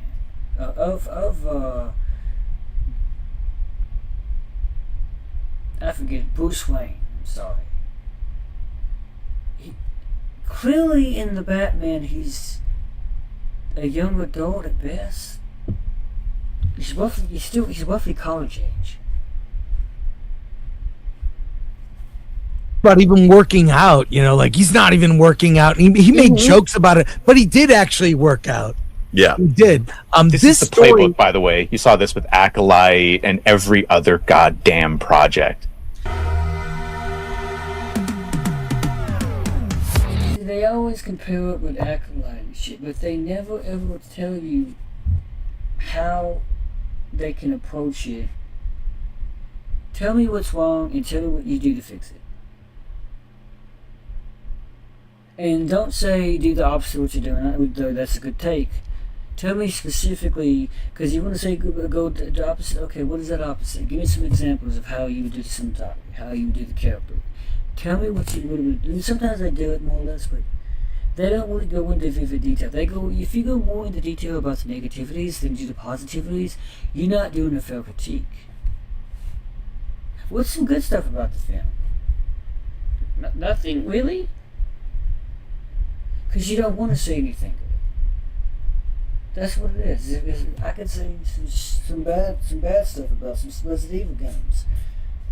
I'm bringing this up because of this. I really do want to watch this. Does it like being a man? Because I'm completely against.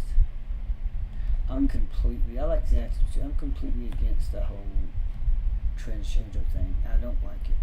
Never did. And I used to have a crush on Ellen Page doing X-Men: The Last Stand. Actually, she would be the type of girl that I would want to hang out with and date. But when I see her transition, I'm like, I could see me liking the dude if I was a girl, a woman, but no, come on. My masculinity, the old toxic masculinity forbids me from doing that, if you get what I mean.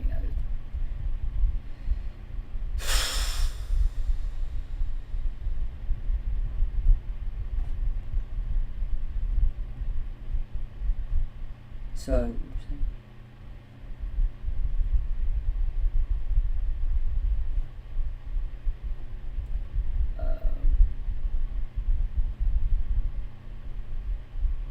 let's go into the panel review. They had to pull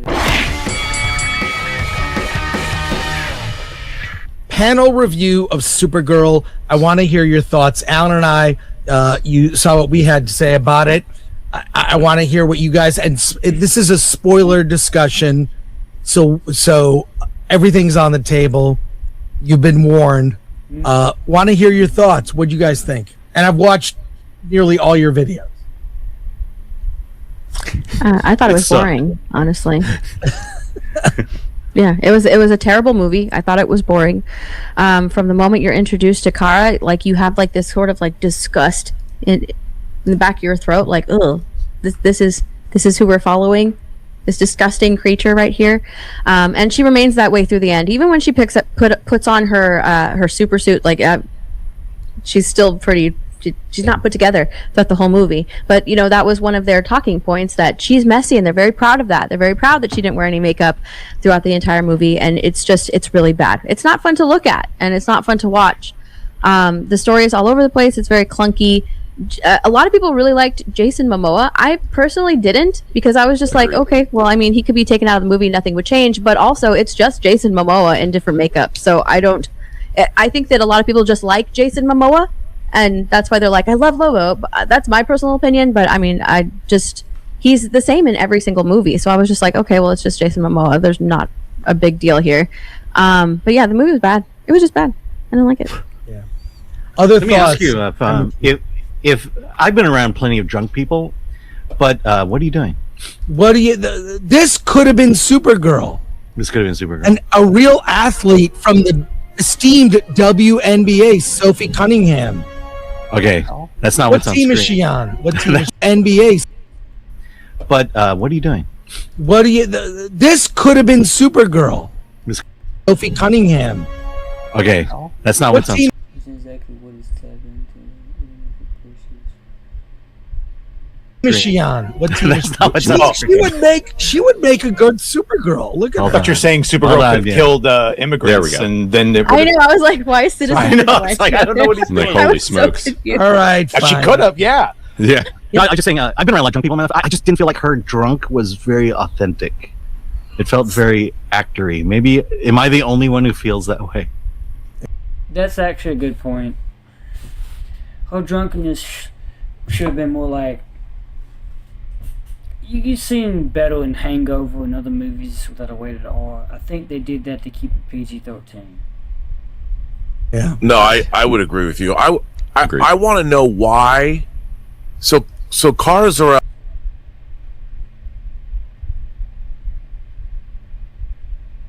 What is this?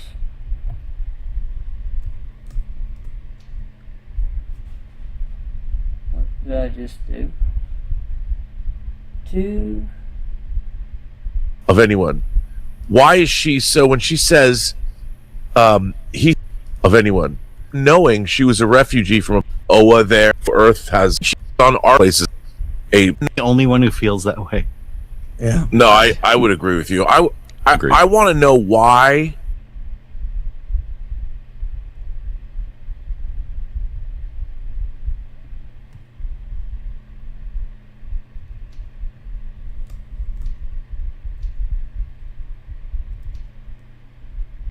$224.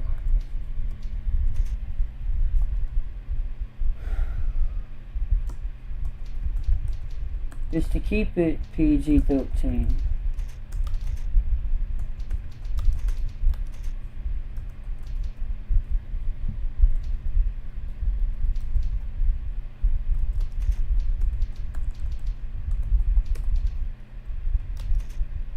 Obviously, in a rated R, you can do much worse adaptations of drunkenness.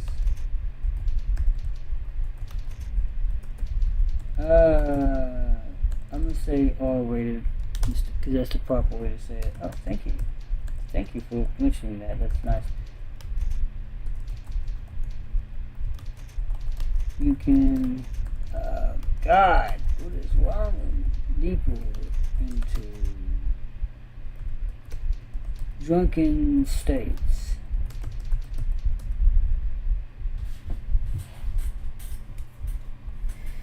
Obviously. But that's kind of obvious. They kept it mild. So Kara Zor-El is from a planet with amazing super science and is presumably one of the great places in the universe. And then it blew up. And then she survives that and is on Argo City, until a calamity befalls it. But she comes from a civilization that was pretty great. And then she comes to the Earth where Kal-El is there and also Earth has hundreds of metahumans on it. It's been for hundreds of years now. It's been a citizen of the universe. We've got the guardians of Oa there. I don't even understand why is she okay. She grew up knowing she was a refugee from a planet that exploded by no fault of anyone. Why is she so when she says he sees the good in people, I see the truth or whatever? What truth?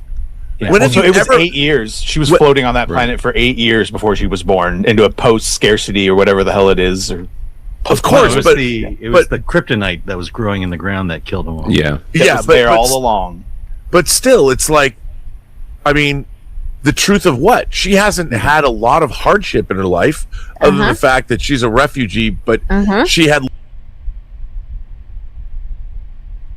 I think despite the fact that she hasn't had a whole lot of truth, she still, it's not that Clark sees the truth too, obviously.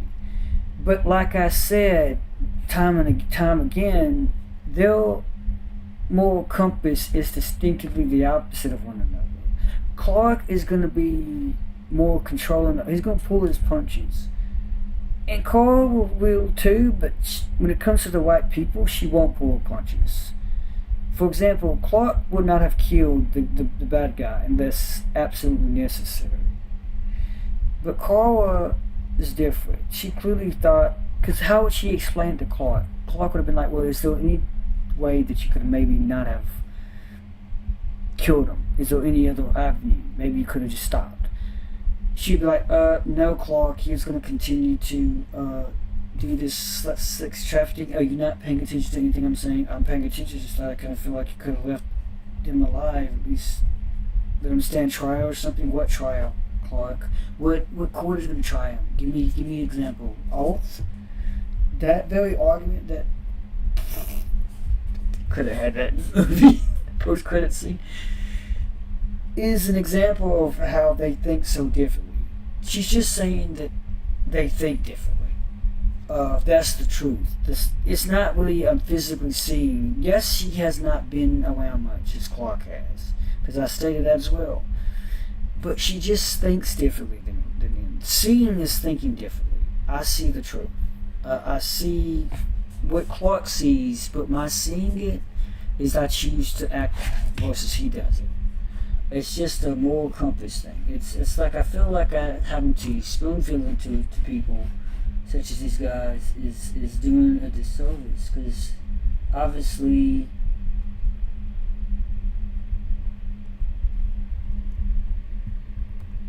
it's really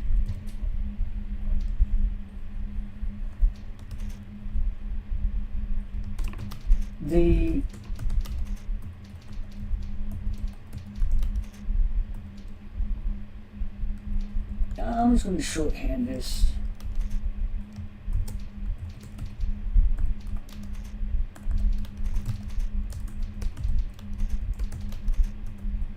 They're distinctively different. I'm not spelling distinctively. Distinct. It's with an N, right? Thanks, smartass.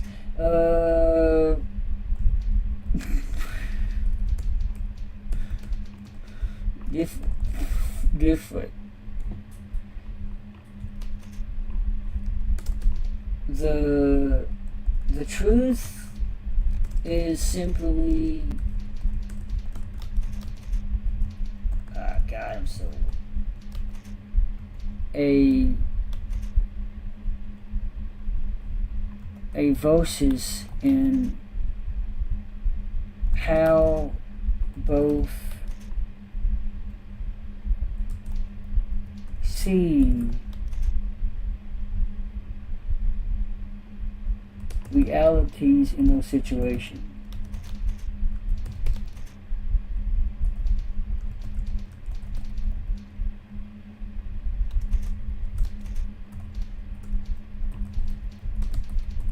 It's not like the truth in the literal concept. It's a very metaphorical sense. It's not to be taken literal unless you see something literally. The truth can be interpreted in so many different ways. So that's why this is the truth.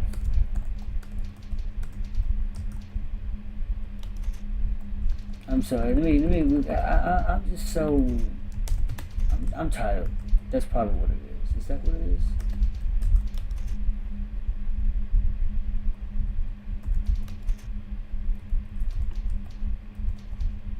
Multiple.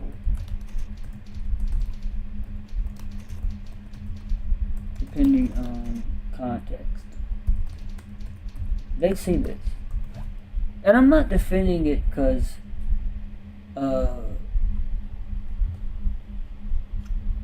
like I'm a shield. I'm not really defending the movie. I guess I am, but I'm not defending it for its story. To be honest with you, there are some boring moments. I'm not even gonna lie. There's some boring moments. But I'm defending. I'm not really. I'm arguing against why people are hating this movie. They're just trying to say, what's the truth? What truth? It's not really the truth so much as just how she sees things in general. The truth is, in general, she sees things different from her cousin. That's just how it is. Loving people around her entire life. Yep. And her father saved her, sent her to the one place in the universe. Like, what I don't understand about this movie, I get Tom. And she had to be reminded of that too. She has gotten herself so drunk that she actually allowed herself to forget her father sending her home, sending her away from her home, her first home, and sending her to Earth. And she forgot why she was sent to Earth. And she has a flashback of him saying, You're more than just a little life. You are your mother's life. You are my life. You are our hope going into the future." And she remembers her mother's way of saying, be good, basically. You know, when she's drunk, she forgets those. So it's not on her consciousness. But whenever she's sober and facing a situation, like all alcoholics, they have the intoxicated moment, but then when they start to sober up and they have the little hangover, I think after that, I don't know the psychology of it, but shit comes back to them heavier than before. The reality hits them heavier than before. And some people try to drink it away, but eventually you run out of alcohol or something else hits, and you have to face your demons. You have to have your friends call it intervention. Some people have an intervention because of it. King, look, I understand it's True Grit and all that. They didn't adapt that. Don't worry. Yeah. But I know, right? How do you not show, like, Earth would be a pretty interesting place, I would think, for her. Like, she could travel. She can go meet a Green Lantern. She It can looks go to better than Krypton does. I'm not a fan of the way they're depicting their civilization. By the way, you made me realize a couple of things, Robert, but one of them is that she got Kal-El's or Clark's actual origin story, where loving parents that sent him to an Earth to be good, and then he got the Conquer storyline. Yes, they gave that to. Yeah. True, they did. She also lived in America. I think that's actual them kind of making fun of what they did, because like I think Jor-El misinterpreted it with his brother Zor-El's. Zor-El. I'm sorry, Zor-El misinterpreted what his brother Jor-El meant. I don't think he was actually sent to conquer. I think that some of the Kryptonians kind of made a joke. Oh, you're sending your son to Earth? Why? To conquer the Earth? No, I'm sending him because it's the Earth's hope. The fuck? No, you're sending him to conquer the planet, obviously. Until you brought up this. He probably... I don't know. It's... whatever. Yeah, the racist, misogynistic. And how does she have cash? She bought a spaceship. She's buying all of her drinks. Where did that spaceship come from? I don't know. What was this? And how many planets does she? Spaceship. She's buying all of her drinks. Where did that spaceship come from? I don't. That's what I want to know. Not only did she get the money to buy her drinks, where did she get the spaceship? What favor did she have to pull off to get that? What happened? What was this? And how many planets does she go to in the movie? Is it 3? More than 3? Yeah, she goes to they're 3. all the same. Is it that easy to pop around the galaxy? They couldn't that's why the Krypton origin doesn't make any sense now. Like, how far is Krypton from all this spacefaring? You say it like Brando. Brando does. That's the correct pronunciation. What you just described, Robert, it's very interesting, because what you were just describing reminds me of the modern woman, right? You can grow up with great parents in a great family household and still be so angry and so full of trauma, made up trauma. Like, it's so full of trauma. It's basically the writer. That's Yeah, basically, like, I've seen so many girls in San Francisco. They got all this money and all this nice parenting, great education, great resources, but they're spoiled as fuck. I'm like, and a lot of these grifters are the same. Look at Snunky J Cosplay. Her fucking dad is a filmmaker, so he does camera work. Yeah, I guess he's a journeyman cameraman or something. Journeyman cameraman is the title. He travels around the United States or whatever, doing different projects. Maybe not the United States per se as a whole national thing, but maybe he does it like statewide or whatever. The point I'm making is, she could have loaned camera work from him instead of sticking to YouTube as a chosen career. And for some reason, she just grew up snarky and spoiled. And it's a lot of these immigrants in the American descendant the American families. She's not a first generation immigrant. She's born from a first generation immigrant family.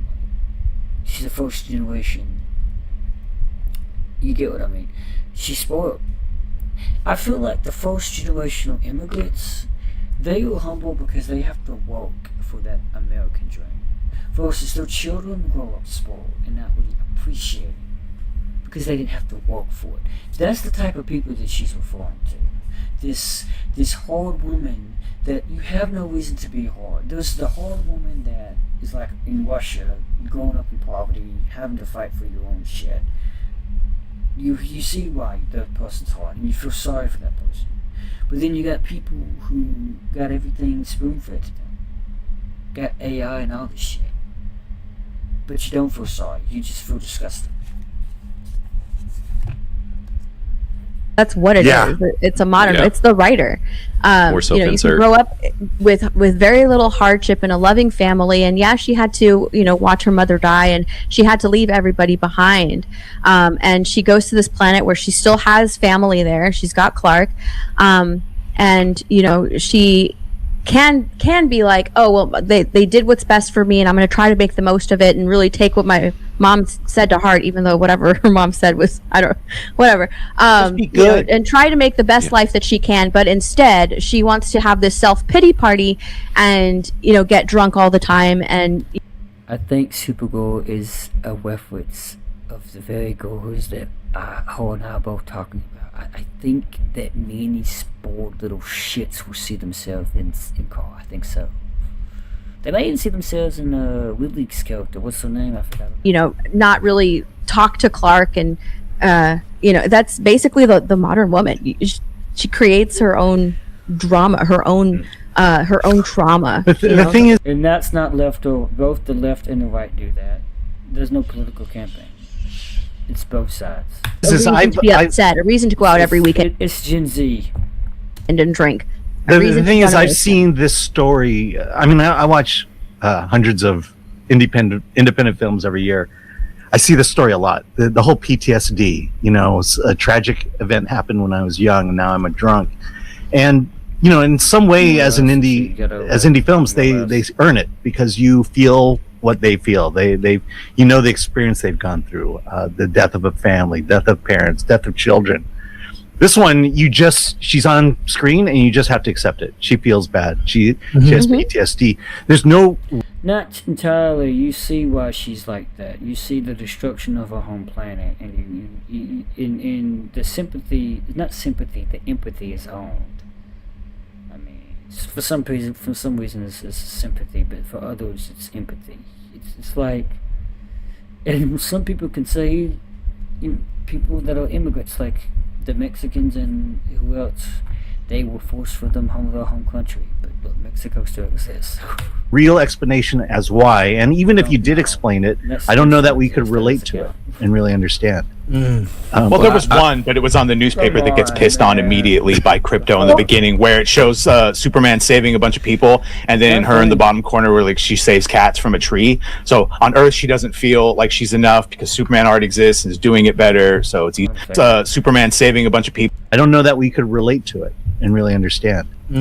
Well, there was one, but it was on the newspaper that gets pissed on immediately by Crypto in the beginning, where it shows Superman saving a bunch of people, and then her in the bottom corner where like she saves cats from a tree. So on Earth, she doesn't feel like she's enough because Superman already exists and is doing it better. So it's easier to just go. He's Superman and she's Supergirl, not Superwoman. Yeah. I mean, what does it say about her and her? What was Clark teaching her all this time? That she feels bad that he's the hero and she's not. Yeah, but she Supergirl is like his sidekick. Because if you had an actual male sidekick, it'd be Superboy. It wouldn't be what would it be? Boy Wonder. What the fuck? Boy Wonder's Batman. That's Robin, right? Yeah, that's Robin. But she's clearly the sidekick. She's clearly Batman and Robin, Boy Wonder, and Superman, Supergirl. That's I think physically in the original. I could be wrong, correct me if I'm wrong. Supergirl is approximately the same age as Robin. She's like basically 14, right? Not mentally because she's stuck in that phantom zone, but physically she's like 14. And again, it's all conjecture into what is causing her problem. We don't know. We just have to accept it. Well, and that's the whole she's movie. Upset. Accept everything. Everything is just accepted. Like nothing, tons of stuff's not explained. It's even like I'm still just so hung up on the fact that like the MacGuffin of the movie, the Crypto, why they have to do all this stuff. He gets shot with that arrow. She gets shot with the exact same arrows at the end of the movie. All she does is the yellow sun. So she. No. She is shot with kryptonite, and he is shot with the fucking dude. Come on. You can't be that dumb. Are you that dumb?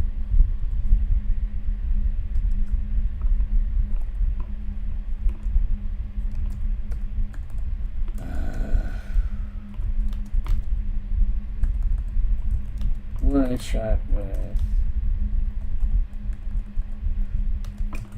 No. Crypto was shot with poison arrows. Thank you. It was one. It only took one.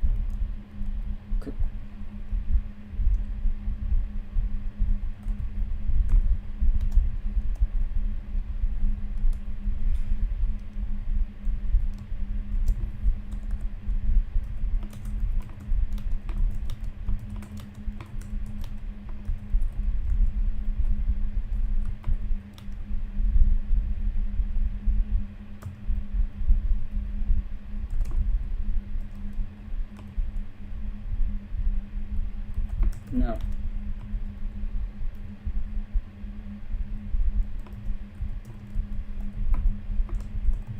Like, how am I supposed to? You gotta have some type of autocorrect. Am I misspelling his name? I just misspelled his name. What did? You know what I mean? Yeah, I caught it, thanks.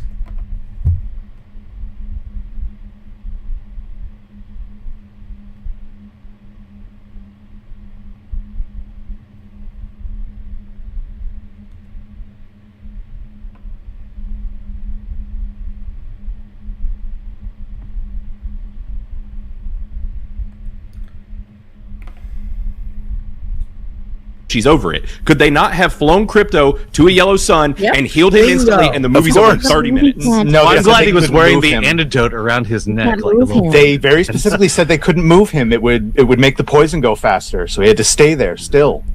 Because the poison spreads. The poison could be spread by movement. Like there's certain poisons that are like that. I think the venom of a snake, they literally lie you down and tell you to not get up because just moving will cause your heart rate to escalate. And because if you're moving in a certain state, you're already weak, and your heart has to pump more blood in order to make yourself move. To even give yourself the adrenaline boost to move, because you're kind of already scared you're going to die, so your system is naturally going to kick in as scared, and that's just going to spread it faster. That's why doctors literally tell you to lie down. Sometimes they can even sedate you, I think, or at least make you drowsy, if anything, to keep you from moving, if you're in the right facility, obviously. Yeah. And we know this because they showed the green molecules, which was incredibly stupid. I don't know. I think one of the things we talked about last week, Alan, on our Friday show, is that someone pointed... Because the kryptonite literally kind of freezes him in place. When Clark gets hit by kryptonite, every single time, doesn't matter if you show him a kryptonite light. If it's a crystal, if it's a light, he literally... It's like an allergy. He literally stops in place. You could be throwing a punch. And I think this happened in Batman vs. Superman. He had a punch about to go, but this moment that Batman has that whatever, kryptonite, whatever he did, Clark, he just fucking stopped. He was like getting on his knees. He can't help it. It's a fucking allergy. Never mind red kryptonite. Never mind whatever you call it. And yellow kryptonite. Is that yellow kryptonite? That should be a yellow kryptonite. Well, your yellow sun does the opposite. Speeds his ass up. That's just how it is. So you see the kryptonite crystals literally freeze her cells in their place. That's how they freeze. If you can, because here's the thing, she is a mobile organism, and mobile organisms have rounded shaped blood cells, unlike plant cells, which have cell walls. That's why plants don't move, because the very cells that they're composed of can't move. They can't circulate because they have cell walls. They have angular cell walls. Round-blooded cells are literally made for mobile animals, like humans. That's why we're able to walk, and just like every other animal. So it shows her cells, which are rounded shaped, freezing. I know I'm going too much into it. Okay, this is a completely mind clusterfuck, but it shows her cells freezing in place because if do you see this freeze in place when you freeze to death? I think they do. Just saying. Pointed out that the modern female superhero girl boss actually has the character traits of a villain, and that's why they don't resonate. The character traits are ones that would be a villain because they're very self-centered and self-serving. Yes, that's why. Selfish, not selfless. Like all the villains' attributes, you go, well, that's why these girl boss characters, they're a hero because of their identity, not because I don't even of blame the values they espouse. I don't even blame Krim for killing her whole family because her stupid fucking brother jumped out and scared him, and he had an automatic reflex, and then the parents attacked him. random. That was self-defense on his part. I don't even know if he was really the villain that they were trying to make him out to be. Again, have you ever seen a movie? Like the brother just jumps out. It's like, why did he do that? Well, because he had you just jump space AirPods on. Because everyone listens to music all the time in space. Yeah. But have you ever seen a movie where a child witnesses the death of her parents, his or her parents? You mean my noble and innocent family? Yeah. I mean, and this is my point about the script. This story is there's nothing new about it. It's just same themes tread over and over again. And the thing is, you're supposed to make, if you're going to go the route of a basic story, then you've got to make it something unique, especially to Supergirl. And this script just failed to do that in every way. But you know what? You could have solid scripts. Here's another thing though, like with the little girl Ruthie that watched her parents get killed.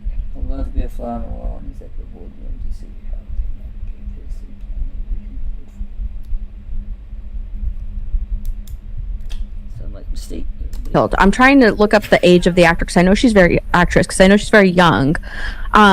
But she's standing there watching her family get murdered, and she has like the most bland reaction. Now, I don't know if it's because of the direction that she was given, but she was just standing there. It would be more impactful if she was frozen in place and shaking because she doesn't know what to do, and she's like welling up with tears. But there, you get nothing from that. She's just standing there with like this blank reaction. Yeah. Problem is, Bruce Wayne already did that. So. It would have been so much more impactful had she reacted a little bit to it, like because she's literally just standing there, and you would believe that trauma. You'd believe that she would want revenge. You'd believe that she has, this. It's very impactful when it happened, seeing her family just slaughtered in front of her. But there was nothing. She was literally just standing there. So I was just like, yeah, they did kind of speed through that whole process because I didn't like that cut from him killing her family to all of a sudden her burying them in the yard with the stone tombstones. I didn't like that. There wasn't even so much of a kneel down beside their bodies in a mourning. They could have been crying. They could have been, Mom, Dad, Brother, and all that kind of shit. There could have been that. No, it's just a straight up cut to the her burying her family. Sorry, I forgot the part.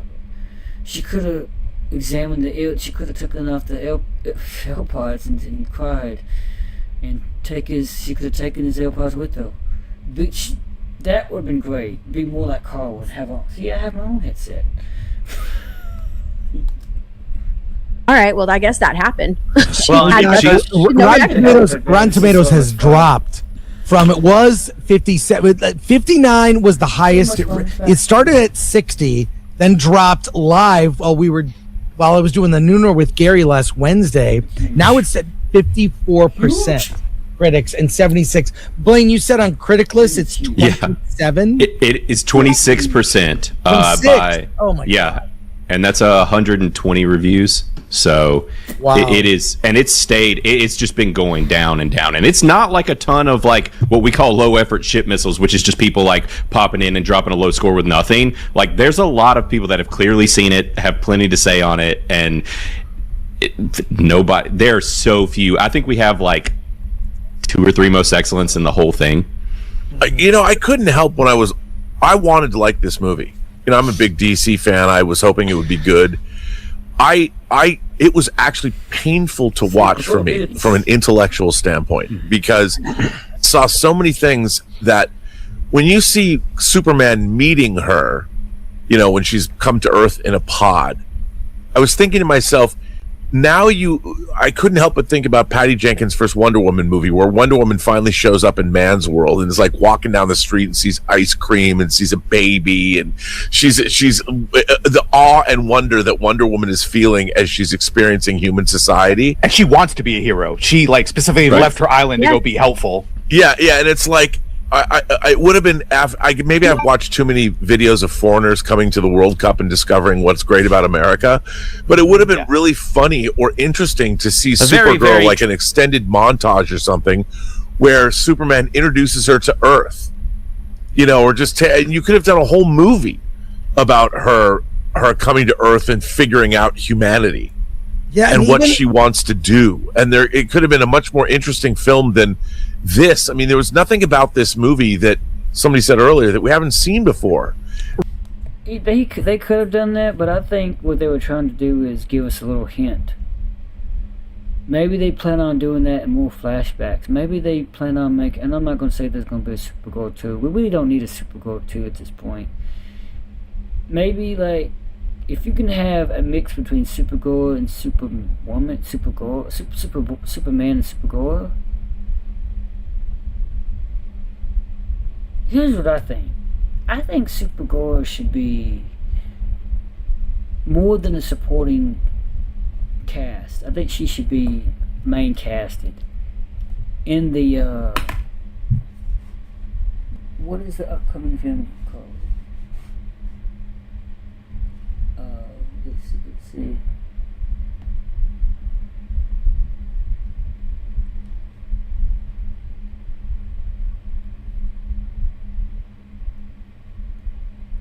Let's get the main actor here. Go by his filmography. No.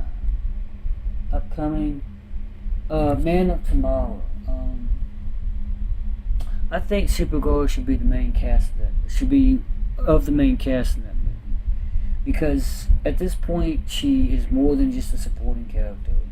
We can have more flashbacks of her trying to, maybe as she comes to like more moral compasses and situations, she thinks about that time when she was at a Starbucks or whatever, and she was, her ill sight was she was hearing people talk about her, how weird she is, and she feels like the need to correct somebody involving her order, and she doesn't understand oath, so she doesn't understand why the food tastes like that, and she demands a more sweeter drink, and she tries to back talk the barista, and Clark's like, no, Carla, you can't just demand that they make this for her.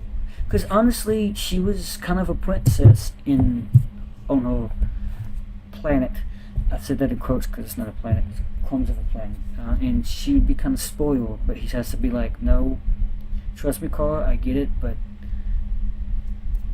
we can't do it like this. We have to think more humbly about this. We gotta be reasonable, not demand our way in. And I just think that, there's multiple avenues you can do, and maybe they should listen to film to it. Maybe that would satisfy film to it. I think what they're doing is they're asking for identity as well. Identity, really. I think they are. I'm like, ooh, this is fancy. He's got the suit out, Paul. Oh, they're already doing it. Crossing in the bow or whatever, huh?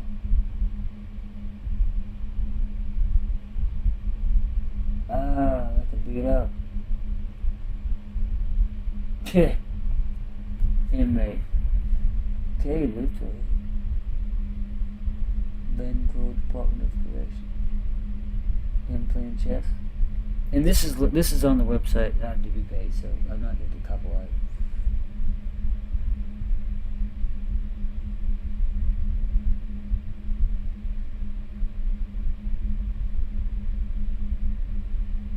Okay, this is 2 years ago.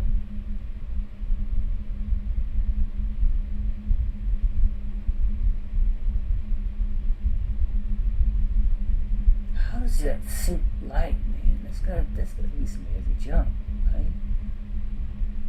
It is gonna be heavy. I bet it's gotta be heavy. It's gotta be fucking. Anyway, Man of Tomorrow. Max, I've seen this one before. Of course, Guy is gonna be in it, of course. Kate Grant, of course.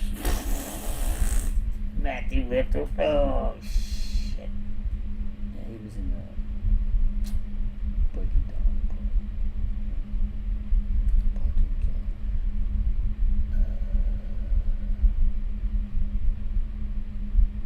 2. Looks like the same cast as before.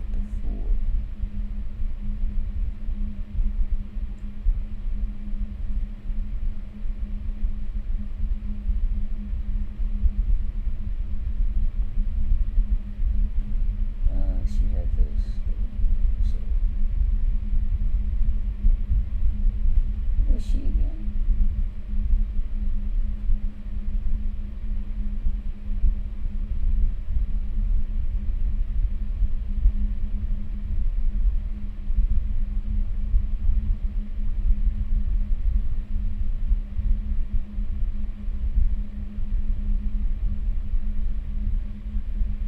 Not Andor, not Andor.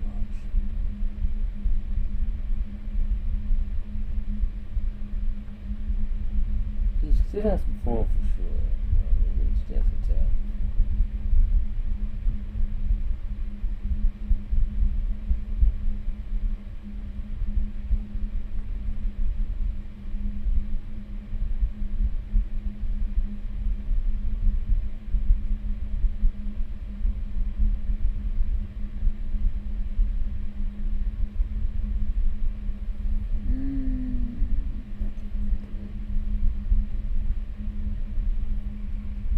Might be the actress anyway.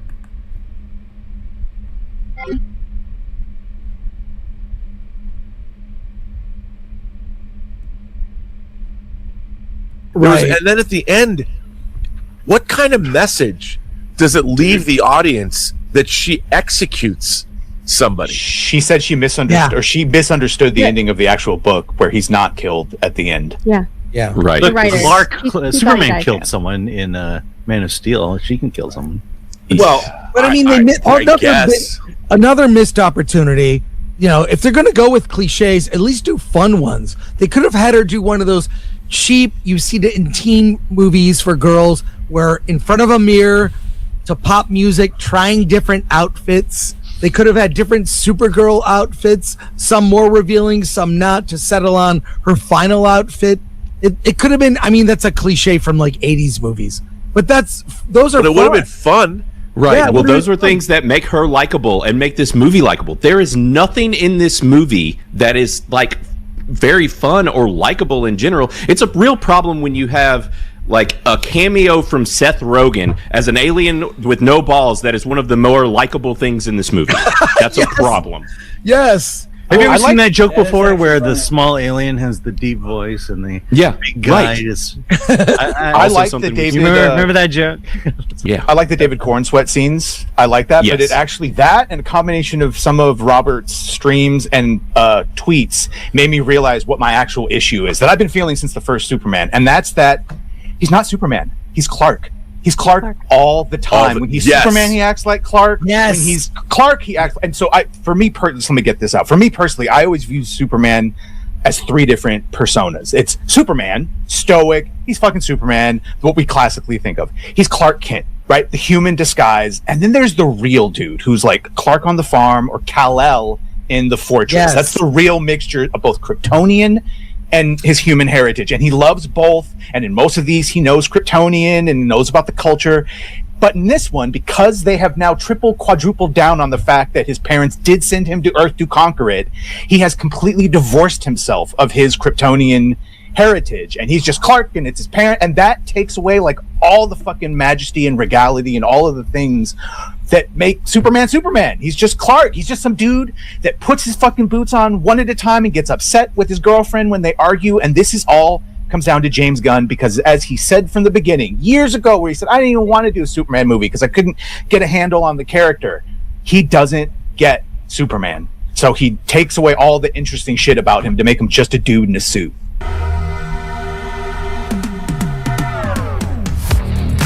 You got beef for James Gunn, though, you do all. Not about the cross. You got beef for James Cameron, man. You got some beef, bro. straight up beef. I think I'm done. I think I'm done. You can see on my playlist, I've got a shitload else, and I'll go back to my playlist right now.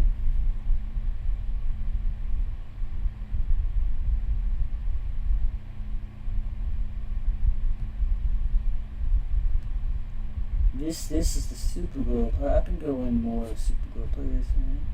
Let's do another one. Natalie the Red. And we are Force of Light Entertainment, and today we're here to give you our review, our really kind of reactionary thoughts. We just saw the new Supergirl movie. It's fresh, yeah. Fresh out of the theater, just as of a few minutes ago. Yes, starred Millie Alcock as Supergirl. Before we get started, if you have not yet subscribed to Force Light Entertainment and you enjoy movie reactions and movie reviews, go ahead and hit the subscribe button. Also give this video a thumbs up. Okay, let's get into Supergirl. Let's do. I'll just give you my initial thoughts as well. It's not good. That would kind of be my initial thoughts. Your initial thoughts, okay. Yeah, what were yours? Yeah, no, I just that was to the point. Just not good. Okay, so the way we're going to do this, we're going to tell you what we liked about Supergirl, what we disliked about Supergirl, and rate the movie. Okay, what did I like about Supergirl? I mean, I feel like the character of Supergirl, like, can be cool. Like, I mean, she's got cool powers because it's just like Superman's powers. That What can a be girl. Yeah, so that that element can be cool. But in this film, I would say another positive. Okay, we're doing positives here. Another positive. Let's be positive. We'll get some positives in. Another positive. I really think the Supergirl suit is really adorable. But a negative is I barely get to see it. You're already leading into a con, I see. Yes, and then I always enjoy seeing Superman, aka David Cornswell. So that was nice. When Superman would appear, I liked. Did you not feel when Supes appeared, things got a bit brighter? They did. It just something about the atmosphere got a little bit brighter. Yes, and the atmosphere in this movie was not bright. The tone was generally dark. Natalie, what are your positives? That's kind of mine. Yeah, I would say I appreciated seeing Supes. And no, I'm gonna think. No spoilers. No spoilers. Okay. Okay, I think you agree with me. I think there were some potentially good themes or ways that things that even could have elicited, I don't know if that's the right word, but some sort of emotion.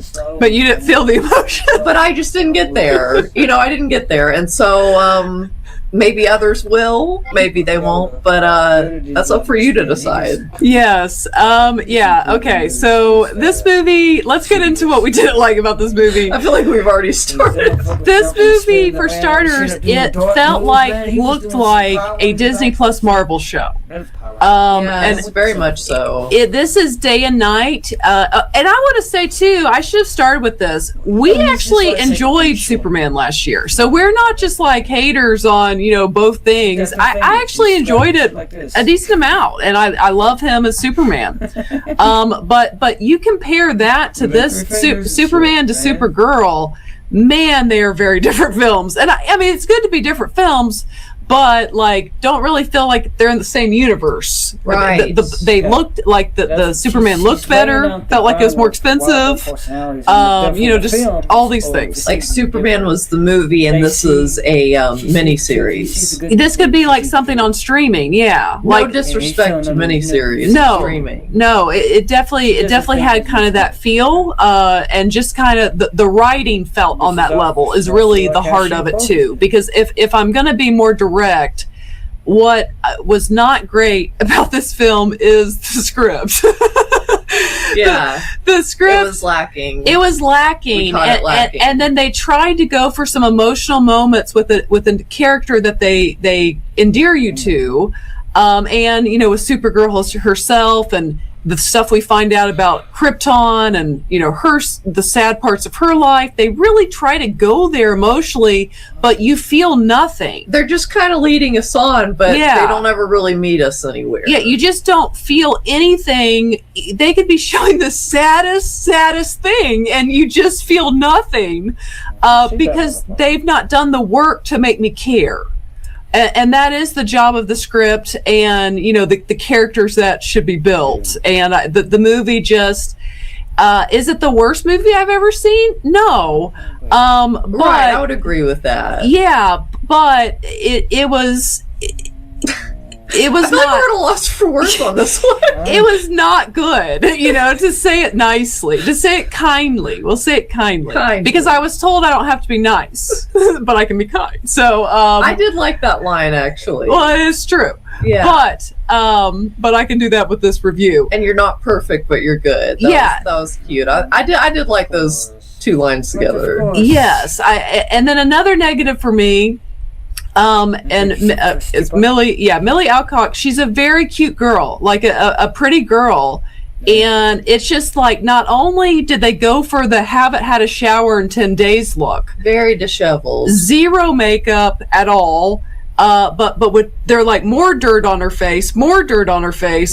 It was just like, I think it's some of those other factors too, the dirt and things like that. There might be some throw up somewhere. Who knows? Like a little bit of spittle here or there at all times. That felt like because this movie also was gross. Like she literally eats popcorn that this character poops. Like it was like that was pretty rough. There was like so many disgusting things in this movie, and it just I don't know. It was really something. It felt like. It definitely felt like Guardians at times, like, but not near as fun, near as happy or bright. You know, Yeah, there was that, and then there was that one little character that reminded me of, are they called like Boba Frick? Oh yeah, like from Star Wars. I thought they kind of are like ripping off Boba Frick type feel. I mean, you know, I know that they don't own the rights to small creatures and different dimensions or galaxies, but it's kind of an immediate like, oh, that reminds me of that. Absolutely. Did you think that too? We join worlds. The way this movie looks, it was kind of like a touch of this and a touch of that. That's a good Sometimes point. I was like, that's modern Star Wars. That's Guardians of the Galaxy. You know, that's you just pick different things. You know, John Wick with the storyline, basically. I was going to say that. Like, this movie makes you think of a lot of better movies, basically. But yeah, it definitely drew inspiration. You could kind of see that. Yes, sure. But it just was. I feel like you could make an actually good Supergirl movie. But this wasn't it, is kind of what I'm saying. And the makeup and hair department are definitely not going to win an award for their work in this movie. Oh, I've got to also say back to the bad writing, the bad script. That's the heart of the issue here. The villain might be the worst comic book villain I've ever watched. Yeah. And I'm not being just like dramatic. Like he genuinely was not entertaining in the least.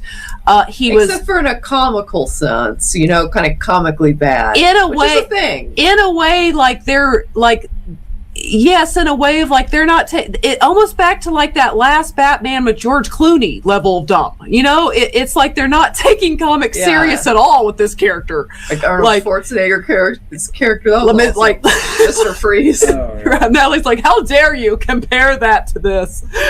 But yeah, but my point being is it just was a very terrible villain. He did not feel menacing in any way. He felt funny. Like I laughed multiple times at him and at this movie. Not with it, but at it. Which can I touch on too? Earlier in the movie, I felt like in particular, I noticed the parts where it was supposed to produce a little laugh or be a little joke, but nobody was laughing. You know, none of us were in on this. Even like it was uncomfortable because you know what's happening. You know they're trying, but it just comes and goes like a cat watching a mouse, just walk on by, is kind of like the comedy in this. Yeah, and then you got Jason Momoa in this, and he made me laugh like twice. He made me laugh twice when he first appeared, but dear Lord, what were we going for? What was this look? I don't know this character, so maybe he did a fantastic job, but there's really not, in fact, it's not Jason Momoa's fault. It's the script's fault. Like at the end of the day, the script was it was a really bad, it was just such in that first scene he was trying to cook, Yeah, this movie, you definitely need is trying to figure out a better story. I also, and this is the only spoiler I'm going to say, you guys. Okay, don't be nervous. It's the only one I'm going to reveal. She does need to go to rehab, but I can confirm. But by the end of this movie, she does not. So I know we've talked about that some in our live streams. I just wanted to confirm that. Unfortunately, in this movie, she does not make it to the rehabilitation center. But maybe next time. But yeah, we could keep going on and on, but I think you get the point. It's not good. I've seen worse, but it's it's not like you said. It's definitely not the worst movie ever. I mean, there were little moments that were enjoyable, and sometimes if you think about it, there are movies you really can't say that about. They're that unenjoyable. So or to you personally, so it's not the worst. Yes. So let's rate Supergirl. 5 being the max level of hoots, max level of enjoyment that we got. Natalie, what do you give Supergirl? I'm gonna give it 2 3/4 of hoots. Okay, I'm probably gonna go 2 hoots, 2 out of 5 hoots. I feel like this character could be cool because I like Superman and it's cool powers, but also because of Superman. Well, I will say again, without spoilers, on a more like a real note, but at the end, when they're interacting, and she's gonna be there a while, like I thought maybe if they do make a second movie out of this, it has the potential to be a little more colorful and be better, but we'll see. Leaving it on a hopeful note. That's true. So that is our thoughts on the new Supergirl movie. What do you guys think? Have you seen it? Are you going to see it? Share your thoughts below. Are you boycotting it? Let us know. Share your thoughts below, and if you have not yet, go ahead and hit the subscribe button. Also, give this video a thumbs up. And as always, ladies and gentlemen, remember to be a force of light. All right, bye, guys. All right, so I just got back from watching Supergirl, and yeah, it's as bad as everyone said. Don't really care. I'm gonna end this live stream because I'm just tired. Gone 5 good hours, so see you next time. Man, I'm so tired of this. I'm retiring from the Supergirl BS. This Supergirl, hateful Supergirl BS.